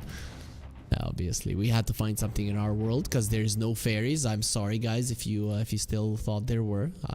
There aren't any. Maybe there are. We just haven't found them yet. You know. Leprechaun, end of the rainbow, please. Trump is gonna disclose those documents, dude. It's gonna be some leprechauns out there. Don't worry. it's Imagine that. Like, hearing from the White House, leprechauns are real. As toss just in time. Magnus, he would like to go through that gate again, going for a TP out. They're gonna be getting an avalanche once again, of course, with the Coddle being there. And I love to buy back. He doesn't have any for it. It would be cool for him to TP out. Like you said, didn't plan on Chakra. Top lane, they are recalling someone, I believe, right? I hear that sound. Yep, Tiny is here. He has a blink. He has murderous intent as well. Run, Russell, run. How does he not have more gold than the Darkseer? That was my take as well after the laning stage. Considering he was almost left alone, I feel like as Darkseer you can farm the lane, and I guess it's one of those 1 out of 10 games where your Iron Shell works against you. You know those games where the last hits just aren't coming. You cast 2 Iron Shells on a wave and you're just not getting any last hits.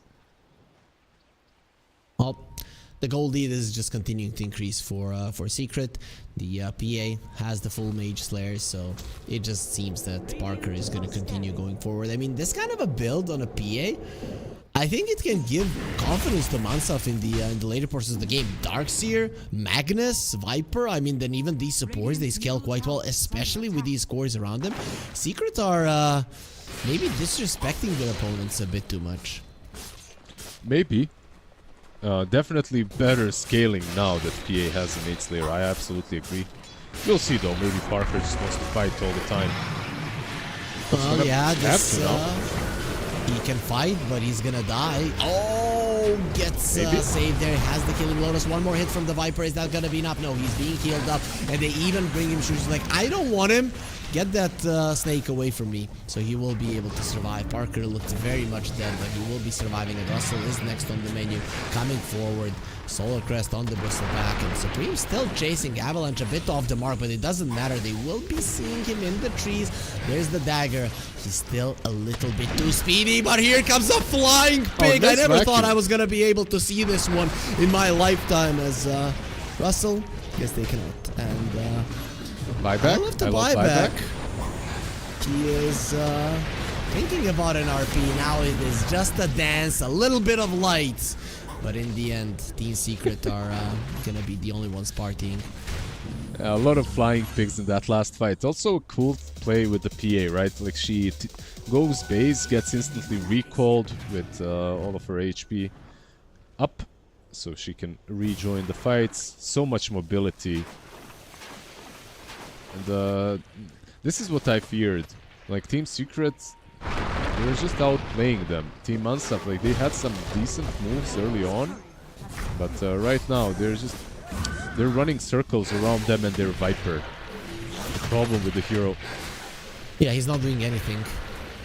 Russell, is Mixa going for this? Don't do it. It's gonna end badly for you, probably.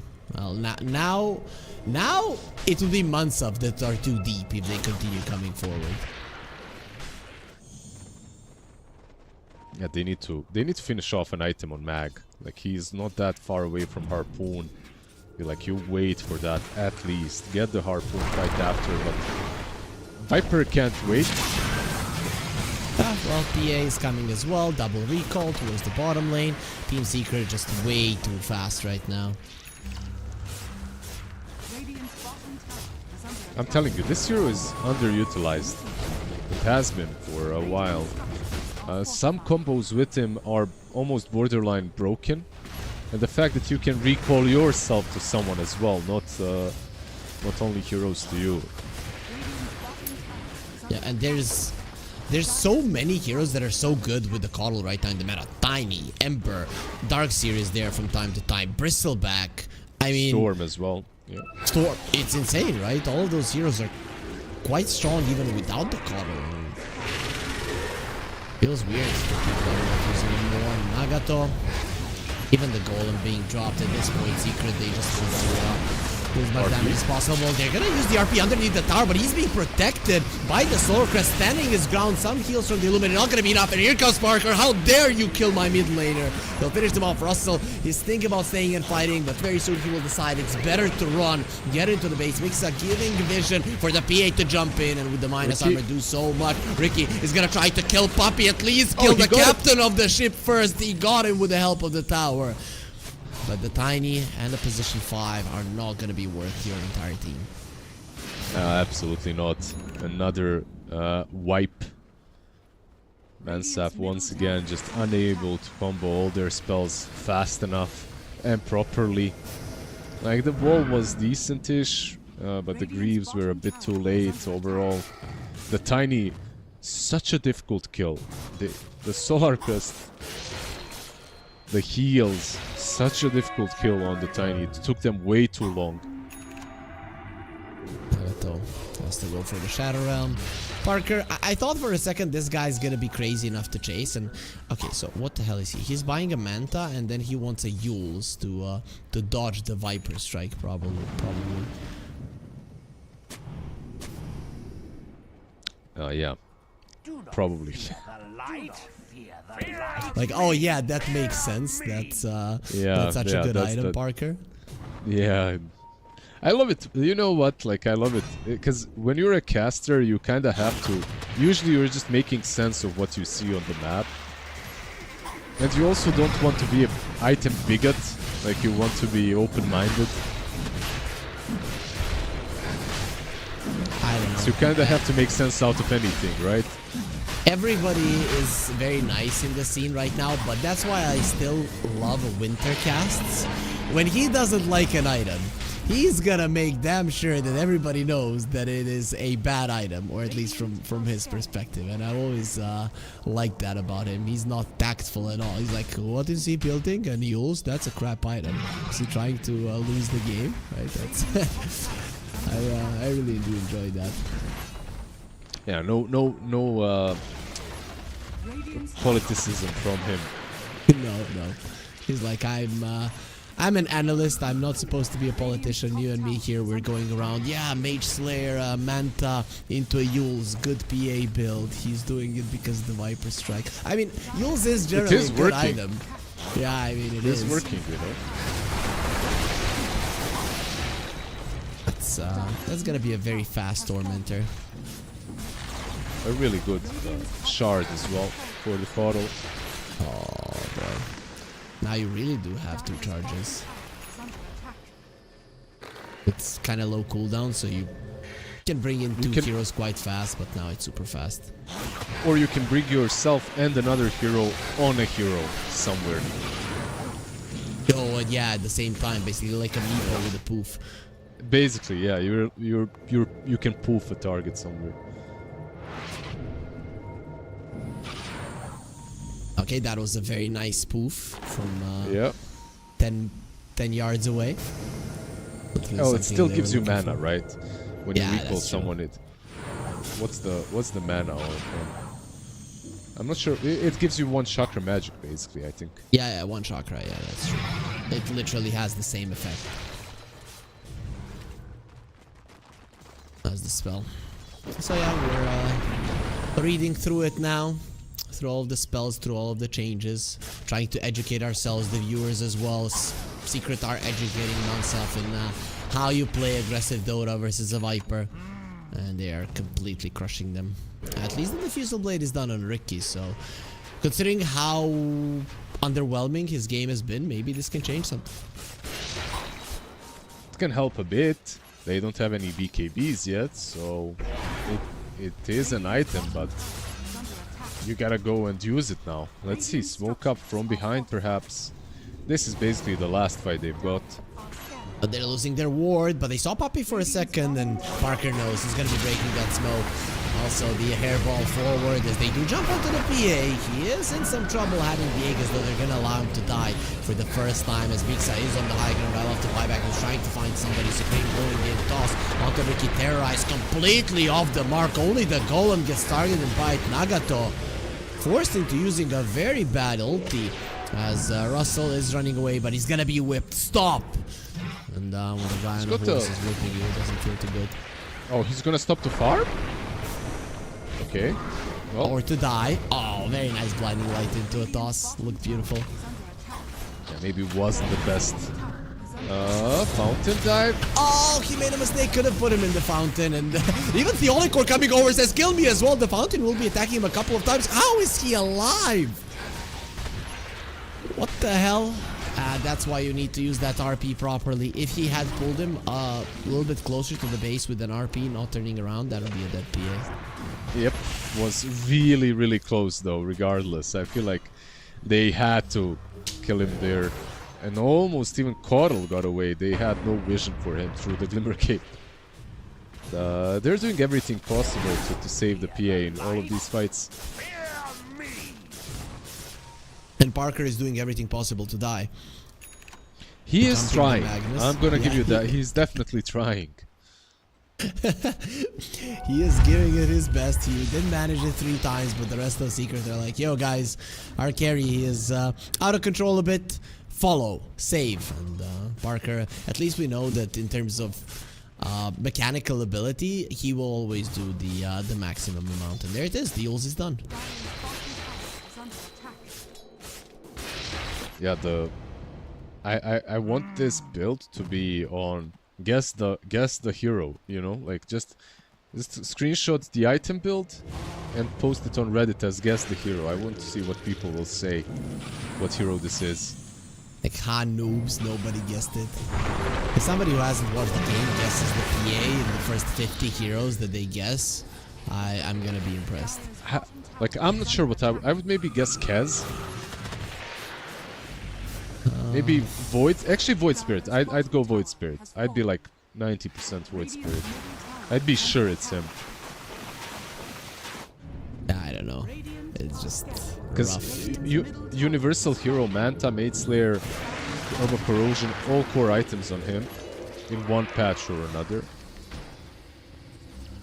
Plus some Mules, another Dispel. I don't know. Could be a weird one. The Void Spirit is a really good guess.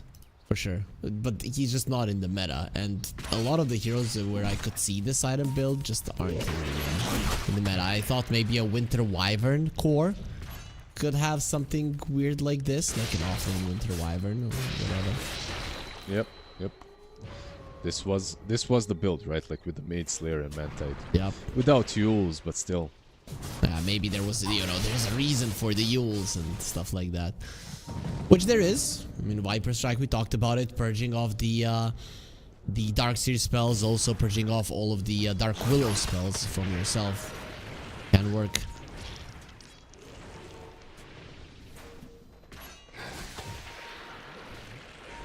I'm starting to think that they are in a in the level up bootcamp on Secret. I don't know if it's true, but because it got renovated, so I'm not sure about the colors. But it just looks to me like the background. I'm gonna have to ask. Everybody's freaking Serbia playing Dota. Yep. It is a very good place to be right now if you're a Dota fan or a Dota player, of course. Just I think getting there is easy for everyone, you know, so... Yeah. Top lane, Ricky. Welcome here with open arms as Ricky is... gonna be welcomed with open arms as well, but... These hugs from Team Secret, they do hurt just a bit too much. They're just waiting for that one extra item, I feel like, on Secret, and they should be able to close this one out. 20k advantage, 26 minutes in is a bit too much. They are. There's the level up logo. Look at that. Behind Supreme. They're there. Okay. Yeah, that's true. So now they're going to be going towards the Tiny, skewering him towards the Dark Willow. The Bedlam is there trying to finish him off. They will crown him as well. Nicely done. Nice pick off. And the thing is, Secret don't seem afraid. Even without the Golem, even without their Tiny. They're thinking about fighting. They should think again. Muxa. Found. RP ready. Lincoln's broken. Bristle broken as well. The RP. Oh my god, they just missed 2 of their ultis, both the wall and the RP. Don't use the Terrorize now as well. That's gonna be pretty bad. The all-core is surviving for the damage, and Parker goes in, takes care of the Viper. Who's gonna stop him now? He's a little bit feared, but nobody really cares. It's Nagato. He's going for a TP out. Nice usage of the smoke screen there, so the misses will allow the Dark Willow to live barely through the damage. They only lost the Viper, by the way. Considering how abysmally bad that fight started, with Bristle just joking everything, I would say that's a good thing for Team Ansaf. Oh, Wind Waker PA. That's the build. Of course, everyone knows the fearsome Wind Waker PA. Yeah, now you're gonna get critical. But he is level 18 now, so his crits do hurt quite a lot. Russell gets a 3-man vacuum. Doesn't change the fact that his life is gone. Is under attack. Radiant structures are fortified. Not sure what the old chat was. Maybe saying hi to his friends and fam, you know? Yeah, maybe. I mean, imagine that you're playing versus Secret. Hello, mom. Like, that's how it goes. Is Yeah, hello, Mag. not for long. He didn't really stay there for too long. It's Shushu now getting his armor reduced. Mixa doesn't care. He is gonna get broken. Maybe you should start carrying a bit. Glimmer K protecting him, and Parker comes over. There's recalls. He just do way too much. And I love the buyback. He did it. Now we're gonna see why. Well, not really. When there's a PA with a Wind Waker just playing around Rosie in your base, BetBoom not gonna be doing anything to those illusions. And Glimmer K, let's see if Naruto will save himself. Not really. This is the bust. The RP is there. They need to pull them back, and he's not gonna be pulling in anything. He takes the golem into the fountain. The only thing they could kill, maybe the Holy Core will be going down. It will be Russell finishing him off as Ricky and Russell caught in the avalanche. I love the buyback. He cannot do it any longer because he just did, and with that dieback, it will be the end of game 1. 29 minutes of Secret just playing with their food. 29 minutes and a 9k advantage.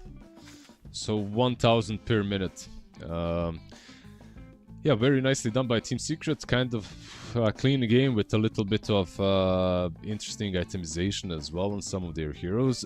The Phantom Assassin, of course. The Wind Waker PA, not something you see very often. In general, I feel like from Team Mansaf, this wasn't that bad. I mean, it was bad, but considering the circumstances, you are playing versus Team Secret, it's not that bad. I'd still rather see them play with something active from the mid lane. I feel like if you have the same exact draft, and you don't have the Viper mid, but you actually have something that can play Dota, you'd have a better chance. I think they're too stuck into thinking that they need to just get good lanes into Team Secret, you know, you need to get this Viper. It's a good Viper game on paper, but in reality, you're just way too slow. Yeah, I had the exact same thought, right? You're playing versus a team that's generally going to be moving around the map faster than you, and then you pick a Viper, right? So you are just crippling yourself in so many ways and allowing yourself to be just a sitting duck for Secret to hunt. So, I mean, we saw them play this kind of a style for 2 games. Do you think they're going to be changing their approach? I guess not. You know, they play the same versus OG, they play the same versus Secret. What's crazy is they even had good lanes, like top lane and bot lane. Plus, Viper did alright until they started ganking him. Like, top lane surprised me the most. Like, they arguably won that lane. Like, they actually did very nicely on the Darkseer plus Ricky. Gotta recreate that one and maybe combo it with some Void Spirit or Ember Spirit from the mid lane, something that actually plays Dota, makes moves with the Darkseer, and I feel like they'd look much, much better. Coach Lizard giving a speech here to Mansaf, preparing them for games 2, and after that speech, game 3 for sure. We're gonna be taking a short break. Team Secret versus Mansaf coming right after it.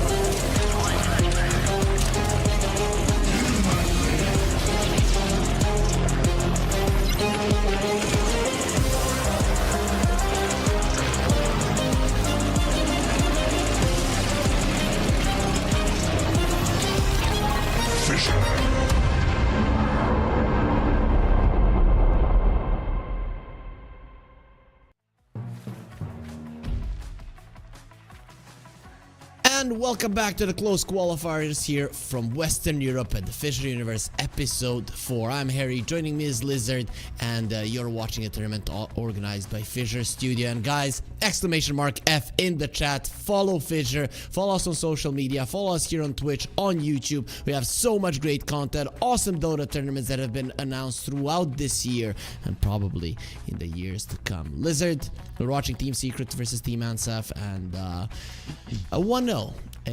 Expected result. Very expected. Some item builds were not as expected from Team Secret, but they're taking it a little bit easier. And I mean, they did already have a very difficult series today, so they're taking it easier on their second series of the day. That is a little bit, you know, that can warrant a lighter approach. It is a bit easier for them to play against Team Mansaf. Mansaf, on the other side, nothing easy about this game for them. How do they fix it? How do they win versus Secret, Mr. Hairy Freak?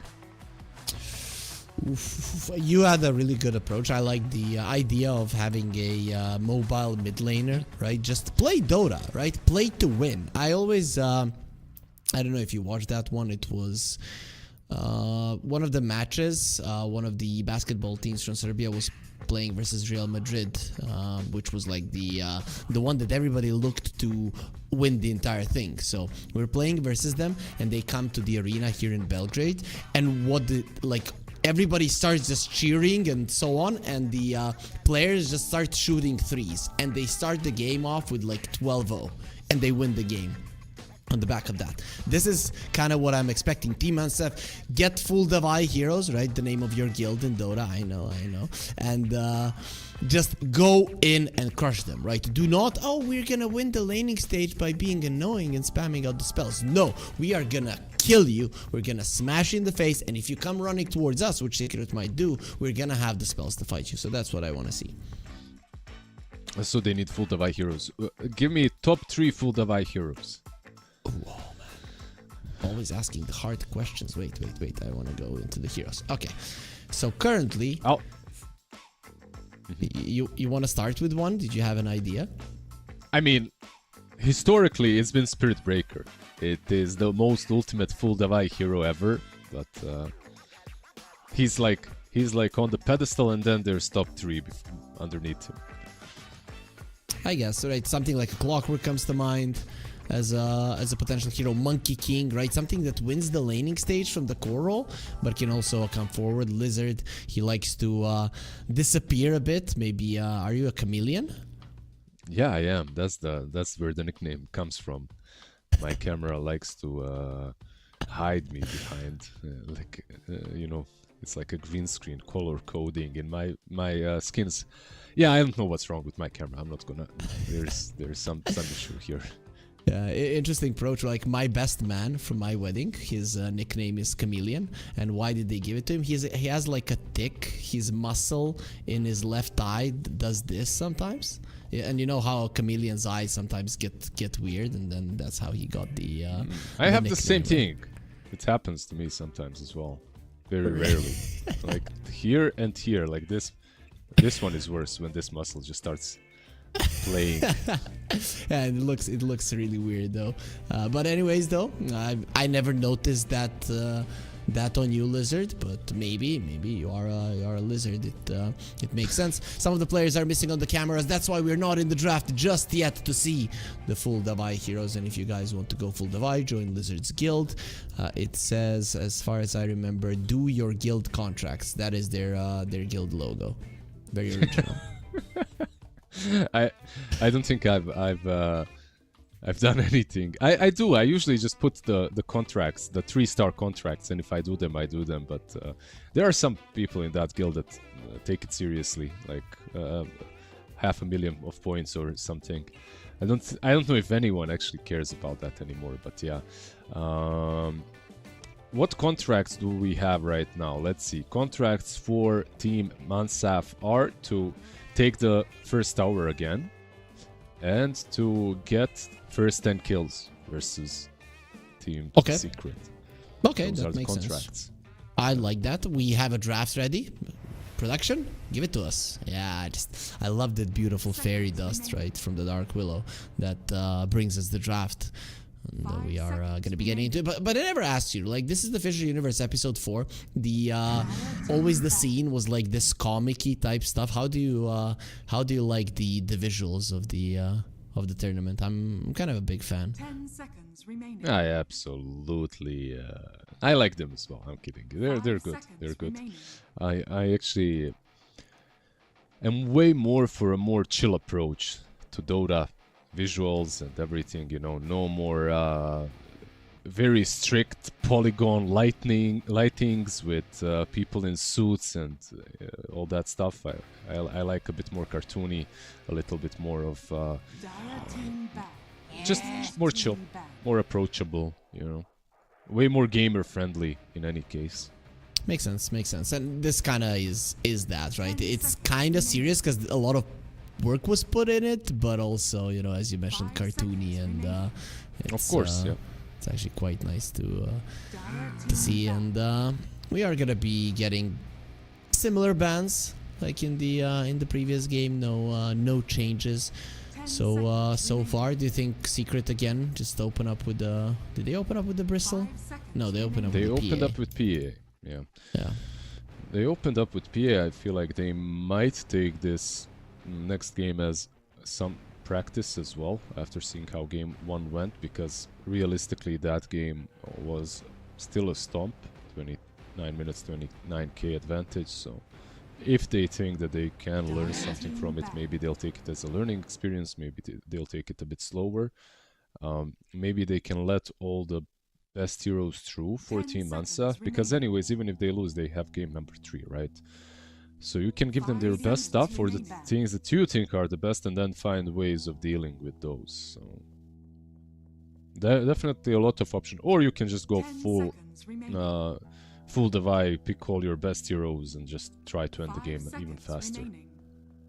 So the bans from Ansaf, I think the same as in the previous game. I even think of the same order as a Secret. Is it gonna be a Radiant PA team again? Nope, they ban it out. So Bristleback, or maybe Parker wants to play like a Slark, something along those lines would be fun to see.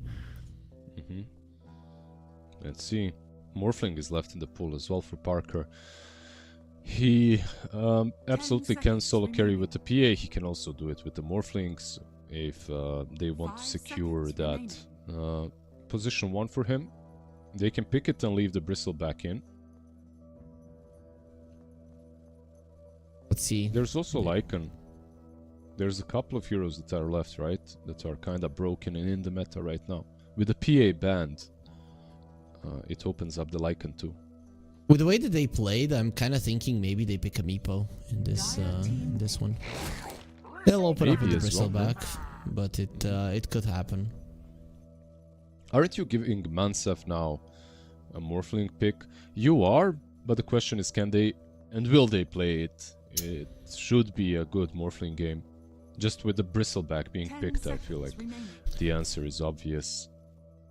They played these 5 seconds playmakers from the safe lane, at least from the games that we saw them in today. So I'm not sure that Morphling is in their alley. Who knows? I'd be fine with it. I'd be down with it. Even a Seeker would be okay. But oh, there's the Morphling. Nice call. Yeah, I mean, you kind of have to get it if it's available into Bristle. The only question is, do you play it or not? Not if it's a good pick or not. There are 2 bans though that you need to cover it with, and you don't have 2 bans. You need 10 to ban the seconds remaining. Bloodseeker and you need to ban the Drow. Ban the Drow. I feel like these 2 5 heroes are seconds good remaining. against you still, so you will have to play against one of those. And just get rid of the Most likely, Seeker. of course. Yeah. Like screw the Drow. You can pick some heroes that can get on top of her. I mean, you have a Morphling. Your 5 could be a Tusk or something along those lines if you're really afraid of the hero. But I don't think you should be. We saw the Drow do well today, and I'm a big fan of the Drow, but I think gameplay style that there's almost always a solution for the hero. For the draw, yeah, I agree. She is strong, but not that strong. Dragonite as well, like in my opinion, is one of those heroes that's like, if I could choose between a draw when it's a really good draw game or a Dragonite right now, I'd almost always pick the DK. Doesn't even matter that it's an amazing draw game. I'd still pick the Dragonite. I feel like it does more. So Yeah. yeah, an option. For Parker, you mentioned Slark earlier. That's another hero that is 10 seconds remaining. maybe an option. I'm still thinking Meepo. I see a Morphling and I think Meepo, man. Morphling hates when there's a Meepo level 4 just coming to his lane and killing him. It's definitely not a nice way to spend your time caught inside of the Nerd Bind. Yeah, I can't believe someone else is calling for a Meepo while I'm around.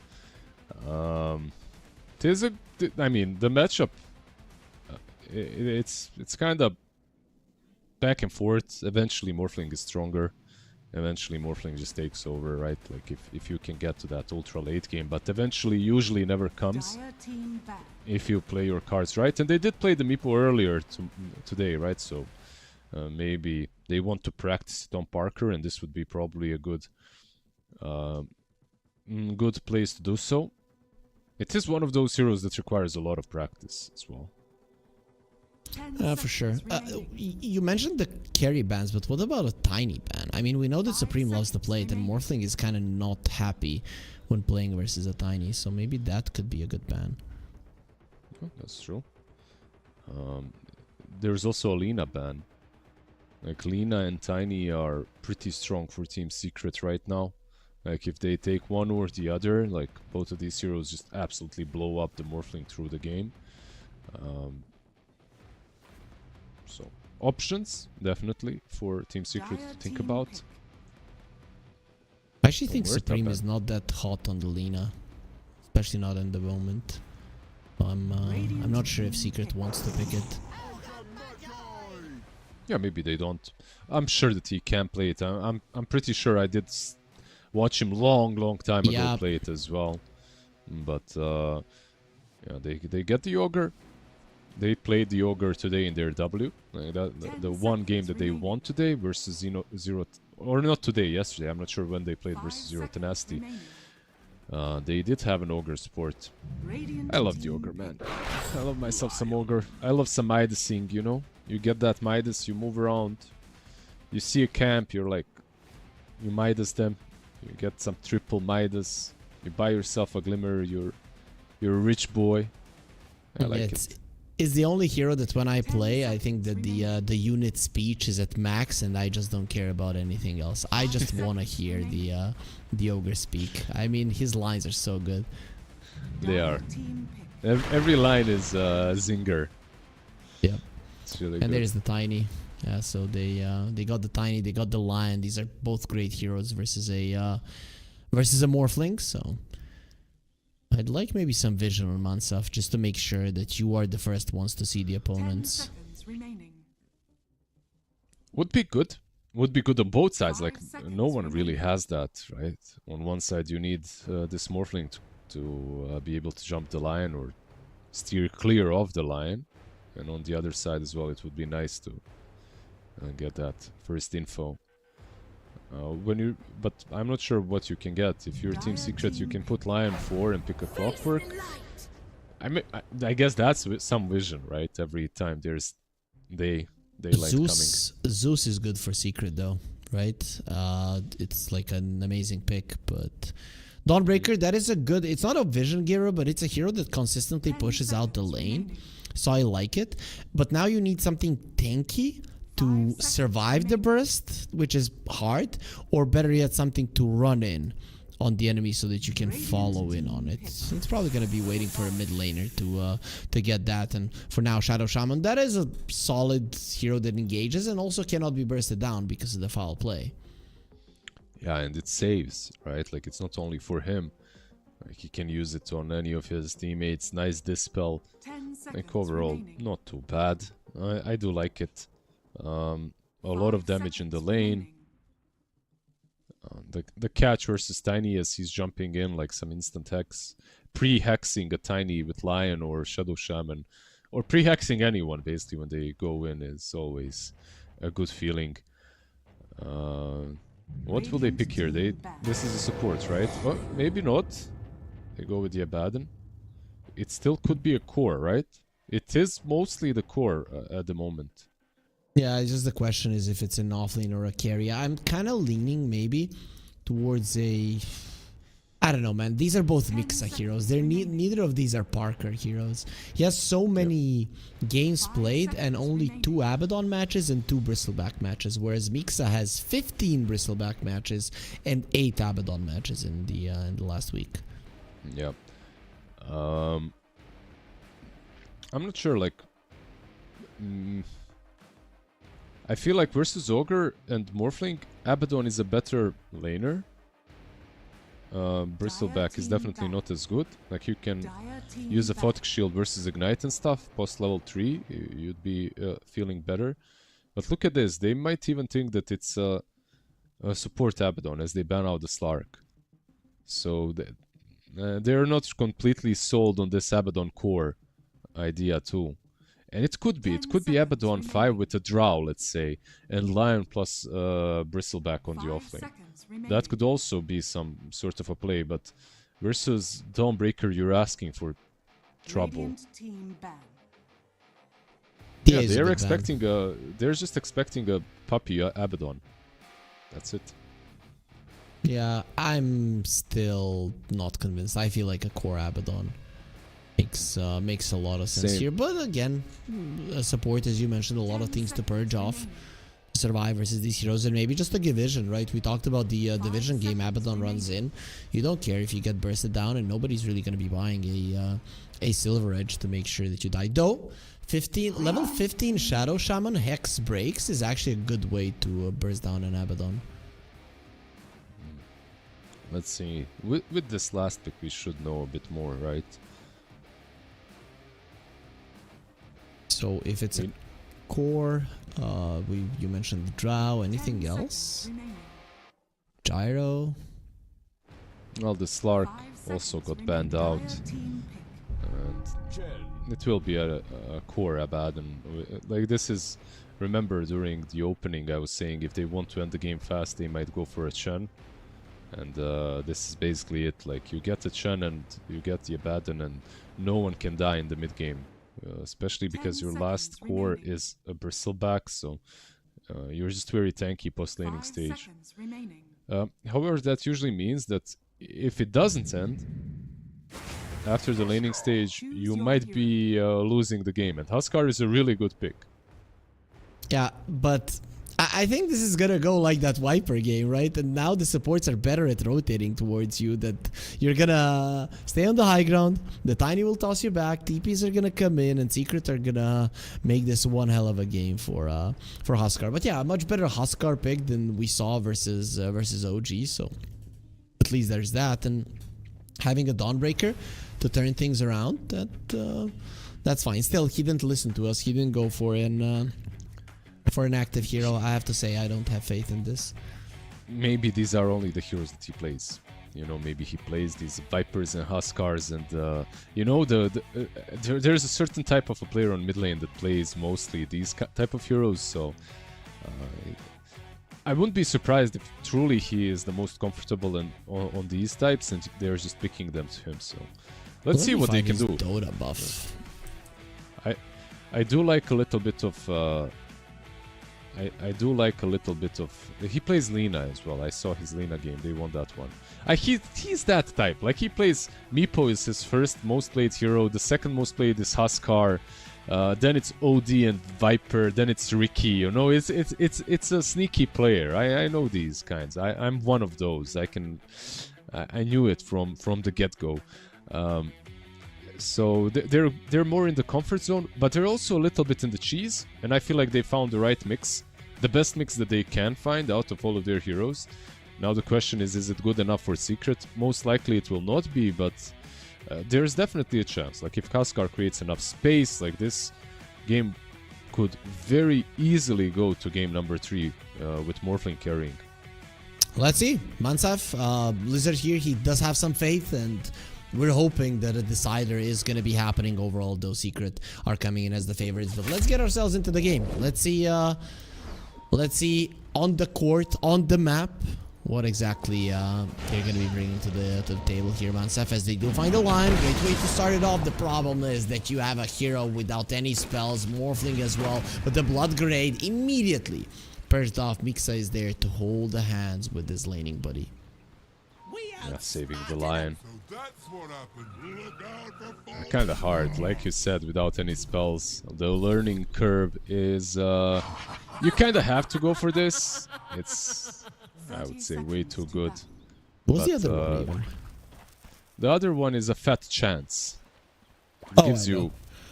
Yeah, it gives you some cute percentage-based chance on your procs. Fat shaming the ogre. Yeah. Imagine if you had 2 heads and 2 mounts, man. I think I'd be quite big myself. The battle Yeah, for sure. Then no one would invite you to their bootcamp for sure. Yeah, yeah. Nobody would invite me anywhere. I mean, you know, I have this friend. He has 2 heads, and they're like Dumb and Dumber. And he eats a lot. He always eats my food. Oh, smoke. Let's see Secret. They wanna kill the Huskar immediately. Is he gonna know about this? Shushu, come on, you're a Huskar player. Oh, the block's amazing. He smelled it. Last time around, he let the creeps go. They're still gonna go for it. They have a creep to tank, but I don't think this is gonna happen, boys. Time to go back. Very far is there. Puppy wants it, and very far for Shushu. It's gonna be quite fine. Theo. I mean, you could look at this and think that Secrets are just having a bit of fun, but it is nice to do anything possible that's kind of crazy versus Huskar. Unfortunately, this wasn't it. Yeah, too deep. If the block was better from Supreme, you know, it's one of those situations. You're a mid player. Why didn't you block better? And well, it just doesn't happen. Dire side is a bit easier to block though. Maybe the communication was not there as well. Maybe he thought if I let the creep wave go through, I'll have a better laning stage if it's under the tower. You know, and then it pushes into me afterwards. Yeah, he had Secret. One thing that you can practice in games versus weaker teams is definitely communication. I mean, this is still a relatively new roster. They did play a qualifier a couple of months back with Parker, but it still wasn't sure that this is gonna be the full roster of Secret. So now we know that they're trying to qualify to these big events with these 5 players. They've had some time to gel, to get to know each other, to break some monitors.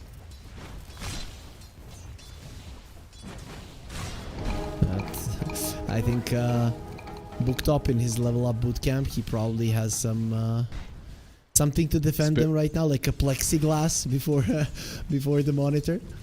That would be that'd be a good one. Maybe some insurance, you know, that you had to sign before entering the bootcamp. If any monitors are damaged during your time. Theo blocks himself actually on top lane. Not the best play by the Lion. And that's a level 2 Ogre Magi. They're tipping him, and he wants to get that ignite off. There it is. The Lion will burn. He's used to hell, but he will go back to it. Level 2 Ogre, level 2 Ignite. Ah, such a good power spec to get. But it was on Theo. He was way too deep, plus he blocked himself with a branch. I'm not sure. I guess he was trying to block them, but misclicked. Oh, Supreme is being dove, and the Lion is coming over. You forgot that he just died, my friend. Underneath the tower. Shushu would love to get himself away, and that's just not going to happen. Unnecessary dive. Ends in a necessary death, pretty much. Secret needed this. The problem, bot lane, they're trying to go on the Bristle top lane on the Morphling. A lot of action happening. Actually, Parker might... Oh, 5 HP on Shadow Shaman. That was really damn close. Still going for him. Almost tried again. And Are they foul gonna play punish him? hasn't even been blocked. I think they will. Parker, you forgot that this hero just doesn't care. Or is he gonna punish both of them? He's just diving now. He's gonna die for sure. I'm not. Yeah, there you go. It just wasn't 100. How deep?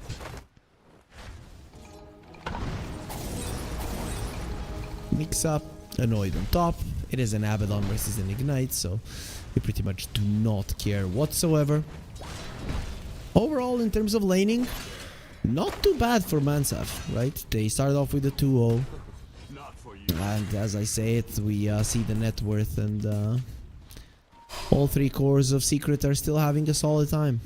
Yep, it's always like that in all of their games. Versus OG versus Secret, I feel like they might be doing well in the lanes when it comes to kills, but they're just not utilizing and getting that farm. They're not utilizing that kill advantage.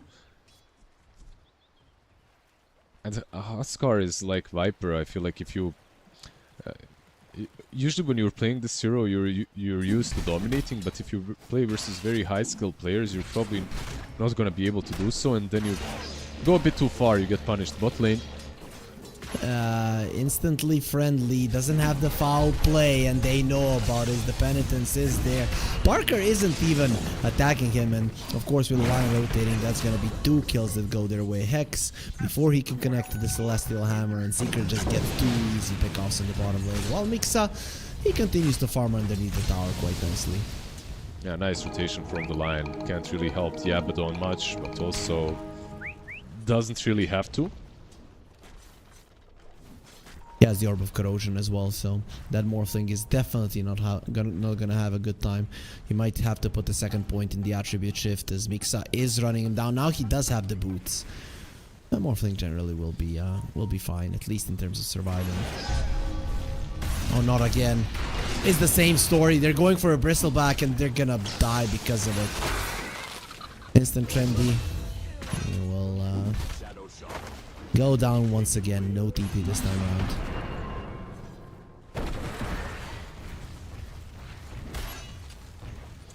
Is Abaddon maybe the best innate ability versus Morphling in the game?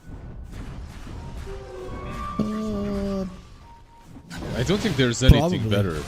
Yeah, And this is just versus a absolutely massive. Huskar as well, right? Yeah, versus both of them. And then you have a Dawnbreaker. I think Mansaf even forgot about this. I mean, a lot of people forget about a lot of innate abilities. Yep. Just not being able to heal as a Huskar and a Morphling sounds like a problem to Pakistan Zero. Yeah, I feel you, man. I literally am just looking at that as well. It is a bummer. Everybody feels the problem in that, but he doesn't even have phase boots yet. Imagine when he gets that. Orb of Corrosion, Withering Mist. He's level 6 and has a big wave coming. We'll just attack the tower so that the siege creep gets more attack speed. Wants to make sure that this tower is as pressured as possible as they are coming in with the line. Hex is there. He won't even get the morph off, so in this regard, the minus region didn't mean much, but they still got the kill. Yeah, just absolutely insane amount of damage and sustain that Abaddon gets this early on. And again, you have this Huskar in the mid lane who didn't dominate the lane. At least you farm faster than a Viper, but I'd say things are looking more grim. To me, it looks like Secret are taking this game a bit more seriously than the previous one. With the heroes that they picked, and with the way that they're playing. Yeah. Absolutely.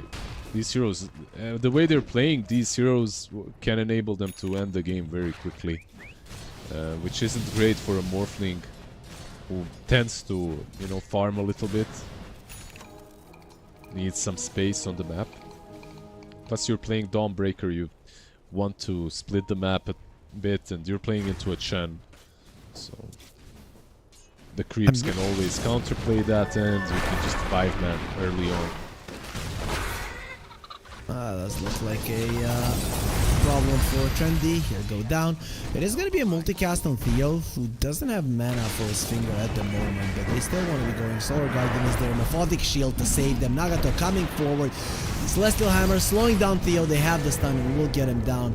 There's the Burrow time. Mixa uses the Killing Lotus and should be able to kill Nagato. Oh, nice slow just in time. Maybe he'll die to the overtime damage. Avalanche Toss Supreme still alive as Shushu is trying to get it, but Puppy is here ready to help. And here's Mixa. He doesn't have much mana, but he does have the slows. Goodbye, Region. He still had the armlet toggle, and Mixa went too far. Trendy coming back to it. Bristleback, we want you as well. 2 points of Bristleback. Healing Lotus, 2 of them available. If he wants to use one now, he can. Divine Favor protecting him, but just from afar. They're slowing him down, and they take down Parker. Supreme was still alive. There is going to be a foul play coming into it fairly soon. Purges off the Hex. The Blood Grenade off the mark. Won't get the kill. Starbreaker as well. And here comes the Huskar, but gets fingered up immediately. Armor toggle not in time.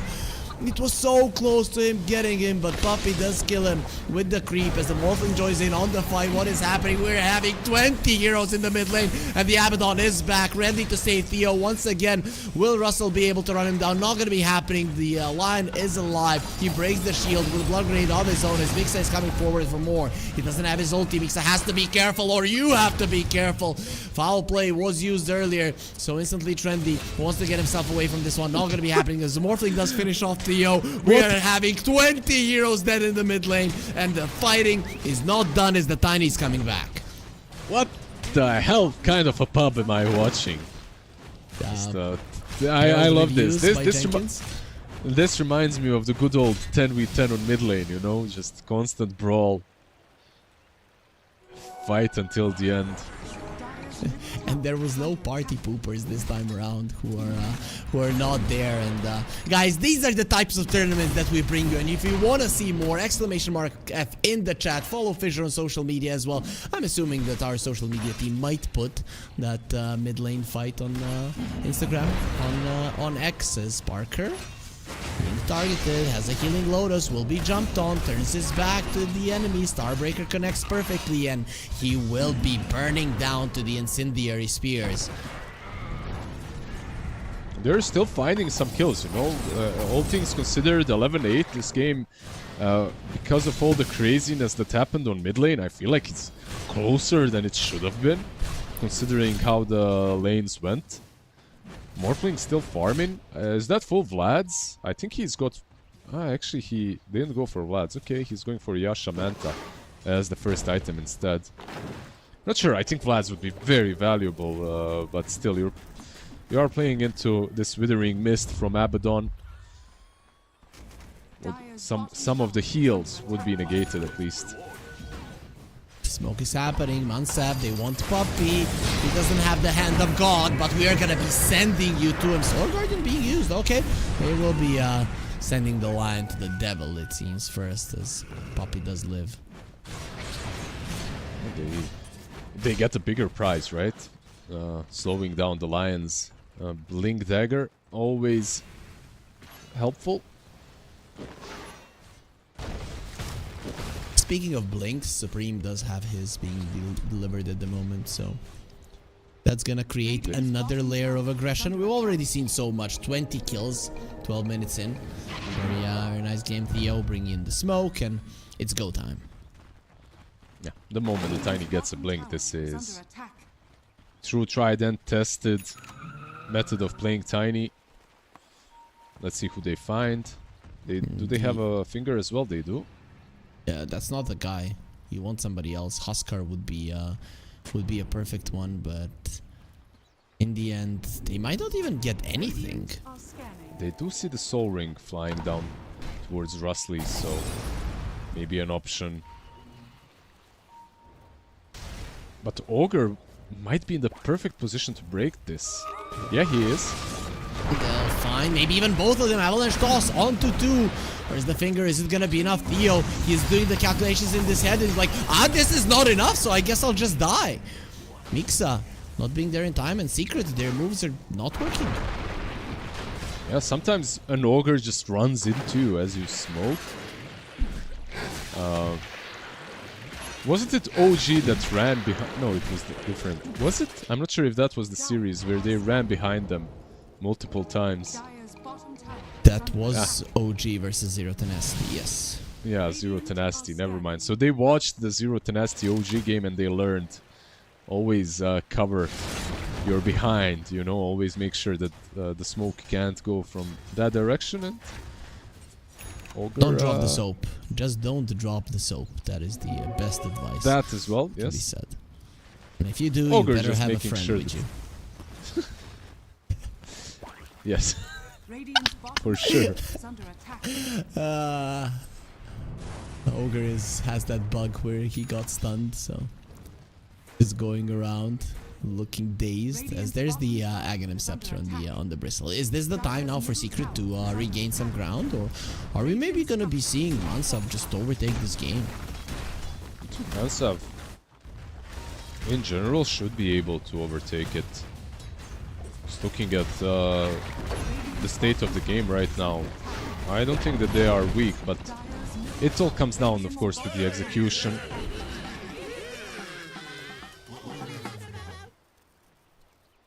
See, they do have that aggressive ward that they placed earlier, so their smoke where they lost the line really wasn't that bad. Are they just gonna move for Nagato? Well, he's not gonna allow it because the stun off. Huskar is still under vision from Shushu. They're just gonna act like they didn't see him for now. I can't really chase him anyway, can't get that kill. There's also Solar Guardian, right, all the way down bottom. Just leaves the Morphling alone. I mean, he's just farming, getting back into the game. He's ready to overtake the Abaddon. Bristleback and the Tiny a little bit farther away, but with hard work and perseverance, we talked about it, you can do anything. He's definitely the major beneficiary of everything that's happening on the map. All these fights, him being left alone. Is under attack. Well, Lane. there's the drums. That's back. They're really starting to hate on this Ogre. They're thinking, guys, if we can't kill the big guys, let's just kill the little guys over and over and over again. And that's gonna be a nice kill. There's no glyphs, so this tier 2 does look like it's gonna be in trouble. And the tier 1 down bottom.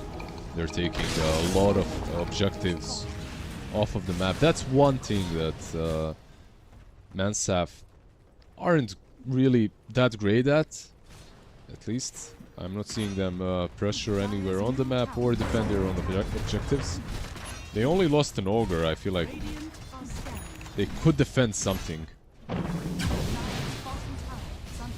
mid lane tower is still alive, but you can see that Secret are pressuring, just making sure that those creep waves die on the bottom lane. It's better positioning for them, so Mixa, even all on his lonesome, make sure that the tower does fall. And Theo has found a Dawnbreaker. Tiny as well. Dude, he's so good at moving around, but finally they will see him. The Celestial Hammer comes back to him. He's stunned up this time around. The finger will most definitely be used for a kill. He has a Solar Guardian if he wants to try to escape with it. Nope, not gonna happen. Supreme smashes him into the ground.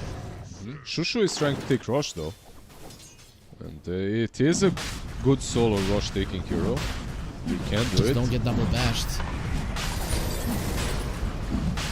I feel like Morphling could help too, right? He packs a punch, has Vlad's as well. Radiant's top tower. That should be a dead Rosh. Shushu gets himself an Aegis. He was thinking about a Halberd, but just leaves it on a Sange. I feel like Sange is such a bad item on its own. I guess for a Huskar, not so much, but still. But he wants a Pike. A solid Pike game, I guess. Some Pike maybe a bit later. BKB Aghanims.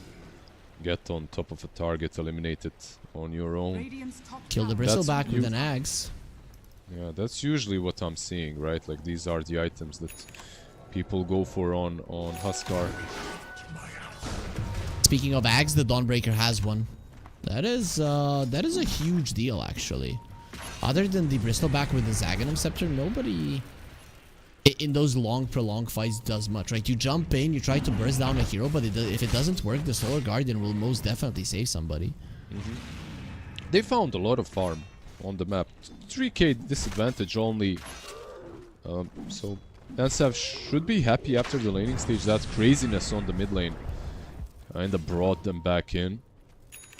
Like even Morphling, really not too much behind on the net worth. He's doing well, for sure. Radiant's top tower is under attack. Let's see if Mansaf can stay here in the closed qualifiers for FISSURE Universe Episode 4. Shushu. Shoot the Abaddon off the lane. Now the Morphin was left alone. Trendy is here just to show himself, and well, he's just gonna die as well. Very nice usage of the chickens, using that Delta split. But either way, his life is gone. Yeah, again, he does the same thing. A little bit cheap, I would say, right? Like, considering they have Aegis on Huskar, a little bit cheap to lose your Morphling, when this was maybe an opportunity for them to take a decent fight with not as much of a net worth discrepancy, but now they smoke up mid. They still have the finger. They're going for Shushu. Stun misses. They get the Hex off. Doesn't look like the first time he'll drop down. Solar Guardian is ready. You have to be careful about that one. Hurricane him back. Shushu being annoyed by the Abaddon. Parker whipping him into obedience. Hurricane Pike is ready, and there's the Solar Guardian. Avalanche on the toss, not enough for a kill. He needs another armlet toggle, which he won't get. Solar Guardian on top of a Bristle back with the Hand of God. He's not gonna die, especially with the Glimmer Cape protecting even the Morphling. Coming close, but without the Huskar, what will you actually do? Just everybody will die. Parker going forward, instantly Trendy. He's gonna be instantly killed by the Quills, and that does leave the Morphling all alone, tossing in all of that minus region. You're not getting any more HP, and Parker is getting more and more kills. This is a triple. Maybe even threaten the high ground if you want to. No creeps though. At least a silver lining for Mansaf. Yeah. Dawn is creep skipping mid lane. That's the reason. And I'm not sure if they can catch her. The Lion is Radiant's following, but chasing. no blink. Yeah. He's staying to take the Watcher. No. No. Very close. Very That- damn close. Almost the worst decision in the world. Yeah. Trying to fight there by Mansaf. Of course, you have Aegis, you want to save your Huskar, but even it's very difficult for them to choose the right targets to go on. Like, you're going on a Bristle when Abaddon is right next to him.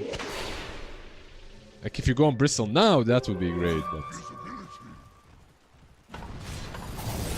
He's got Bloodstone, by the way, fully completed. Yep. Went to the base to heal up. Sand ready. Bloodstone ready.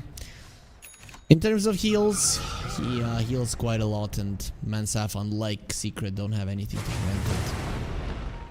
Oh no. No, Shushu. Pike, Supreme. Getting those hits in from the Huskar. He's gonna die. And despite that long jump, it was enough. Meeksa not in position to save his buddy. This is a tier 1 push off of that SNY. Armored Pike. Is there anything they're getting on the Shadow Shaman and Ogre? No, just the Blink Dagger and most likely Boots of Bearing, right, on Ogre, yeah. I was hoping maybe for some saves, but it's okay. Slows from the Nasal Goo and from the Abaddon, I'm fine with that. That could be considered a Bearing save. is good. Yeah, Bearing definitely good. We don't see enough of it in most of our games. Dude, I The still item don't get purchased. how is he using his camera on top of his head. Like, what the hell is he doing? Nagato. Oh my god, the damage of the Bristleback stacks you up with minus armor and then just kills you so easily. He probably has some camera stand, right? Like something that puts it above the monitor. Or maybe he has two monitors, one on top of each other, so I don't know, man. It's just weird. Maybe even 3. A tree in his room and then the camera on top of it? Yeah. A big ass 3. Shushu, he does use a nice Hurricane Pike. The push is continuing. Incendiary Spears, they do hurt the Bristleback even when he turns his back, and now they're looking towards the Morphling. Last time he died very cheap, as you mentioned, and It seems that it might happen once again. TP out. Tiny sees you. Toss is coming. You will not be going anywhere. No way to get out of this one live. They put the penitence. Turns into a Tiny himself. Now he doesn't have mana for a waveform, so he's gonna continue being annoying. Doesn't get to the low ground. Okay, this does leave an opportunity to feed your ogre, I guess. Mixa doesn't have his ulti. And Parker gets taken out. Region Rune is there. You're not gonna be moving anywhere. The shackles. That kill on the Morphling this time around, Lizard, not cheap. Yeah, pretty good trade-off for Huskar and Dawn. Like, look at that Huskar. Suddenly 4,000 gold on top of his Sanj. Basically, this man needs to go shopping. Go shopping, get some items on discount. Aghanim's. He's not buying the Yasha just yet. He's changed his build to a Satanic. Okay. I would have liked the Ags more, not gonna lie. Because then even the save from the Abaddon isn't gonna be doing anything. You just jump in and you kill somebody.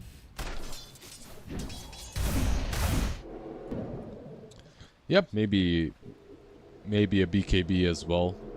Maybe Axe, BKB, whatever. Goes for Satanic. Bit more sustainability, bit more damage from him. Don't mind it. 9k only advantage for Secret. Last game they were around 20k at this point, so much better game for Mansaf. They're definitely doing a better job. There's no doubt about that. I have a Crimson Guard on the Dawnbreaker. I didn't really expect the Dawn to go defensive items this game after the Ags. Yeah. Well, he's going AC next, which is sort of defensive, sort of offensive as well. Into all the minus armor, it's really nice to get and have, so... They are getting to a decent power spike on Mansaf. They just need to execute properly. Like, this Morphling is getting his phylactery in 100 gold. Yeah, Phylactery will be done. The Satanic will be done. Things are looking up for them. Anything big on the other side? Is Secret gonna be getting anything huge soon, or? It's just BKBs basically. There's an SNY on ABBA that was just completed, which is kinda big, but it's mostly just the BKBs, and they can look to put that final nail in the coffin. That's gonna be an Aegis onto Parker, so now he's not gonna be afraid of the Huskar overtime damage all that much. He's gonna be fine to die once if need be. Shadow Shaman caught, and well, he's gonna have to accept his destiny.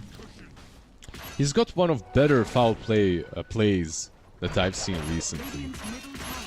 To commend instantly Trendy. I know he's been losing a lot of games today, but the delta split on the illusions on the chickens are on point. Yeah, he's very fast on it as well, right? He moves 3 chickens almost instantly every single time, and then the 4th one he leaves. And the enemies just have to choose, like, is he on the one that is left or on the ones that are running away?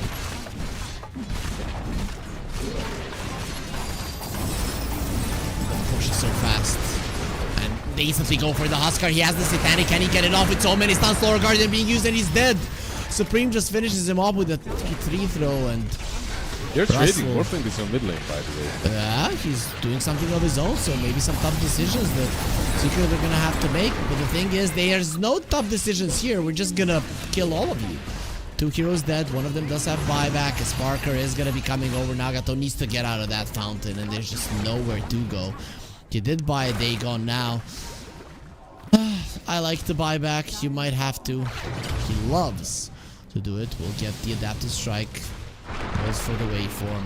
This Morphling is not going anywhere. They just have too many stuns between the 2 of them for him to be able to do anything. There's the Hex. They're gonna have another round of spells on the Tiny, so now a chance. Oh, actually, they're not. He just found that little. He read it perfectly. That was actually a very good count. 4 disables and he used all 4. That's it. TP out. He doesn't have a lot to TP to though. His base is kind of dead. Yeah, like, honey, I'm home.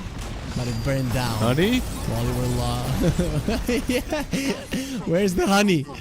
Where's anything? Oh, that's a level 3 Dagon now. Hello, Huskar. Is he really gonna die? He turned. They pushed him even deeper. Okay, you are playing with your life a little bit too much, Parker. He doesn't care. He has an Aegis and he kills 2 of them. Dire's top Absolutely brutal just how much damage this hero can dish out and sustain under the fountain. 13,500 damage and he's not even done. That's a triple kill. The Morphling is gonna be next on the menu. Give me an ultra. Where's the 5th one? Why are you not in your base? They call GG and he says, I'm not ending this one without the rampage. Can they do it in 10 seconds before the throne falls? Parker is most definitely gonna try, but no, he doesn't get it. He looked a little bit annoyed there, but in the end quite happy with how the game ended, and it ended even earlier than the previous one. Yeah, they didn't want to give him the rampage though. That's sad boys for Parker, for Secret. But yeah, very well played by Secret once again. They had a draft that can end games very quickly, and they did it. Manstaff, honestly, I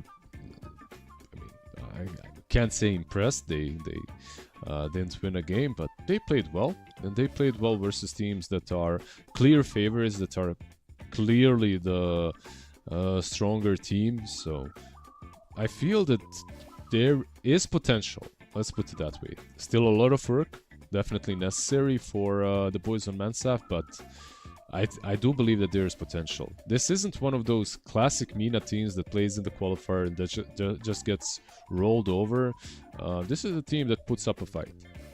Or forfeits, right? There are some teams that just forfeit the games, which is a bummer, but not here. And Tiny, he had 522 gold per minute, and that used to be the max movement speed in Dota. Remember the good old days, maybe 10 years ago. That used to be the most you could move with. Now it's 550, with it being different for some heroes, but overall Secret do go through, as that was our third series of the day. The last one is gonna be Gaming Gladiators versus Yakult's Brothers, but unfortunately Lizard, we're gonna have to wait 2.5 hours for that one. So give us a little bit of a routine for those 2.5 hours, and a nap is a fine routine if you wanna. Nap is a fine routine. Gym, honestly, in 2.5 hours, more than sufficient amount of time to go and get some gains. Go for it. Did really we not get the Lizard flex? Unreal what you're doing to us. Sorry, let's go. Let's there go it is. Okay, goodbye. The camera is gonna break, so stop it now. We are gonna be taking a 2.5 hour break, guys, but do follow the stream. Maybe something does change if these two teams finish their game earlier, but until then, have a good day. We'll be back in a couple of hours.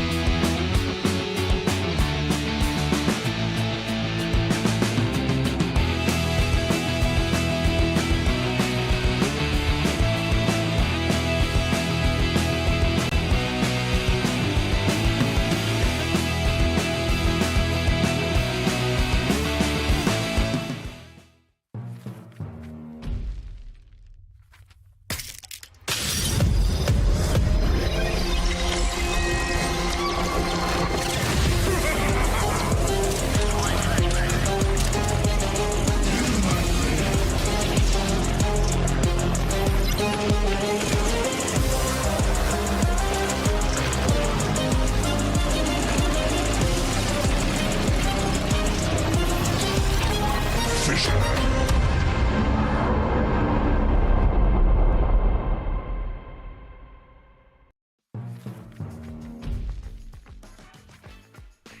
welcome back, everybody, to the FISSURE Universe Episode 4 Closed Qualifiers for Western Europe here, with this tournament being brought to you by FISSURE Studio. And of course, I'm Harry, joining me is Lizard. We had a long break, but hopefully you found something to do in that long break. Take a nap, exercise, maybe watch some other tournaments, watch Yakul's brothers at the moment because they lost very recently in a different qualifier, but we are now back with our upper bracket series. So we've got Gaming Gladiators, we got Yakul's brothers, we got the amazing Lizard bringing us the insight. So Lizard, I know that you use these 3 hours to do the most extensive research ever conducted. So what have you found? What are we expecting?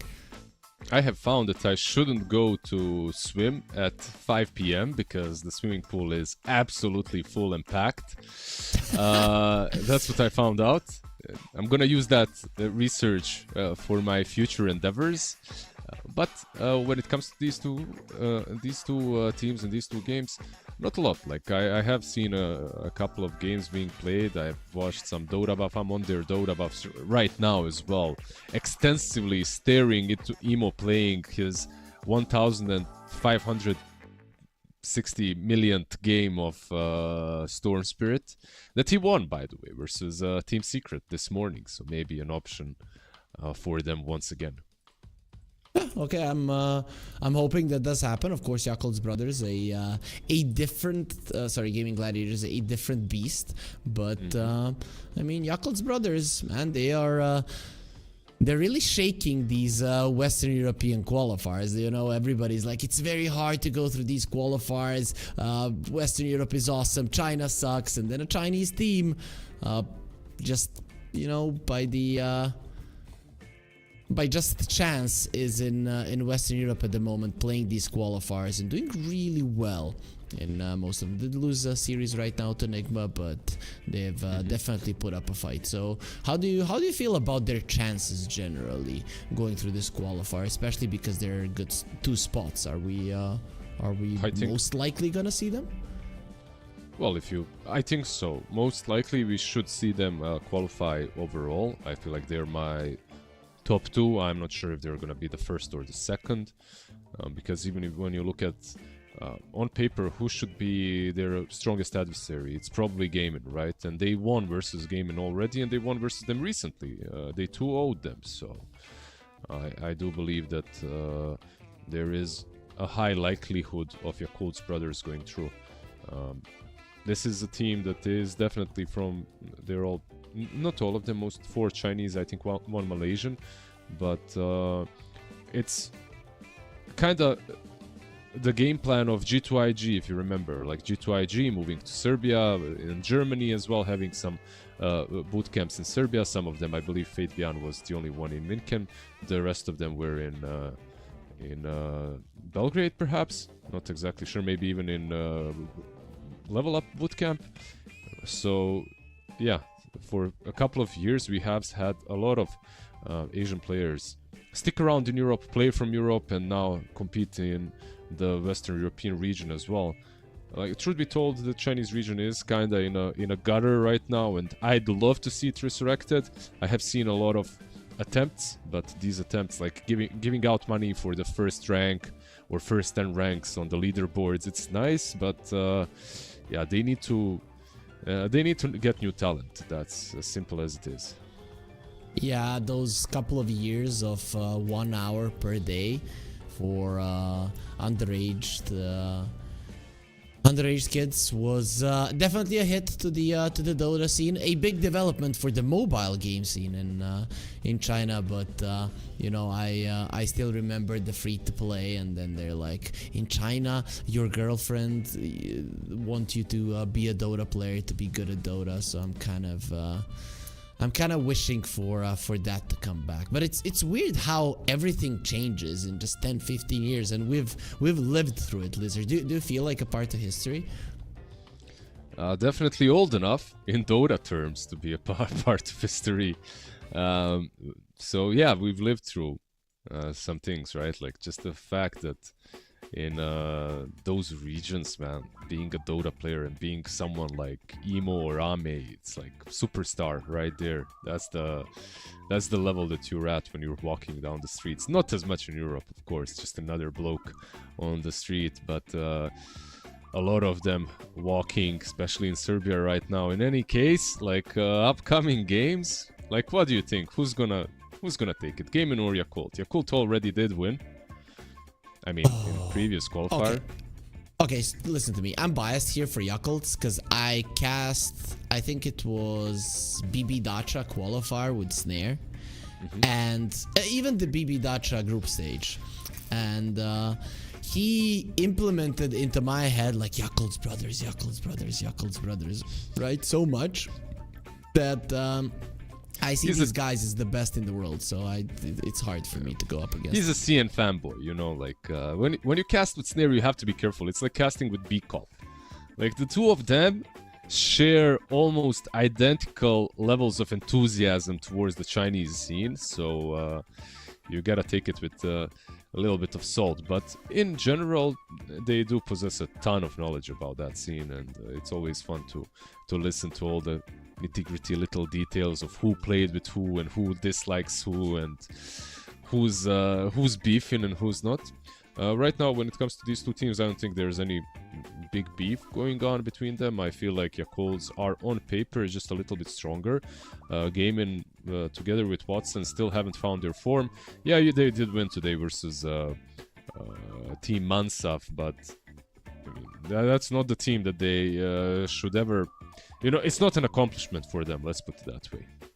Yeah, definitely not, right? You would have expected Gaming Gladiators, you know, swapping out a player, bringing in Watson, who has been like the top of the top in the carry department for years, and it just seems that they cannot find the right form, they cannot find the right play style, something that they always had when they had the Ratio. Now just isn't there. They haven't been able to reinvent themselves properly. I just want to go quickly through the heroes that these two teams played when they played versus each other. So anything recurring? Okay, Gaming Gladiators played a Chaos Knight in that series, and IOCK.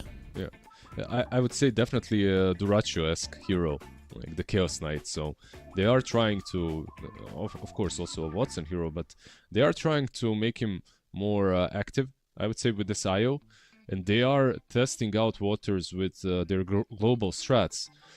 Like that game, they played the IO Underlord. This last game, just a moment ago, they played something like IO as well. I wouldn't mind seeing some Spectre coming from them. Maybe even a Nature's Prophet to come online for Ace from that offlane, and then he can create some things, make some stuff happen. I know that he's not very popular, not the most common hero at the moment, but neither is Underlord, and they also did pick that one up, so maybe a bit more picked, but still not your top 3 ban for sure. Yeah, at the moment the cameras are being opened by all of the players. That's why we're waiting. That's why the casters are not starting the game just yet. We're waiting for the players to show us their beautiful faces, because only then the real action can start. So any highly contested heroes in this series, do you think? I kind of feel like these two teams don't really share a lot in terms of hero pools. I think it's the standard normal ones, like your Mag, Bounty, maybe Alchemist, Dragonite, like these kind of heroes need to go. Alchemist, Mag, these kind of top tier meta bans, right? Like that's what we should expect coming off of the two mid laners. Nothing crazy that comes to my mind. I mean, Quin's heroes and Emo's heroes aren't necessarily the same. Like maybe you can ban the Pango against Quinn if you want to, but I'm not sure if they would like to pick it as much, and there you go. So it's not really that hard to guess like how many, 4 out of 4 right now, the bans, because these are the meta bans. This is the one that I wouldn't guess, like the Beastmaster. even though they did ban it in the previous series, I also didn't 10 quite seconds get it. I remaining. know that the Yakults play a mean Beastmaster, but at the same time, when 5 PA is seconds so remaining. popular and played a lot, I felt like maybe we can let that one go through. Yeah, probably, but this does leave the Knicks in, and I think Baboka's hero should be picked early. I think he's a very specific player, and I mean, we saw it if you watched that Nigma series with Yakul's brothers. He played that Warlock, and it was so sad to even watch him, right? Playing a hero that he's not confident in on. The Phoenix, of course, is a big pick as well. That could be most likely a position 5, but I'm looking to the potential of Zeal 10 taking it for seconds himself. remaining. Yeah, could be Tianmin, could be Baboka as well. I feel like both of them play it very well. I don't mind Nyx into Phoenix. I think it's solid. There's multiple ways for you to catch him. You're not really a neck hitter, but overall, I mean, these two heroes basically their stories diverge, and we shouldn't look into these two heroes as why is Nyx picked into the Phoenix. 5 seconds remaining. We should look into it like why is Nyx picked in general, what will they play around the Nyx, what are the upcoming heroes for them. It's not really about the Phoenix. It closes, Yeah, makes sense. yeah, it closes maybe some of Queen's heroes on the mid lane. Maybe that's one way to look at it, but then you can take it for yourself. You don't have to worry about it. But So does this put Yakul's brothers in a position where they have to ban out the Dawnbreaker? I mean, it's a big ace hero, so Yep. I would I think assume so. that you get rid of it. I think so, and you're really big on the Phoenix egg with Dawnbreaker interaction as well. You know, you mentioned it every time we cast the combo. I'm kind of always in the Phoenix favor with those two.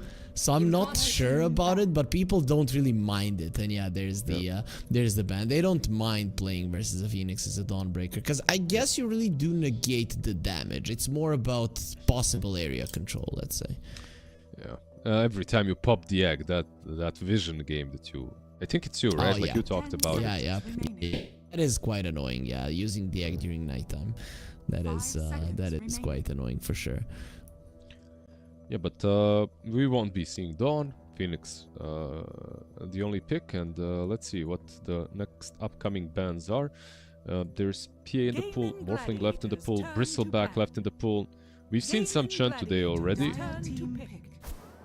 and we're gonna see PA and Morphling. So, if you have the first phase pick in the second stage, you don't ban the Bristle, you pick yourself a PA. You also ban if you do this. Your draft is kind of like you're very free to do 10 whatever you want to. seconds remaining. I'd like maybe 5 like a seconds Shadow Shaman remaining. right now for Yakul's brothers. Something with a Hex, and Shadow Shaman really does make sense because of the 15 level talent. That can be a Baboka hero, right? Pretty kind of individual playstyle type, and also getting a Hex on the Nyx is a big deal. Even if he gets the Spike Carapace off, you can wait it out with the during the Hex. So I would like something like that for sure. I know that you just watched Night Pulse versus what's it called, Zero Tenacity, and I think there was a Tiny in that game, but Tiny is in every game, and the Tiny is a good one, right? Like you get a hero on the mid lane that literally does not care about the Nyx, does not care about the PA that much, like has a ton of burst, and also protects the egg. Like this is a fantastic 10 pick seconds remaining. in this situation that they're in. 5 Gotta seconds cover it a remaining. little bit, right? Like when it comes to some bans on the mid lane, like heroes that do abuse his lack of armor. Pango already banned out. Maybe an Ember is a good ban. I'm not sure what else Queen would play in this position, but yeah, these kind of heroes. Maybe a Sniper. He'd like to play, or maybe an Invoker. Those two come to mind. He isn't truly like. I mean, they could go for Monkey King as well, I suppose. It is another one, right? Like you get to lane well, you get to dominate the map afterwards. Still not as popular. Some teams do tend to pick it, but not everyone 10 does. seconds remaining. So we talked about the Keeper of the Light. You talked about it being underutilized. I really love it with the Tiny, but I hate it versus the Nyx, right? Sure, Nyx closes a lot of heroes, but I feel like Keeper of the Light is just, you're just asking to be solo killed by the Nyx. Yeah. And the Lycan. And oh man, I'm loving the Gaming Gladiators draft. It just feels like they've got everything. It does. Like, they took the PA, so Yakult can't Lycan, and then Yakult left the Lycan in, so the Lycan got taken instantly by Gaming. And now what do you pick into this Lycan? It's also decent versus the PA in the lane. There aren't many heroes really that can kind of do both of those things, and they go with the TB. It isn't a bad one, but there's a lot of AoE against him, a lot of burst as well. You can hunt down the Coddle in the trees, you can also hunt down the TB as a Nyx. Maybe with some wolves scouting him out. If this is a position 1 TB, right, for Watson, for Ame, it also could be some crazy offlane TB. Zeal plays a lot of Terrorblade, right? So I'd be okay with him picking it up here, because what I see from Yakult's brothers is speed, right? And then I see this Terrorblade as a tool to open up the early towers, win the lanes. That is kind of what the TB does. Win the lane, open up the early towers, shove out the waves, and hunt. Just hunt with the Tiny so much. I think that's the general idea of this lineup. I think they did play, the last time they played TB it was on the offlane as well, so... I would like it, let's just say that I would like it more on off than on safe, even though in general... I'm not the biggest fan of the hero. We did see Seb today as well play it for OG in this qualifier, and he did a lot, but it still wasn't enough to take that game W. So Tidehunter banned out by a cult, they're protecting the PA with that ban. What do you think about a Monkey King for Ame? Right, because I'm looking at Yakult's brothers, they are definitely lacking some lockdown, and you usually get that from the offlane. But then I'm thinking, is there a hero that brings a stun and also can follow this tempo? I mean, there's one hero that's still left in the pool at the time. Shocked is left. That's the Bloodseeker. Alright? He's in. He's in, right, and yeah. he's so good versus, like, everyone. all of the heroes, yeah, on Gaming Gladiators. So, I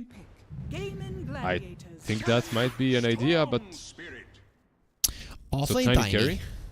No, offlane Tiny. Offlane Tiny? I'm not sure. Like, I know Zeal plays it in the offlane, and I'm not sure Ame plays some Tiny, but in pubs he lost every single one. So I'm not sure how they're laning this. Yeah, let me see. Like they did play some Tiny Terrorblade before, and it was offlane TB and mid Tiny.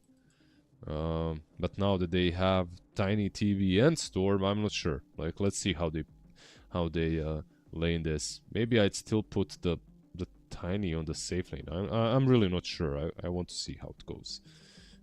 I guess. Do you like the laning offlane Tiny? stage wise. Yeah. I'm fine with the Coddle. I'm actually fine because you can literally spam your spells. Yeah, that's true. That's true. It definitely, for me, I'd rather have Tiny on the offlane and on the safe lane. You know what I mean? Yeah, you're just a TB hater, right? I am a little bit. Yep. Okay, so what is it for Quinn? He likes the monkey, but he'll go Ember. Okay, interesting that you picked that into a Storm. I guess the lockdown is not that great. Coddle hates playing versus an Ember. Yep. Not a bad one, but Emo is gonna have an easy time in the mid lane. It's not only the mid lane, right? Like it's just the general setup for Emo. He is playing into Nyx, and that's a problem, of course. And Lycan most likely will build an early Orchid. Doesn't have to, but can if he wants to. It's good versus these spirits. But Emo is playing with Coddle, and this is a recall Coddle 100%. So basically free mana, full battery for Storm to... And not only that, he also gets plus 15% mana pool because of Coddle's in it. So there's just so many synergies that Keeper of the Light is bringing to the Storm. But when it comes to the lane, I think we're really on point with Tiny, because there's so much burst potential even versus the PA, right? Like in that lane, you have Illumine, you have Chakra Magic, constant spam on the Tiny, And you can stack the Ancients, leave the Tiny alone a little bit, so... I don't know, I like both of these drafts. I really like the Coral plus Storm combo.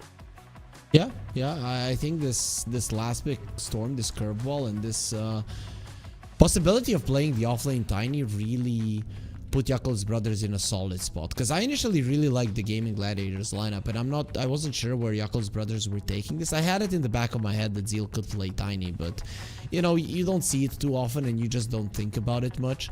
But I think they can pull it off. I still think that the ease of execution and like the current meta is definitely in favor of Gaming Gladiators. I just think that there is a chance they get smashed in the lanes, and I think that's where Yakul's brothers get their advantage.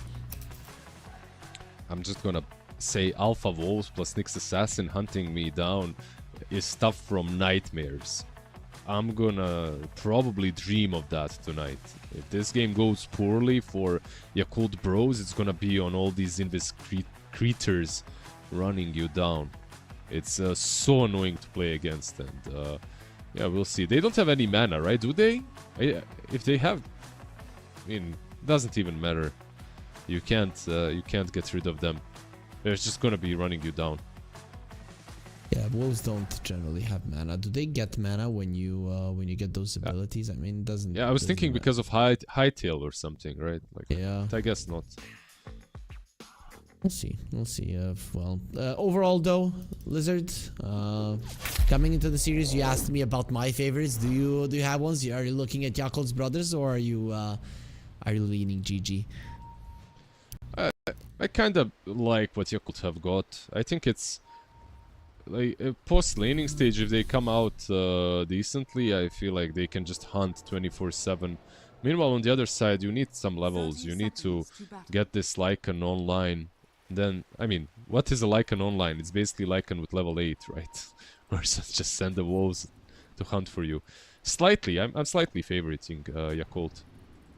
Okay, they're still in a smoke, so maybe they can find something. Nyx is a pretty easy hero to kill early on, and Tofu is already pretty deep behind enemy lines. He does place a ward, but I think he was spotted there by the enemy ward, so this Nyx really needs to be careful. He's hiding the trees. Nope, no harm will be coming his way in terms of runes 2 for 2. That's gonna be it. Oh, wait, Baboka coming up the high ground. He's a fast hero, but the blood grenade is there. Slows are coming forward. They have the shadow word as well. Blocks from Watson. He will of course eat the tree, but has no fairy fire, so should die. He's gonna try to plant a tree to save a life. Watson, he just cuts it down immediately, just as he takes his life as well. And Lizard, I don't know what's happening, but these Battle Fury heroes just keep getting fed with the first blood. Yeah, it's not like PA is strong enough, you know. We need to give her some first blood as well. And that's one thing that can happen constantly in this game, right? Like, you're playing Kotal into PA. It can get rough for the Kotal.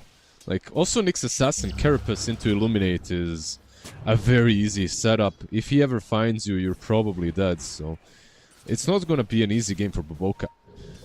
Yeah, he's really gonna have to show us why they went for this Coddle. I thought something a bit more aggressive was gonna be coming his way. Speaking of aggression, they want him dead once more, and they just need a little bit of vision, juking through the trees. And Baboka, for now, he will stay safe.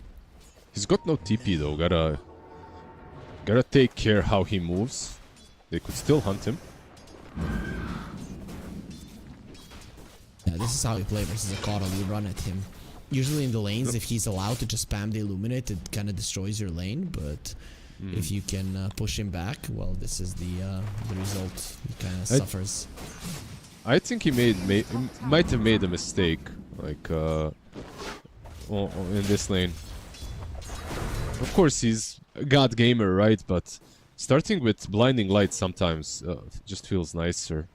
You can't push in the lane, but no aggression can happen on you. Tofu top. Yeah, he's gonna go for a TP out. I mean, this is kind of the how the lane has to be when you're playing two melee heroes versus Phoenix Terrorblade. You're gonna be in a world of hurt, so it's better to just secure as many CS as you can for your Lycan. This is just gonna be a Midas game once again. He hasn't queued it up on Ace, so we might really see that Orchid that you mentioned, maybe even a rush. I'm not sure.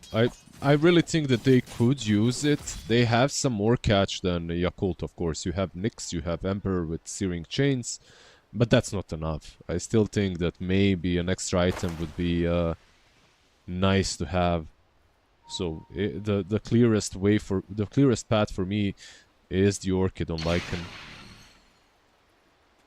We'll see if he decides to go for that one. Greed has been kind of the MO of Lycans, but considering that he queued up the full treads already, I'm starting to believe that the Midas might not be a path that he wants to take.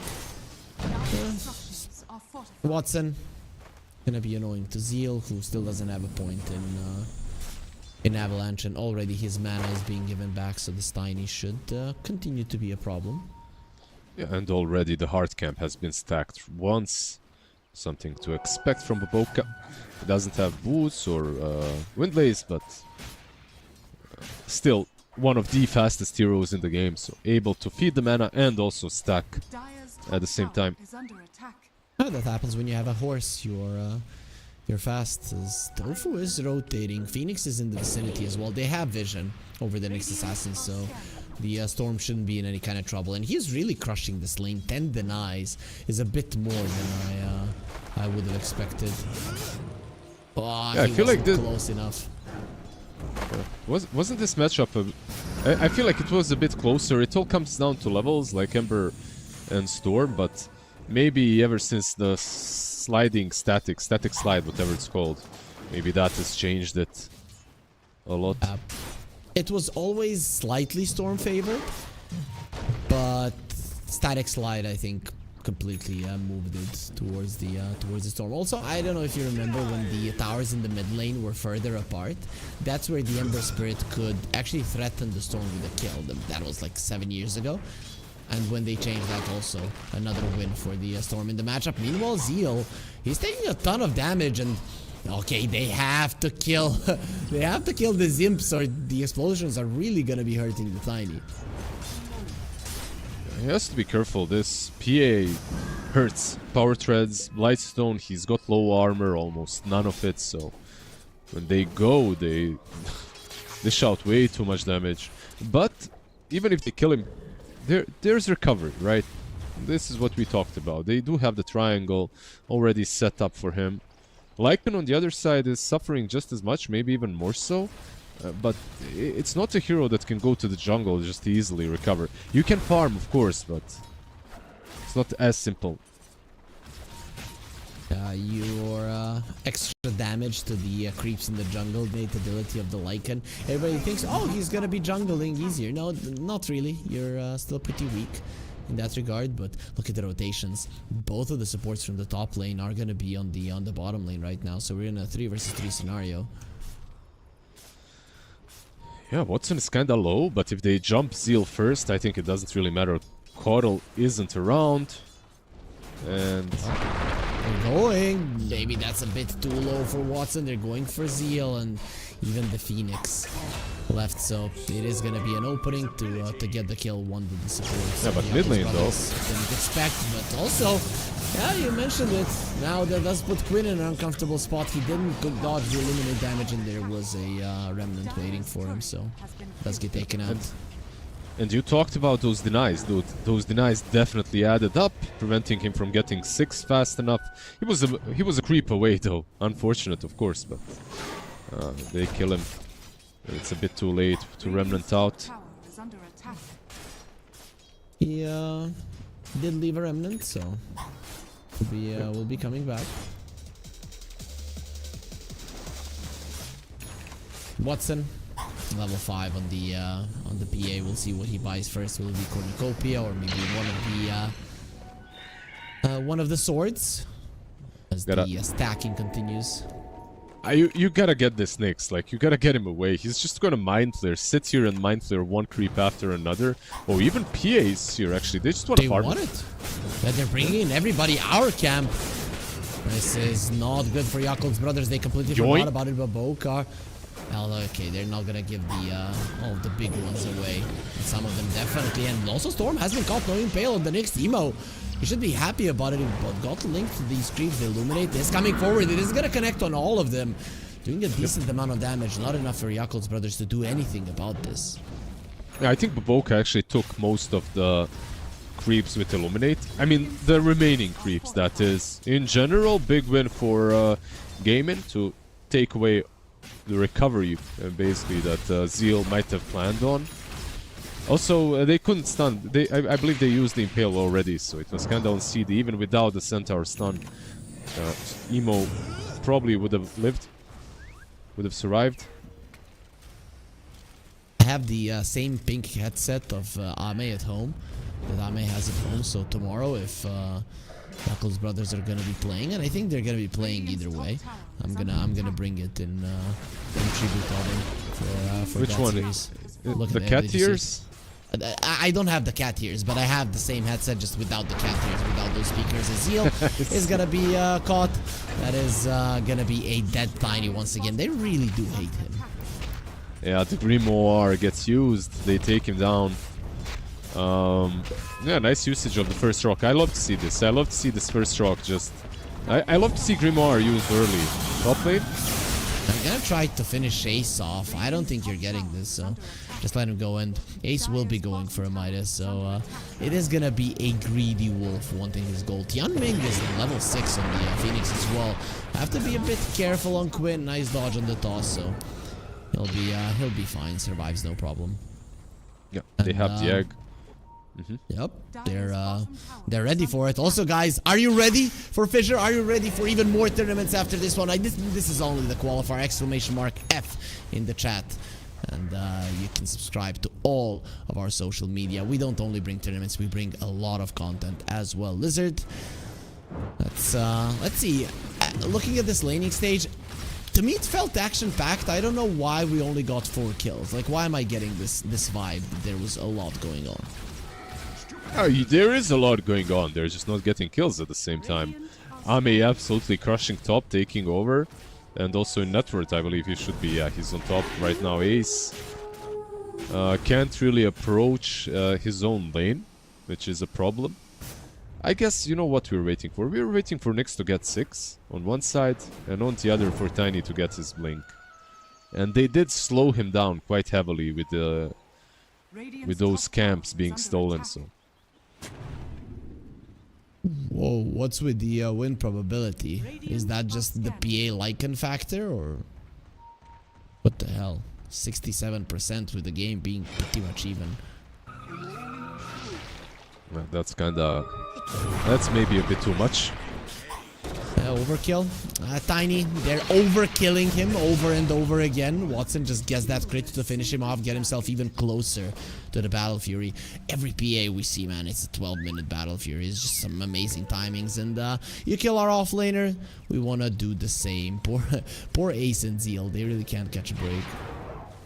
Yeah, Quinn is top, but he's a way more difficult of a kill. They're not taking him down, most likely. Let's see. Yeah, I mean, without Orchid, it's just not possible. There's a huge difference between the offlaners, though. As Zeal didn't get his stacks, like he's not recovering, and they kind of crushed his game now. I feel like he is more important to Yakult's brothers than Lycan is to gaming. Like, this Tiny ties everything together for Yakult. They need him. They need him to be very healthy, you know, plump. A big rock, not this little stepping stone. Yeah, I think I agree, especially because Lycan, even if you're having a bad game, you send the wolves and they do your bidding. Whereas for a Tiny, he has nobody to work for himself. He has to grind on his own. Yeah, he's besides Storm, he's like the only real initiation plus stun. You can't really expect that only from a Storm. He's the burst that you need at Tofu. Nicely baited the egg. Tiny now would love to help secure that rune for the Storm Spirit, but Quinn, he gets it first. Zeal 0-3-0. Only 1 kill for Yakul's brothers. I mean, only 5 kills in this game with, as you mentioned, there being a lot of action. There it is, the 12-minute Battle of Fury. The PA now should be able to get close to the Terrorblade and farm. Tofu is just scouting them out completely. And Tiny still about 1,000 gold away from his blink. It's a very important part of Yakul's game. Especially now that I look at Storm, I was thinking he's buying Orchid. He had it queued up, but he's going for Witchblade instead. It helps you scale a bit more, but your pick-off potential just isn't there, right? Like, you actually can't kill most heroes. You need a Tiny now for sure to get his blink.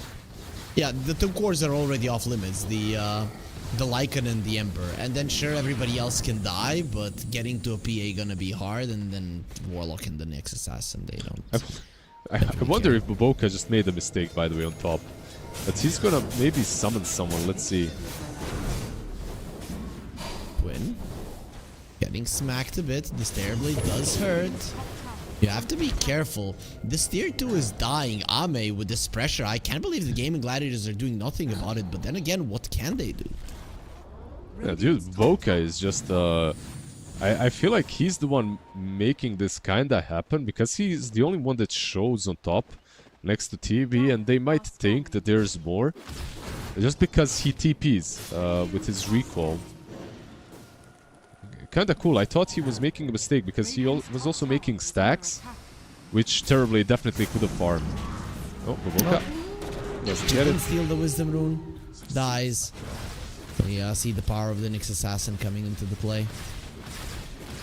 Ame? Okay, now you're alone. Now this is a bit too much. He has a Terrorblade though, will leave. And he already has a Glimmer Cape on the TB, so Ame just pulling out the new meta that we're seeing more and more. Yeah, I can't... I hate this so much, by the way, but it is the meta. It is what people are buying now. It's super value, don't get me wrong. I don't know. It kind of feels wrong, you know? It's like when carries were buying Arcane Boots. It just feels not right. It feels very wrong, right? I want to just ping him in a pub, right? Like, Terrorblade has Glimmer Cape, Terrorblade has Glimmer Cape as something bad, but you can't even do it because it's actually good. Yep. Cheap and a ton of utility from it. When you use it, Boboka. it gives movement speed as well, right? Yeah. Boboka just keeps on TPing around. He TPs himself and then brings Zeal on top too. And that's what I was talking about earlier. You never know. If you see the Illuminate, you never know if there's +1, maybe even +2 behind him. What is this Terrorblade gonna go high ground? Phoenix, fly off the map. The Nyx Assassin, maybe the stun over the cliff. He can do it! Tofu! He's a position for play. He played a lot of Nyx Assassin, a lot of Phoenix in his life, so he knows what's up. And there it is, high ground from the Terrorblade. Not sure, these wolves are gonna start hunting now. Look at Boboka, he pings them. They need to defend the Keeper of the Light. Well, usually it is the other sides of the map that are swapped between the teams. In recent years, it hasn't become the standard, but it still is there for sure. Not in this one, man. This Terrorblade and this pressure on the top lane completely changed how the game is played. 16 minutes in, the carries haven't moved from their lanes at all. Yeah, this isn't not the standard gameplay for sure.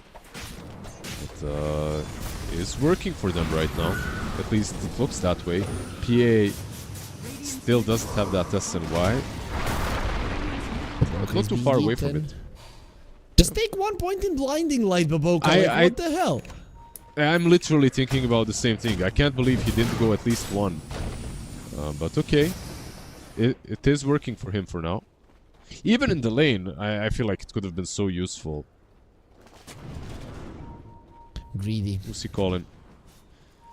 He's just recalling himself to different sized farm. He's everywhere. The Terrorblade will again be found.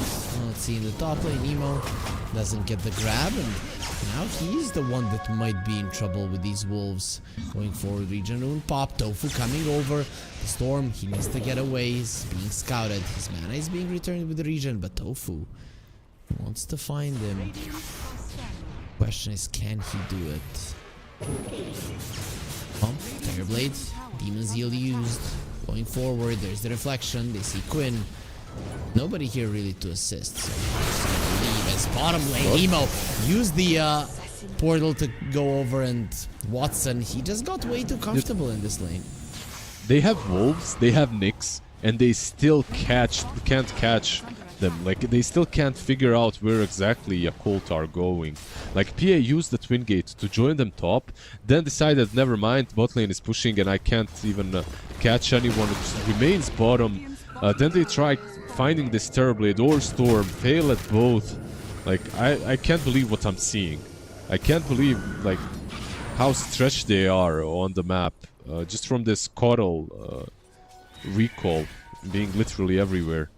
Yeah, it's so annoying. The Terrorblade is pushing in the waves, and you thought, oh, we are the ones with the Lycan. We're gonna be the ones shoving in the waves, but he really needs to buy that shard. I'm guessing after the Orchid, it's gonna be the first one. His courier has died, so at least for 2 minutes, there's not gonna be an Orchid. He went full greed. He went for Midas into Orchid, and I feel like Orchid is... It's still a very good item on Lycan. But I also feel that it's one of those very timing dependent items. Oh, Rock top lane. I'm not sure about this one. Terrorblade. But look at how fast he is. Demon Zeal, Glimmer Cape, getting close to the tower. The Nyx Assassin thinking about it. Now they see Zeal. Sleight of Fist chains. There's the stun with the Spike Carapace attacking the Tiny. It's just beautiful. And Zeal, poor guy. Wherever he appears, even just in front of his Terrorblade, he just gets taken out. Yeah, 0-4-1, and they're pinging Ami. They actually know. They know exactly where he is. He's dusted He got even. dusted up. Has the Sunder, not using it just yet. Manta and the great healing Lotus, but the stun, he won't be able to get any of it off. Well, I would say 2 very cheap kills. After Yakult played this game to perfection with the deficit, I feel like these 2 kills were easily taken by Gaiman. Oh, the good old Dagon Phoenix, by the way. Gets rid of the wolf instantly. What the hell is going on? I'm, by the way, a big fan of Dagon Phoenix from time to time, but not for this reason. Ace. Nice takedown.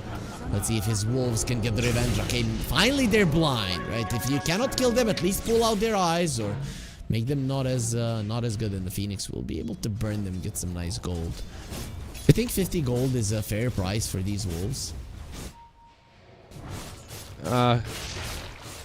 If they were easier to kill, it would be. Or if they were not killing you, it would be. I'm not sure what the correct amount of gold is when I feel like I'm fighting a hero every time they attack me. It's like 2 Rickies on your ass. Considering that people are buying MKBs as like their 3rd, 4th items, I feel like they should at least be 75 gold each, but maybe even that is a low price. We'll see. Probably does get changed in the future in some way. Ame going for Roche, by the way. He just got his Windlace delivered, by the way. A new Windlace for him. Pretty damn cool. You know? Max movement speed. Almost.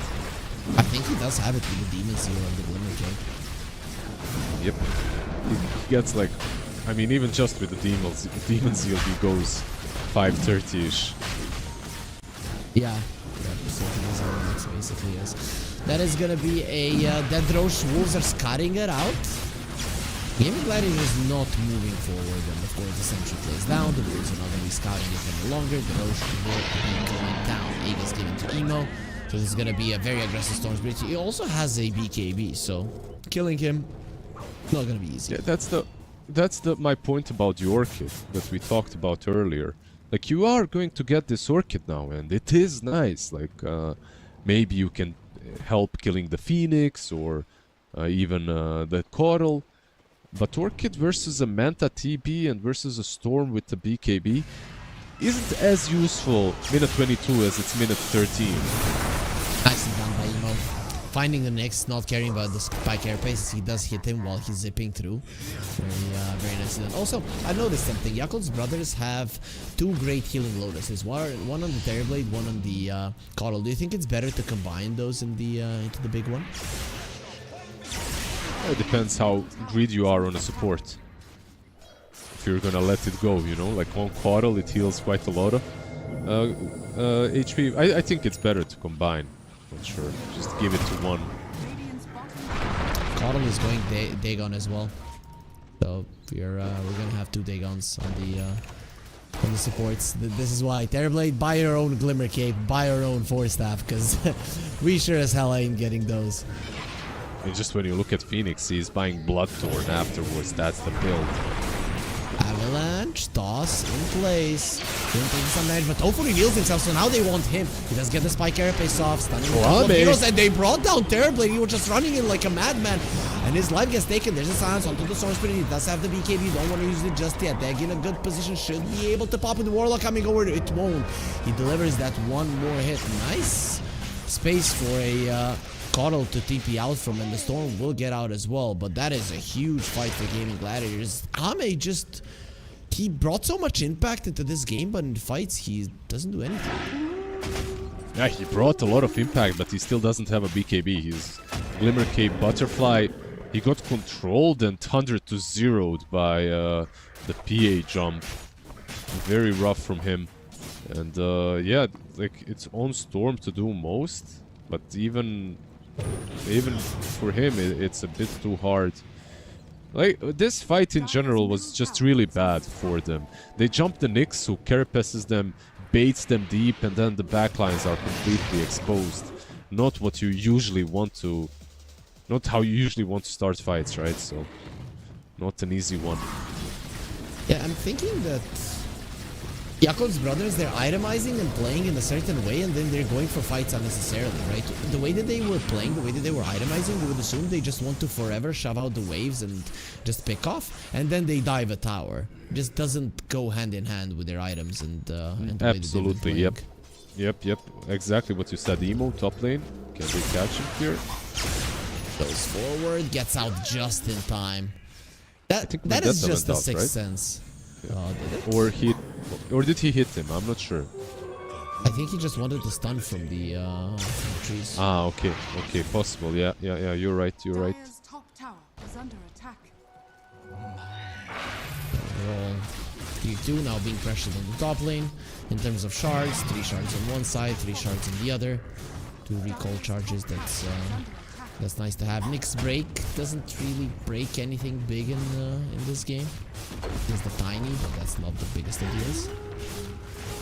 Can't make him small again, unfortunately. Radiant's bottom tower is under Make attack. him small again, as Storm Spirit has to instantly BKB now going forward. Not sure what to do. Going onto the PA, forcing out that BKB on Watson isn't something that you're capable of doing. Avalanche They're going completely in off like the market. They're going the double stun, but Boka is already dead. Now the Tiny won't move an inch. The upheaval is there, and the damage up from Watson as well. The high ground push, they will go for it. He's trying to doing the split same down thing. bottom. Yeah. He's got meta to use, maybe. Let's see. Is he Not gonna sure. do it? Ember is... These illusions in itself are pretty scary. He might not need to. Oh. GG. You get the tier 3 first. Ame showing himself. He opened up the tier 3 as well. So Rax is exposed, but Gaming Gladiators much better at pushing, it seems, especially when you have this many heroes. Radiant's bottom barracks are under They're trying to defend it a little bit, poke and prod with Storm and Phoenix, but there is only so much you can do before getting caught by Tofu. He doesn't have a blink, but there is a Force Staff, so can't really get too close. Like, these teamfights from Yakult, I don't think they're happening until Ame is just an absolute beast. But for that, he needs an MKB. Top lane, Zeal. Again, they went for the play. Seal is just being demolished. This Tiny's not getting anything. They're trying to go for the PA. The golem gets dropped, and he has the BKB. Doesn't have a full Satanic just yet, but the heals are coming through with the mask. As Watson Just moves himself away. It was close, but they still don't get him. Yeah, they bait out the BKB, but at this point, and they're off, but at this point, Watson, does he truly care? He's got Satanic as well. Ace just completed his BKB too. And all of these items are just coming for Gaiman. I really think that Yakult can't teamfight this any longer. The way you maybe win is with TB becoming the ultimate core in the game, and for that you need an MKB. MKB and the BKB, I think. I think without the BKB, it's just not gonna happen. You come close, the magic damage will kill you. Maybe I'm wrong. They are TPing mid. Maybe if they initiate first and blow everything together on one target. Just so underwhelmed by the Tiny.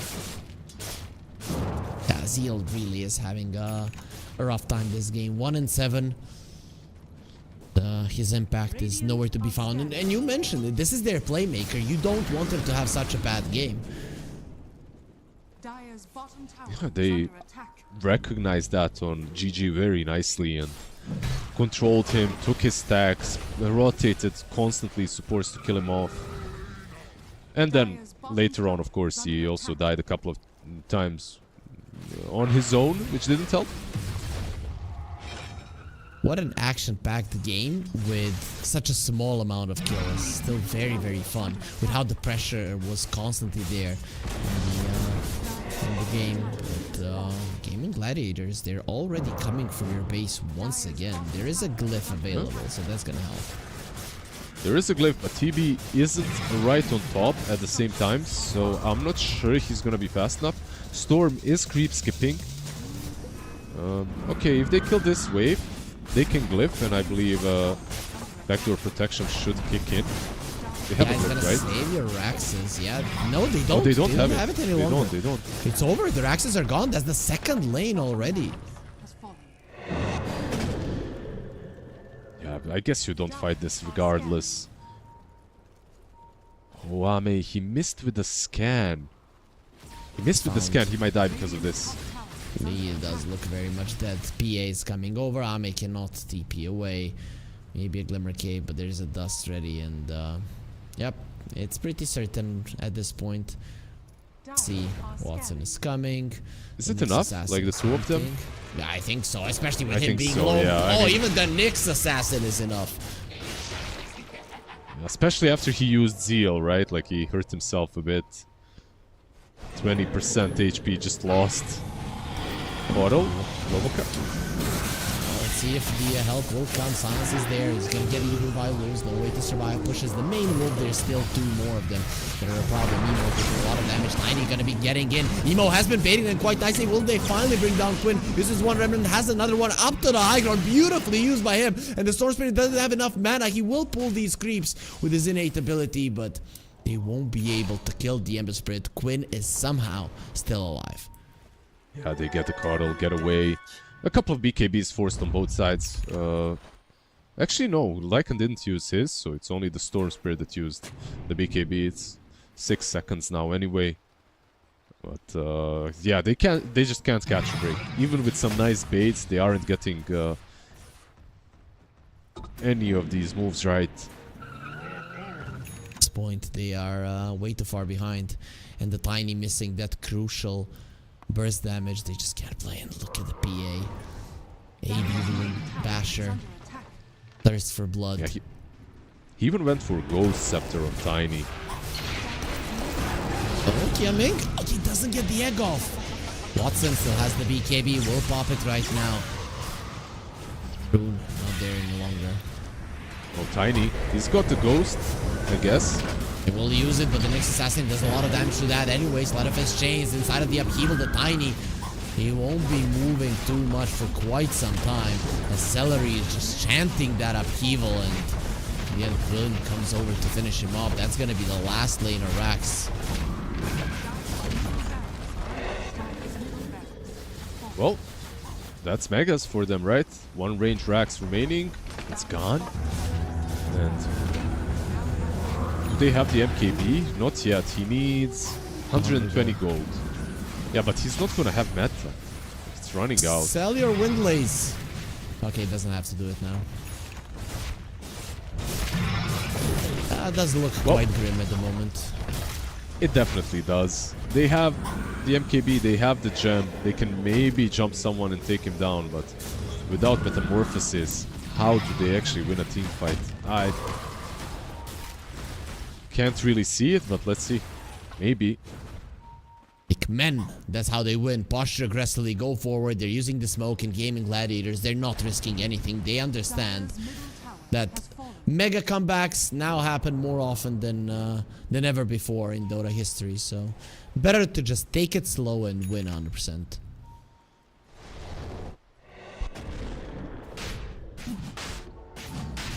Discipline, right? That's what it is.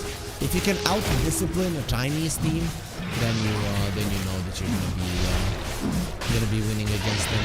I think Yakul's brothers lost their focus a couple of times in this game, and I'm The pretty tier sure. 2 fight, right? Like that one. Yep. The one in the bottom lane. Yep.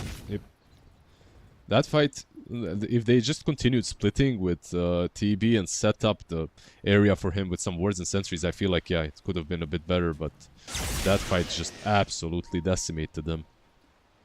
I also think Ace had some fat fingers there. Pretty sure he didn't want to wolf form out of the pit.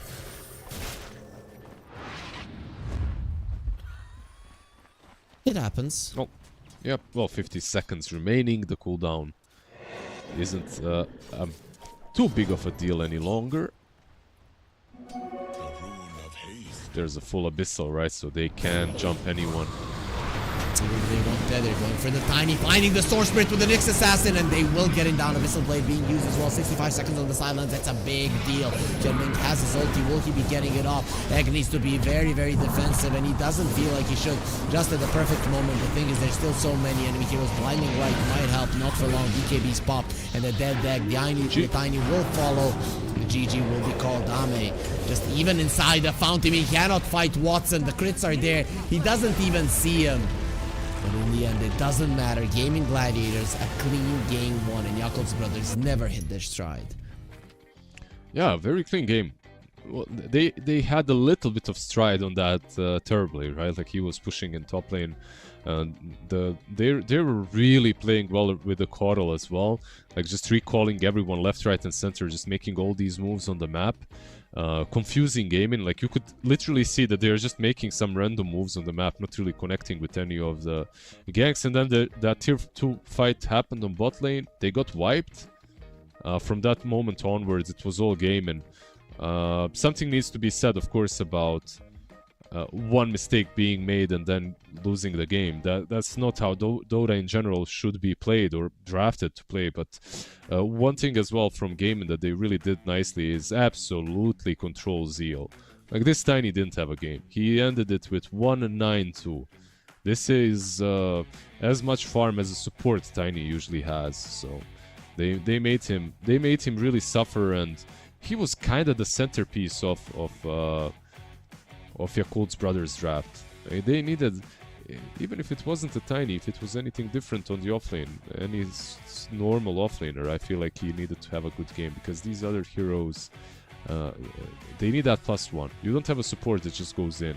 You don't have this Nyx Assassin that's making stuff happen on his own. You have a Coddle and a Phoenix.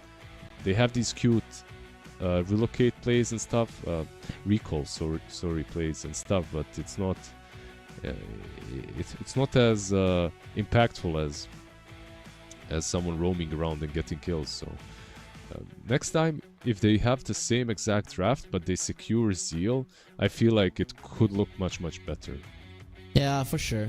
I think maybe that's the idea that you mentioned, that one fight lost shouldn't really mean that you lose a game.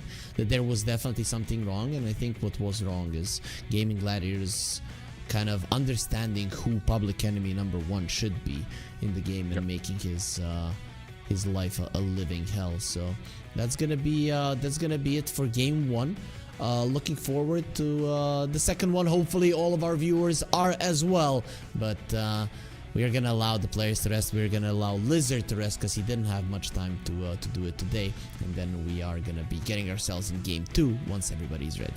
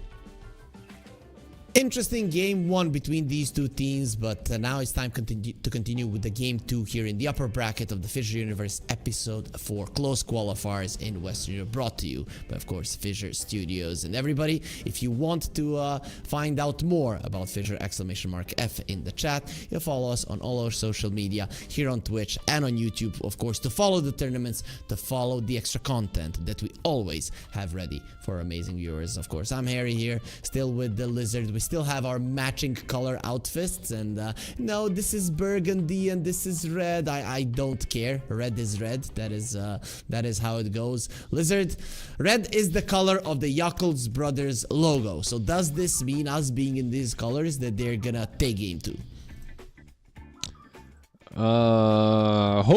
Hopefully they can take game number 2, and we can get into deciding matchup, because I don't know, I enjoyed game number 1. I know we didn't have a lot of kills, but you did say it was interesting.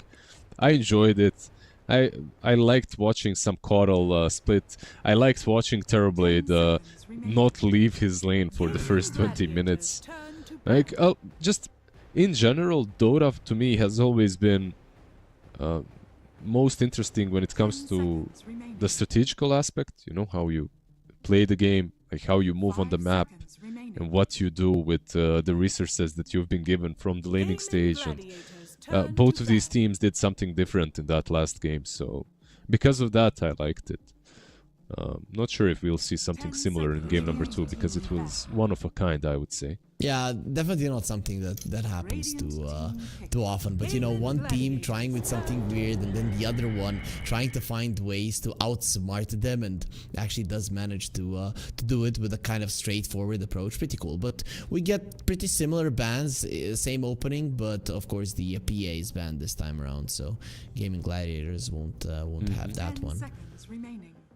Yeah, because of PA being banned and having this first pick into Phoenix, they can still open up with the Bristle if they wanted to. Like, it is not a hero they've played recently though, so maybe they've banned it a lot, but I can't see any games where they picked a Bristle, so maybe they just don't want to play it in general on game. And actually, like, out of the last 10 games that I'm seeing, I don't see a single Bristle on their side. Yeah, I guess they probably tried to play it in the past and it didn't work out. So Gaming Gladiators are definitely going with something new. They go with the Magnus. In the last 20 days, they haven't played Bristle. On Dota buff, at least. If Dota buff is lying, so am I. But I can't remember them as well. They like you said, they get the Mag instead. Do you like this? I'm fine with it. I think they can play it on both 1 and 3. I'm pretty sure Tofu can pull it out as well if need be, so I just think the flexibility makes it okay. I know you're not a fan, I'm not even gonna ask you. I'm okay with some, like, carry mag. I'm a big hater of position 4 mag when teams like to and try to experiment with that. I feel like it works. If it works, it doesn't work because of the position 4 mag. It's just one of those heroes, you know. You did win with the position 4 mag, but not because of him.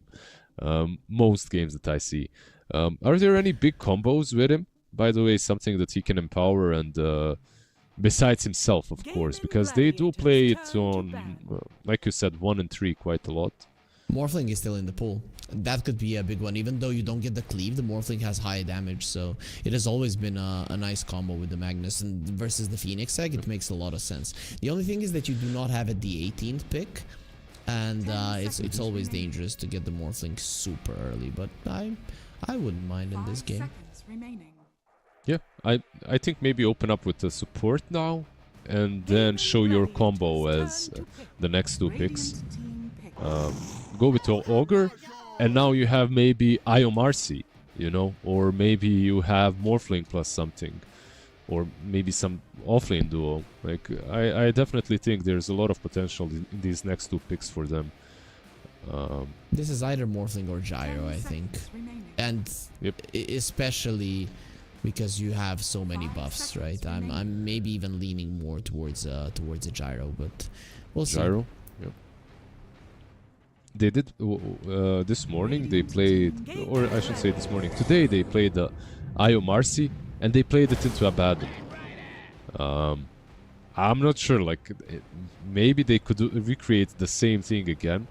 Probably not with an ogre in the game, though. So, like you said, a lot of buffs already. Maybe it's time to just pull out one of those gyrocopter games. Yeah, I think. Or just put Mag on safe lane even. Yeah, maybe. But I think with the Abaddon that the Morphling kind of falls out of favor immediately. I mean, we've already seen today even just how hard it can be to deal with it. So I definitely would like to see a gyro, but wouldn't mind a Magnus either.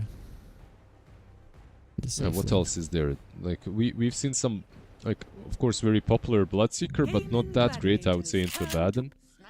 They got a sniper for themselves. Good old sniper.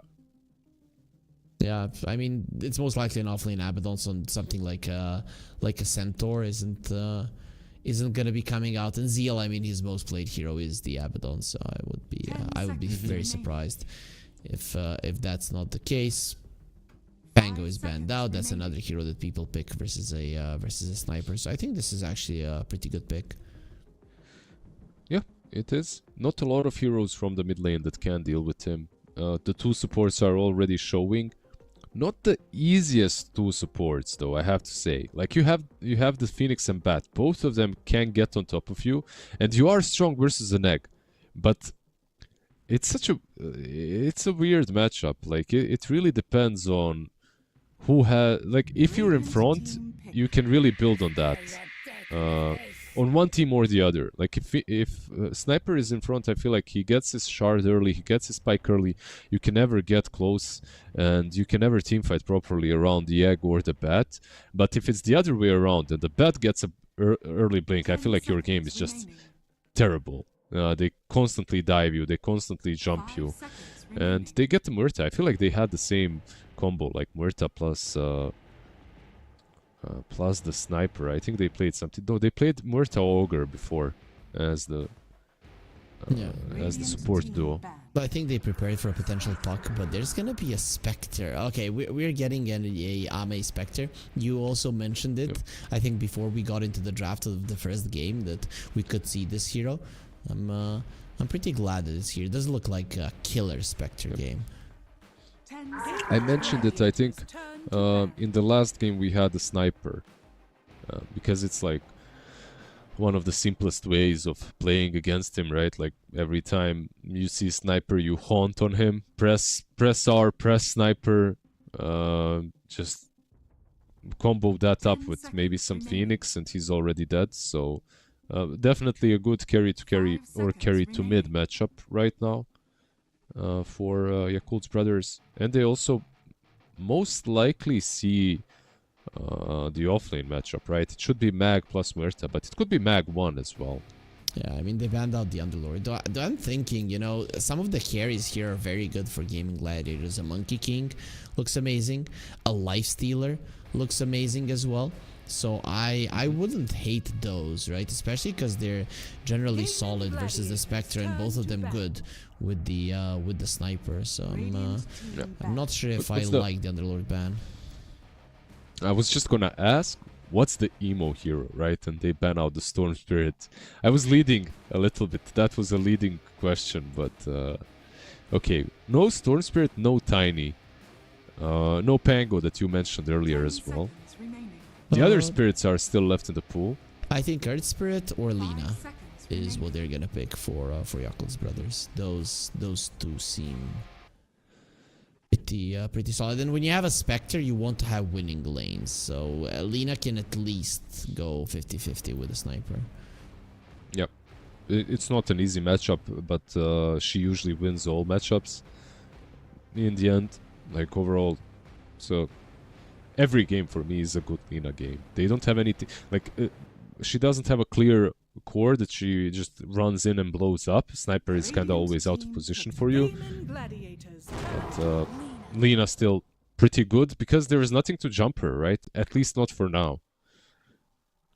Okay, so with the Lifestealer being banned, I'm really liking a Monkey King if Watson wants to play it. But if they're picking an offlaner, Ace Tide, still not great with the Abaddon on the other side. 5 seconds seconds Yep. remaining. All these big ultis into a photic shield and ulti R. Maybe just a Lycan again. Oh, he's banned. That Yeah, would be my alright. bad. My bad, he's banned. Banned? Yeah, look at him. Second phase by Gaming Gladiators. Just there between the Ogre and the Magnus. They're just two big boys. Yeah. Kind of hard to see. They hit him. Beast as well. If you're looking at other Zoo heroes, Beast as well is banned. Getting on top of Lina can prove to be kind of difficult. I know you watched LeBron play that last game, Zero Tenacity versus Night Pulse, right? Yep. And the way they dealt with Lina was a Spirit Breaker. Desire played it. And I know that hero is absolutely dead, but maybe in some other game. Maybe not in this one. Just Muerta constantly carry? charging her. You know? Muerta carry with the Spirit Breaker. Yeah, I mean, I'm such a not big this fan. game. Yeah, I know, Yeah. but I'm such a No, big not fan this of game the for hero. sure.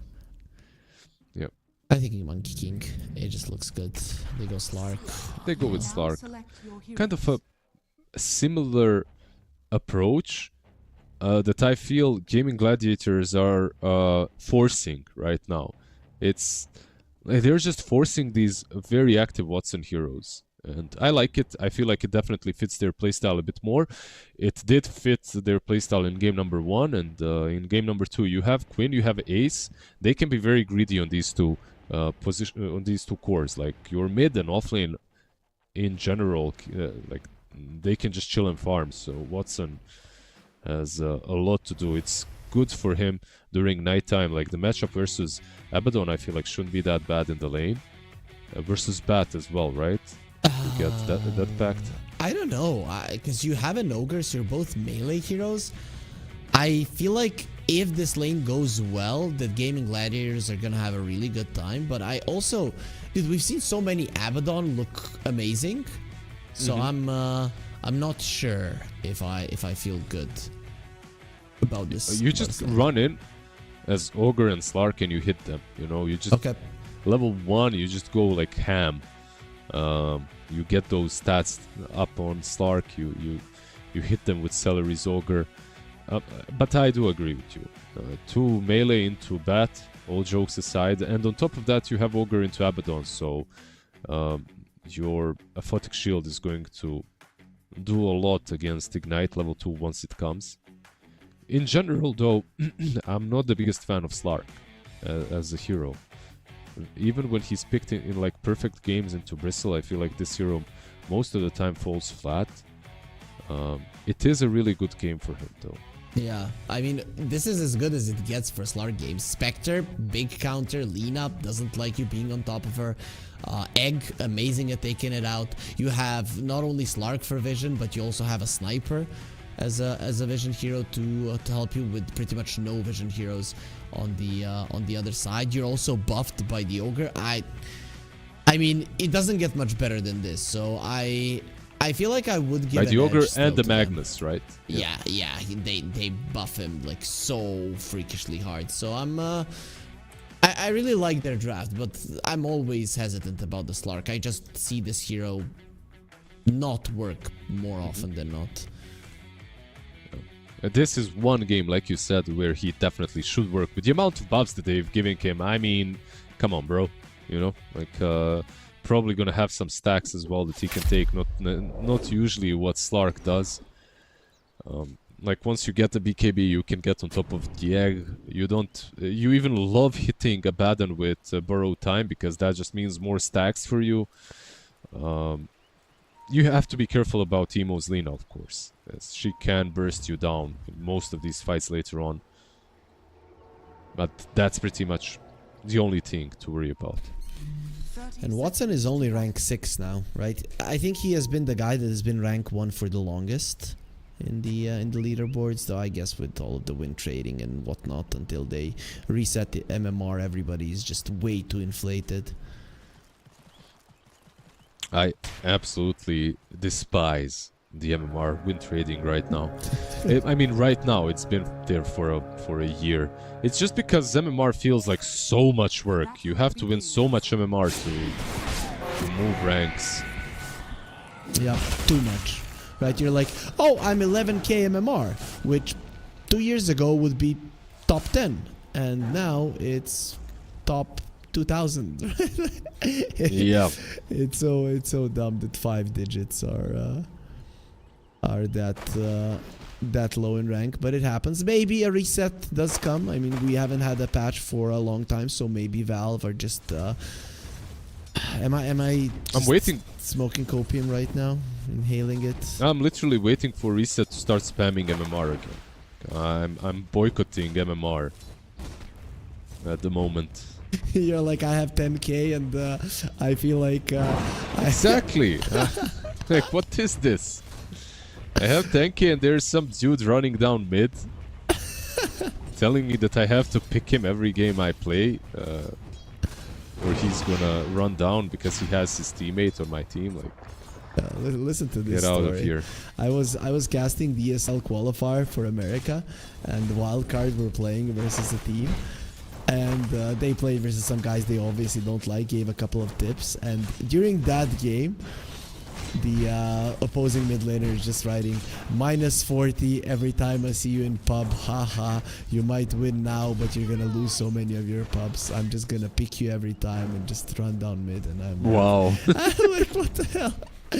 What the hell is going on? Yeah.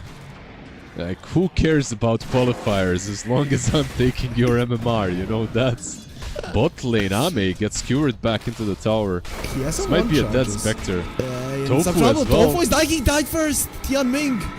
Just overtime damage of the Phoenix. Man, this Dying Light is such an insane spell. Or Yeah, innate ability. it wasn't even it though. Like, he tossed. It was it, of course, at first, and then he tossed a blood grenade for some extra Yeah. damage. Yeah, what I mean is, like, level 1 fire spirits back in the day wouldn't get Tofu close to low, and then they're fighting. Oh yeah, He's just absolutely. getting him low, and then Tofu tries to escape and dies because of that. And just keep in mind that it was even more broken. Now it's 4%. It was no. Now it's 4.5. It was 6%, and it had bigger range. So it was like, I really think this hero was out to win every time you pick him. Oh, Well, You he's get gonna him now. be auto kill right now. So Yep. this Magnus is having a really good time, and I guess Spectre doesn't mind losing the lane, but the Slark is being demolished, and this is what I was scared of, that Watson is just not gonna have a good time. This is pretty bad. absolutely. But I just have to commend Ace and Tofu on that play down bottom. It was perfect. Very nicely done to kill the Phoenix before the dive came out. Like the dead shot into calling, into skewer.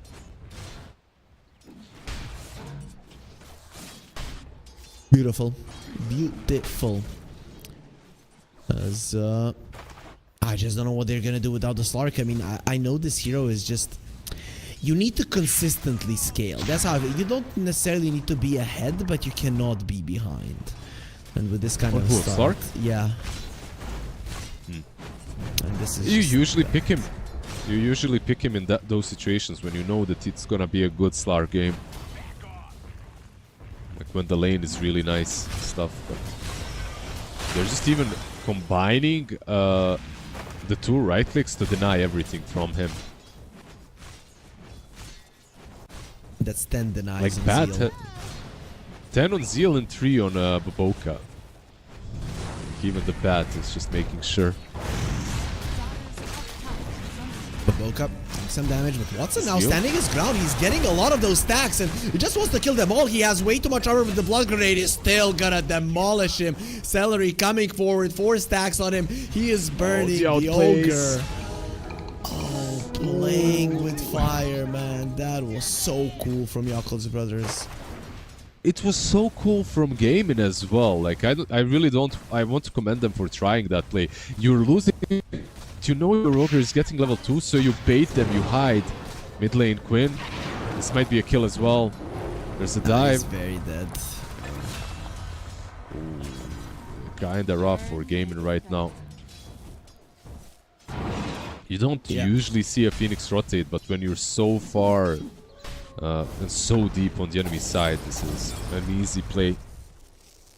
Yeah, Phoenix rotations aren't bad in the mid lane if you find the opportunity. It's very hard to dive. He doesn't have a dive now though, so it might be just easy pickings for this Muerta. Dead shot available, gonna get the connection, get him closer, and Tofu just using the spells in a perfect way. Very nice grab. Yeah. Reading the movements as well, has a good ward now too to scout the enemy jungle. I still think what happened on top lane is the most impactful part of this laning stage. Watson. Oh, the leap got blocked. They don't have flame break though. They can still kill him. They have the chase. Are they? Ogre is coming. He is there for the help. Bloodlust stun. All is I mean, all is definitely not good. You still can't get close to the creeps. Yeah, the nighttime bonus movement speed kinda saved him there.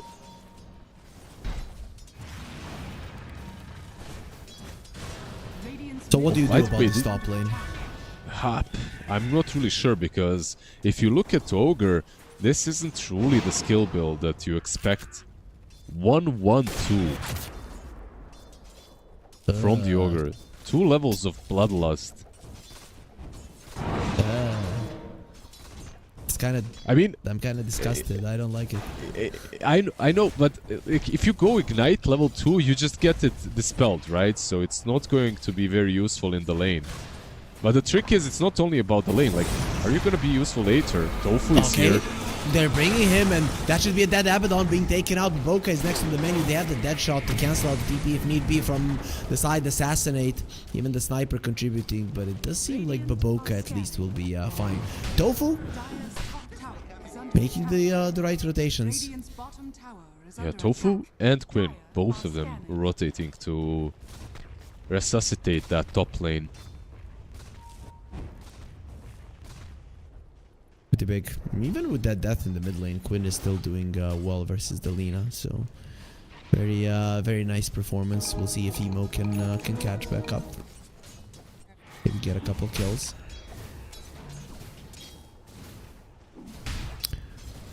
Okay, Ace with his greed. So we're not gonna be seeing an early blink on the Magnus. I think we saw him do this today as well.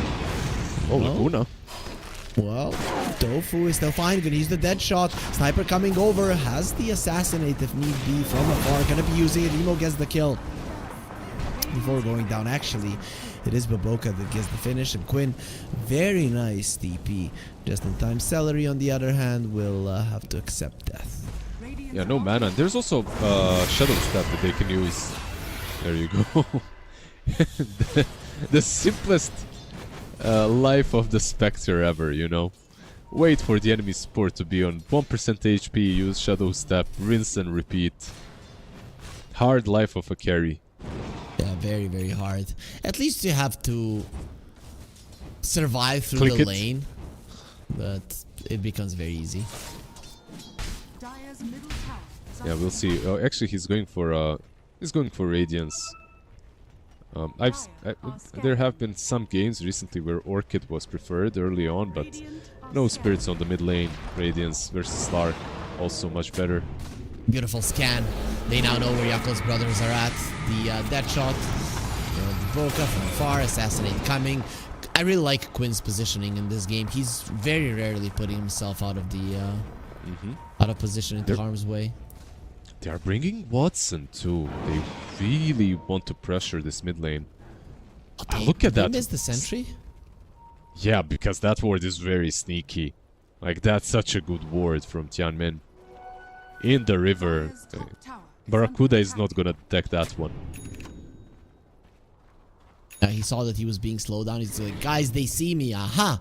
You have a ward here. Well, not really.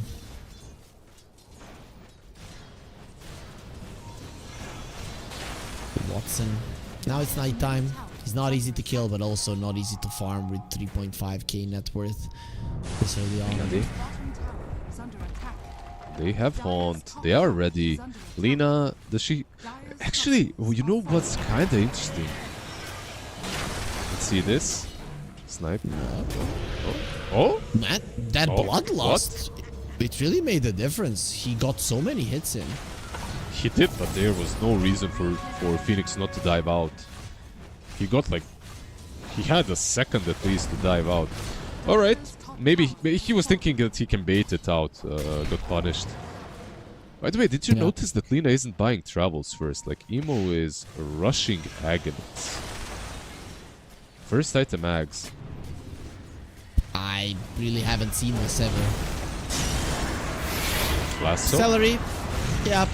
Hard life of a Spectre, as you said. He will get a kill once again and immediately just haunts back to the bottom lane. So hard.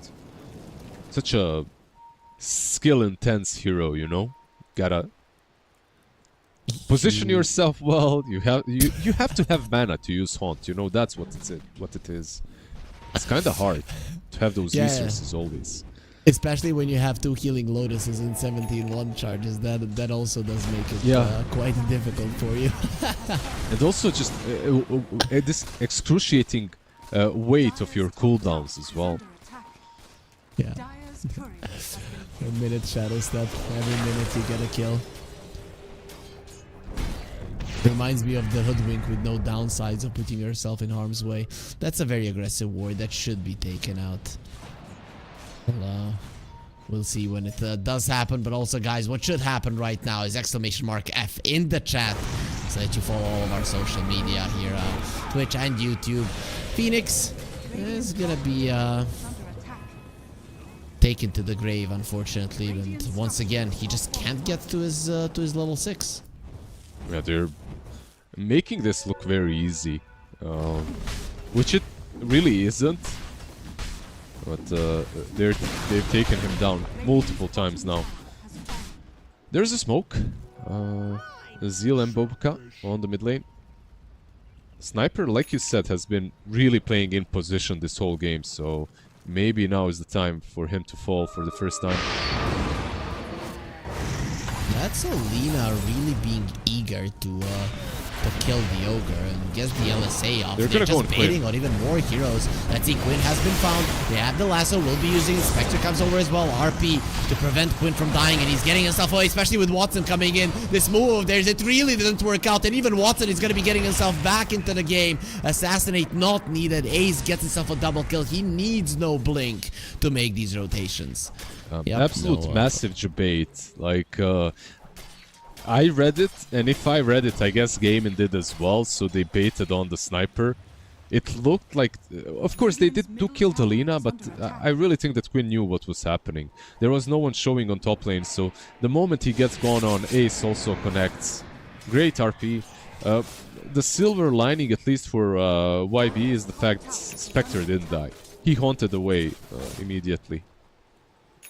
Yeah, look at it. He doesn't have cat ears. He has like bear ears for his headset. But Scan is there for gaming gladiators. Tianming does break the smoke, and let's see what they can do with this harpoon. No RP, so he should be fine.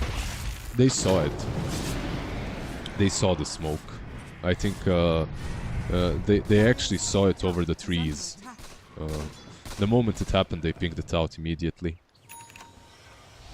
That's an early Shadow Blade on the sniper. Interesting turn of items. Everybody just always goes Maelstrom, but why does everybody doing something make it right? Well, Quinn making the new meta. Well, why do you buy the Maelstrom? It's very simple. You can farm faster with it, right? You get a lot of damage, of course, as well to fight with, but in this game where he's being haunted all the time, maybe this truly is better. Obuka. The Dust gonna get assassinated, and even Ace will be coming over. He has the harpoon ready, but Boca is taking them for a ride multiple times in this game. Loses the Firefly, and the harpoon into the hands of the sniper. The one who was being hunted earlier will be the one to claim the kill now. Yeah, the Bloodlust bonus movement speed plus the insane range of harpoon catching the bat. He did juke them well, but not well enough. Like this game where they were kind of owning the laning stage is very slow right now. The thing is, they were owning the top lane. The mid lane and the bottom lane were always in favor of GG, so let's see. Abaddon finally... Did he skill his ulti? No, but he's saving it. Ame. He's just dead here. Yeah, very much so. He's got the relic at least, but that was such a clean and easy pick off. They killed him without committing any big spells, basically. A couple of shrapnel charges and a pounce, that was it. Yakov's brothers seem kind of lost in this one. They're gonna try to kill him. RP is at the ready if they can get it off. He's not even trying. They'll just use it on Boboka to make this a 1-for-1 trade. Phoenix diving around, decides not to use the egg. It just would be an easy grab for a Slark. I just love... this is the game that Tianmin has had so far. Every time I look at him, he's just diving with 1 HP and dying without using the egg, you know? He's just like... I wasn't looking at him, I was looking at Solo Bat being RP'd. And then suddenly in my frame there's a Phoenix with 1 HP flying in. Poor guy, just can't get a break. And Yakov's brothers, do they seem a bit lost to you? Do you think maybe this day is a bit too long for them, or has been a bit too long for them? I think this night is a bit too long for them. With Slark just hunting. But yeah, perhaps a lot of games today. Same can be said for Gaimin though. And still no travels on Emo, by the way. He just bought a shard.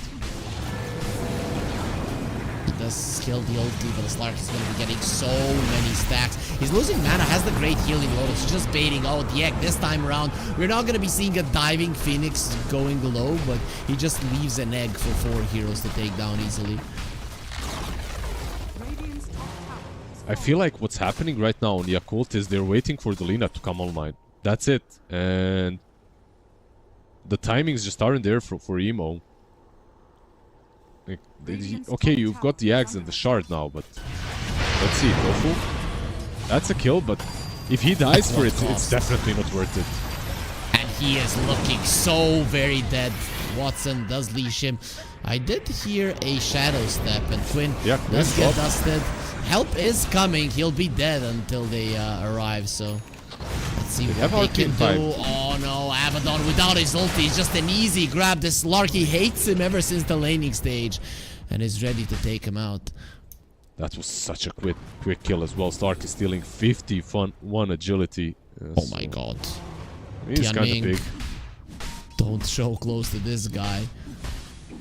It's of course not gonna last that long, but it's a huge amount. So overall,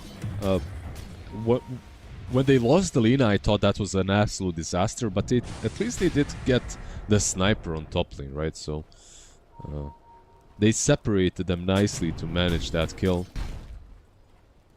It's still kind of a disaster, especially because all of their wards are being taken out. I really like that Watson almost always has a sentry on him, and he's just running around the map making sure that enemies don't see anything. Invisibility.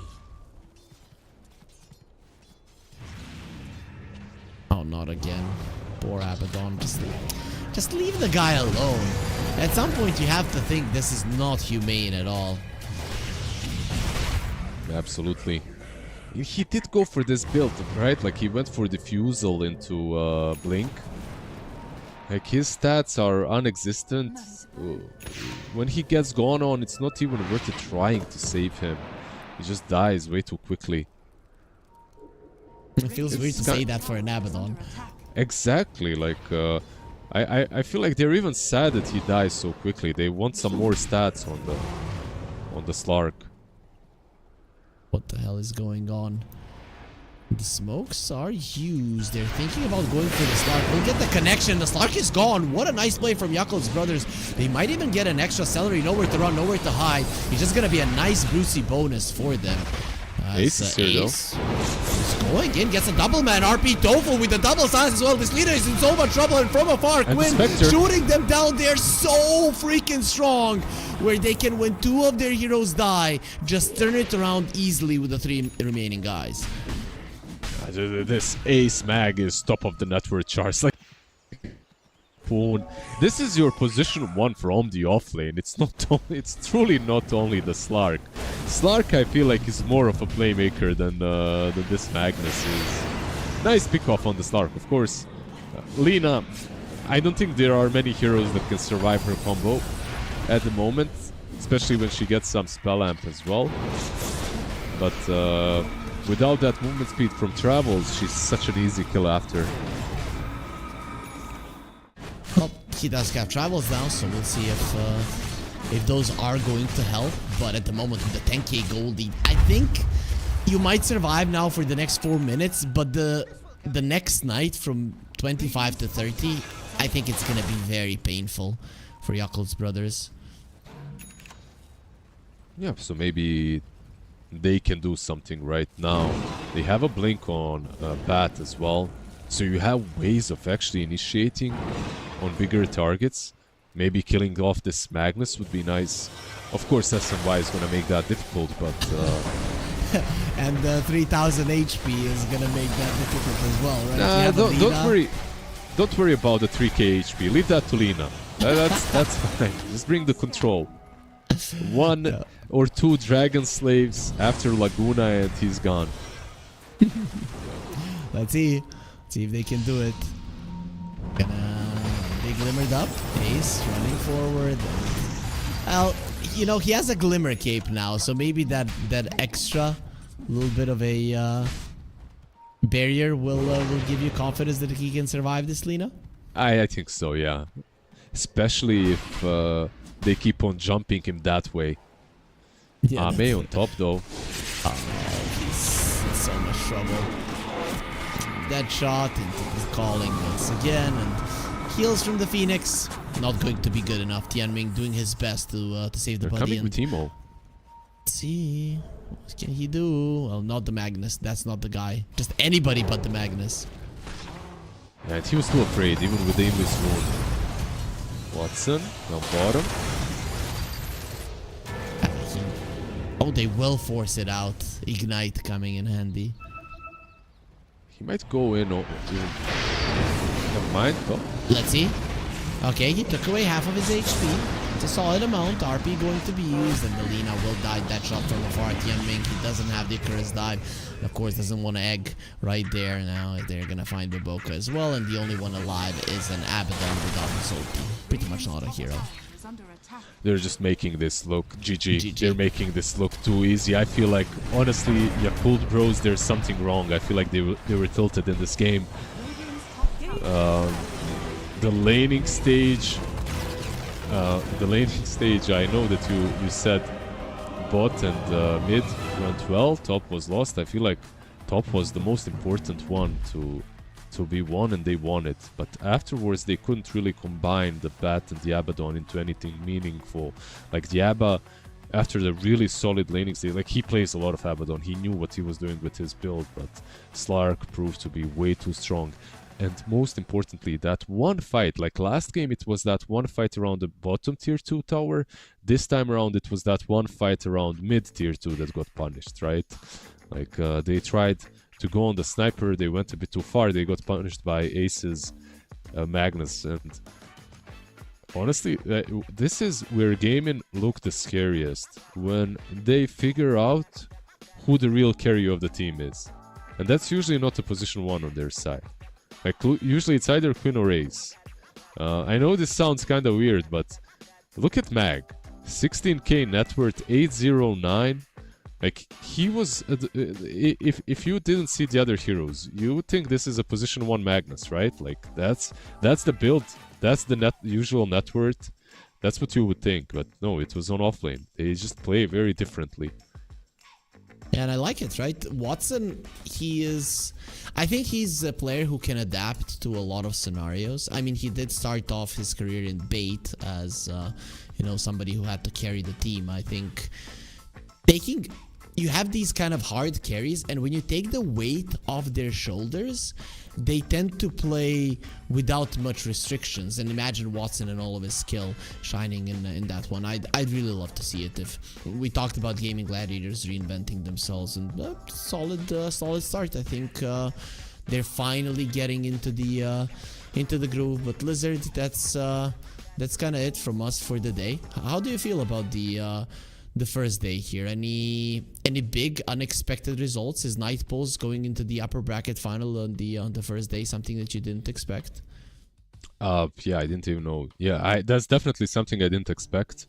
Besides that, maybe OG as well. I mean, even when the game started, we said that was a close one. But OG versus Zero Tenacity, OG dropping down and Nigma dropping down. I wouldn't say unexpected. Kind of something that we, unfortunately, if you're a fan of one or the other, do expect. At the same time, yeah, we'll see. One of them needs to go out. On the other side, we will have Gaming Gladiators fighting versus them, right? Like that should be Gaming versus Night Pulse. That should be our upper bracket final. So kind of expected, I think. Gaming and Yakult, the two teams that probably will qualify, but of course a much longer road for Yakult's brothers. So tomorrow we are gonna have 3 series, 3 best of 3s. So it's gonna be a very long day. We are gonna be starting at 11 CET with Yakult's brothers versus the winner of OG Nigma. Currently it's 1-0 for Nigma, but game 2 OG are doing quite well for themselves. We're gonna move on to Zero Tenacity versus Team Secret after that series ends, and then we will later on in the day be looking at Gaming Gladiators versus Night Pulse for that first spot here from the Western European qualifiers for the FISSURE Universe episode 4. So Lizard, I mean, you and me, we watched Eastern Europe. Now we're watching Western Europe. At least after the first day, any thoughts? Do you think this is going to be more exciting, less exciting? I think it's a bit more exciting because of the ideas. I feel like we are seeing some better ideas in this qualifier. In Eastern Europe, it's a little bit more stock standard than just pub meta. Here we have not only like the way they approach the games, but the drafts as well are a bit different. And of course, the qualifiers, they have a couple of stronger names. So I do expect a qualifier that will be more interesting for both of us. Okay, that makes a lot of sense. I mean, bigger names also in this one as well, but also everybody, do not forget to follow FISSURE, right? That is why you are here. You need to follow all the channels, !F in the chat, follow all of our social media. Make sure that you are here tomorrow as well, because it's gonna be another great day of Dota here with Harry and with Lizard in the Western European qualifiers of FISSURE Universe episode 4, brought to you by FISSURE Studio. And with that being said, now we are gonna be ending the day. So hopefully we see you all tomorrow here for another great day of Dota. But until then, everybody, have a good night and bye bye.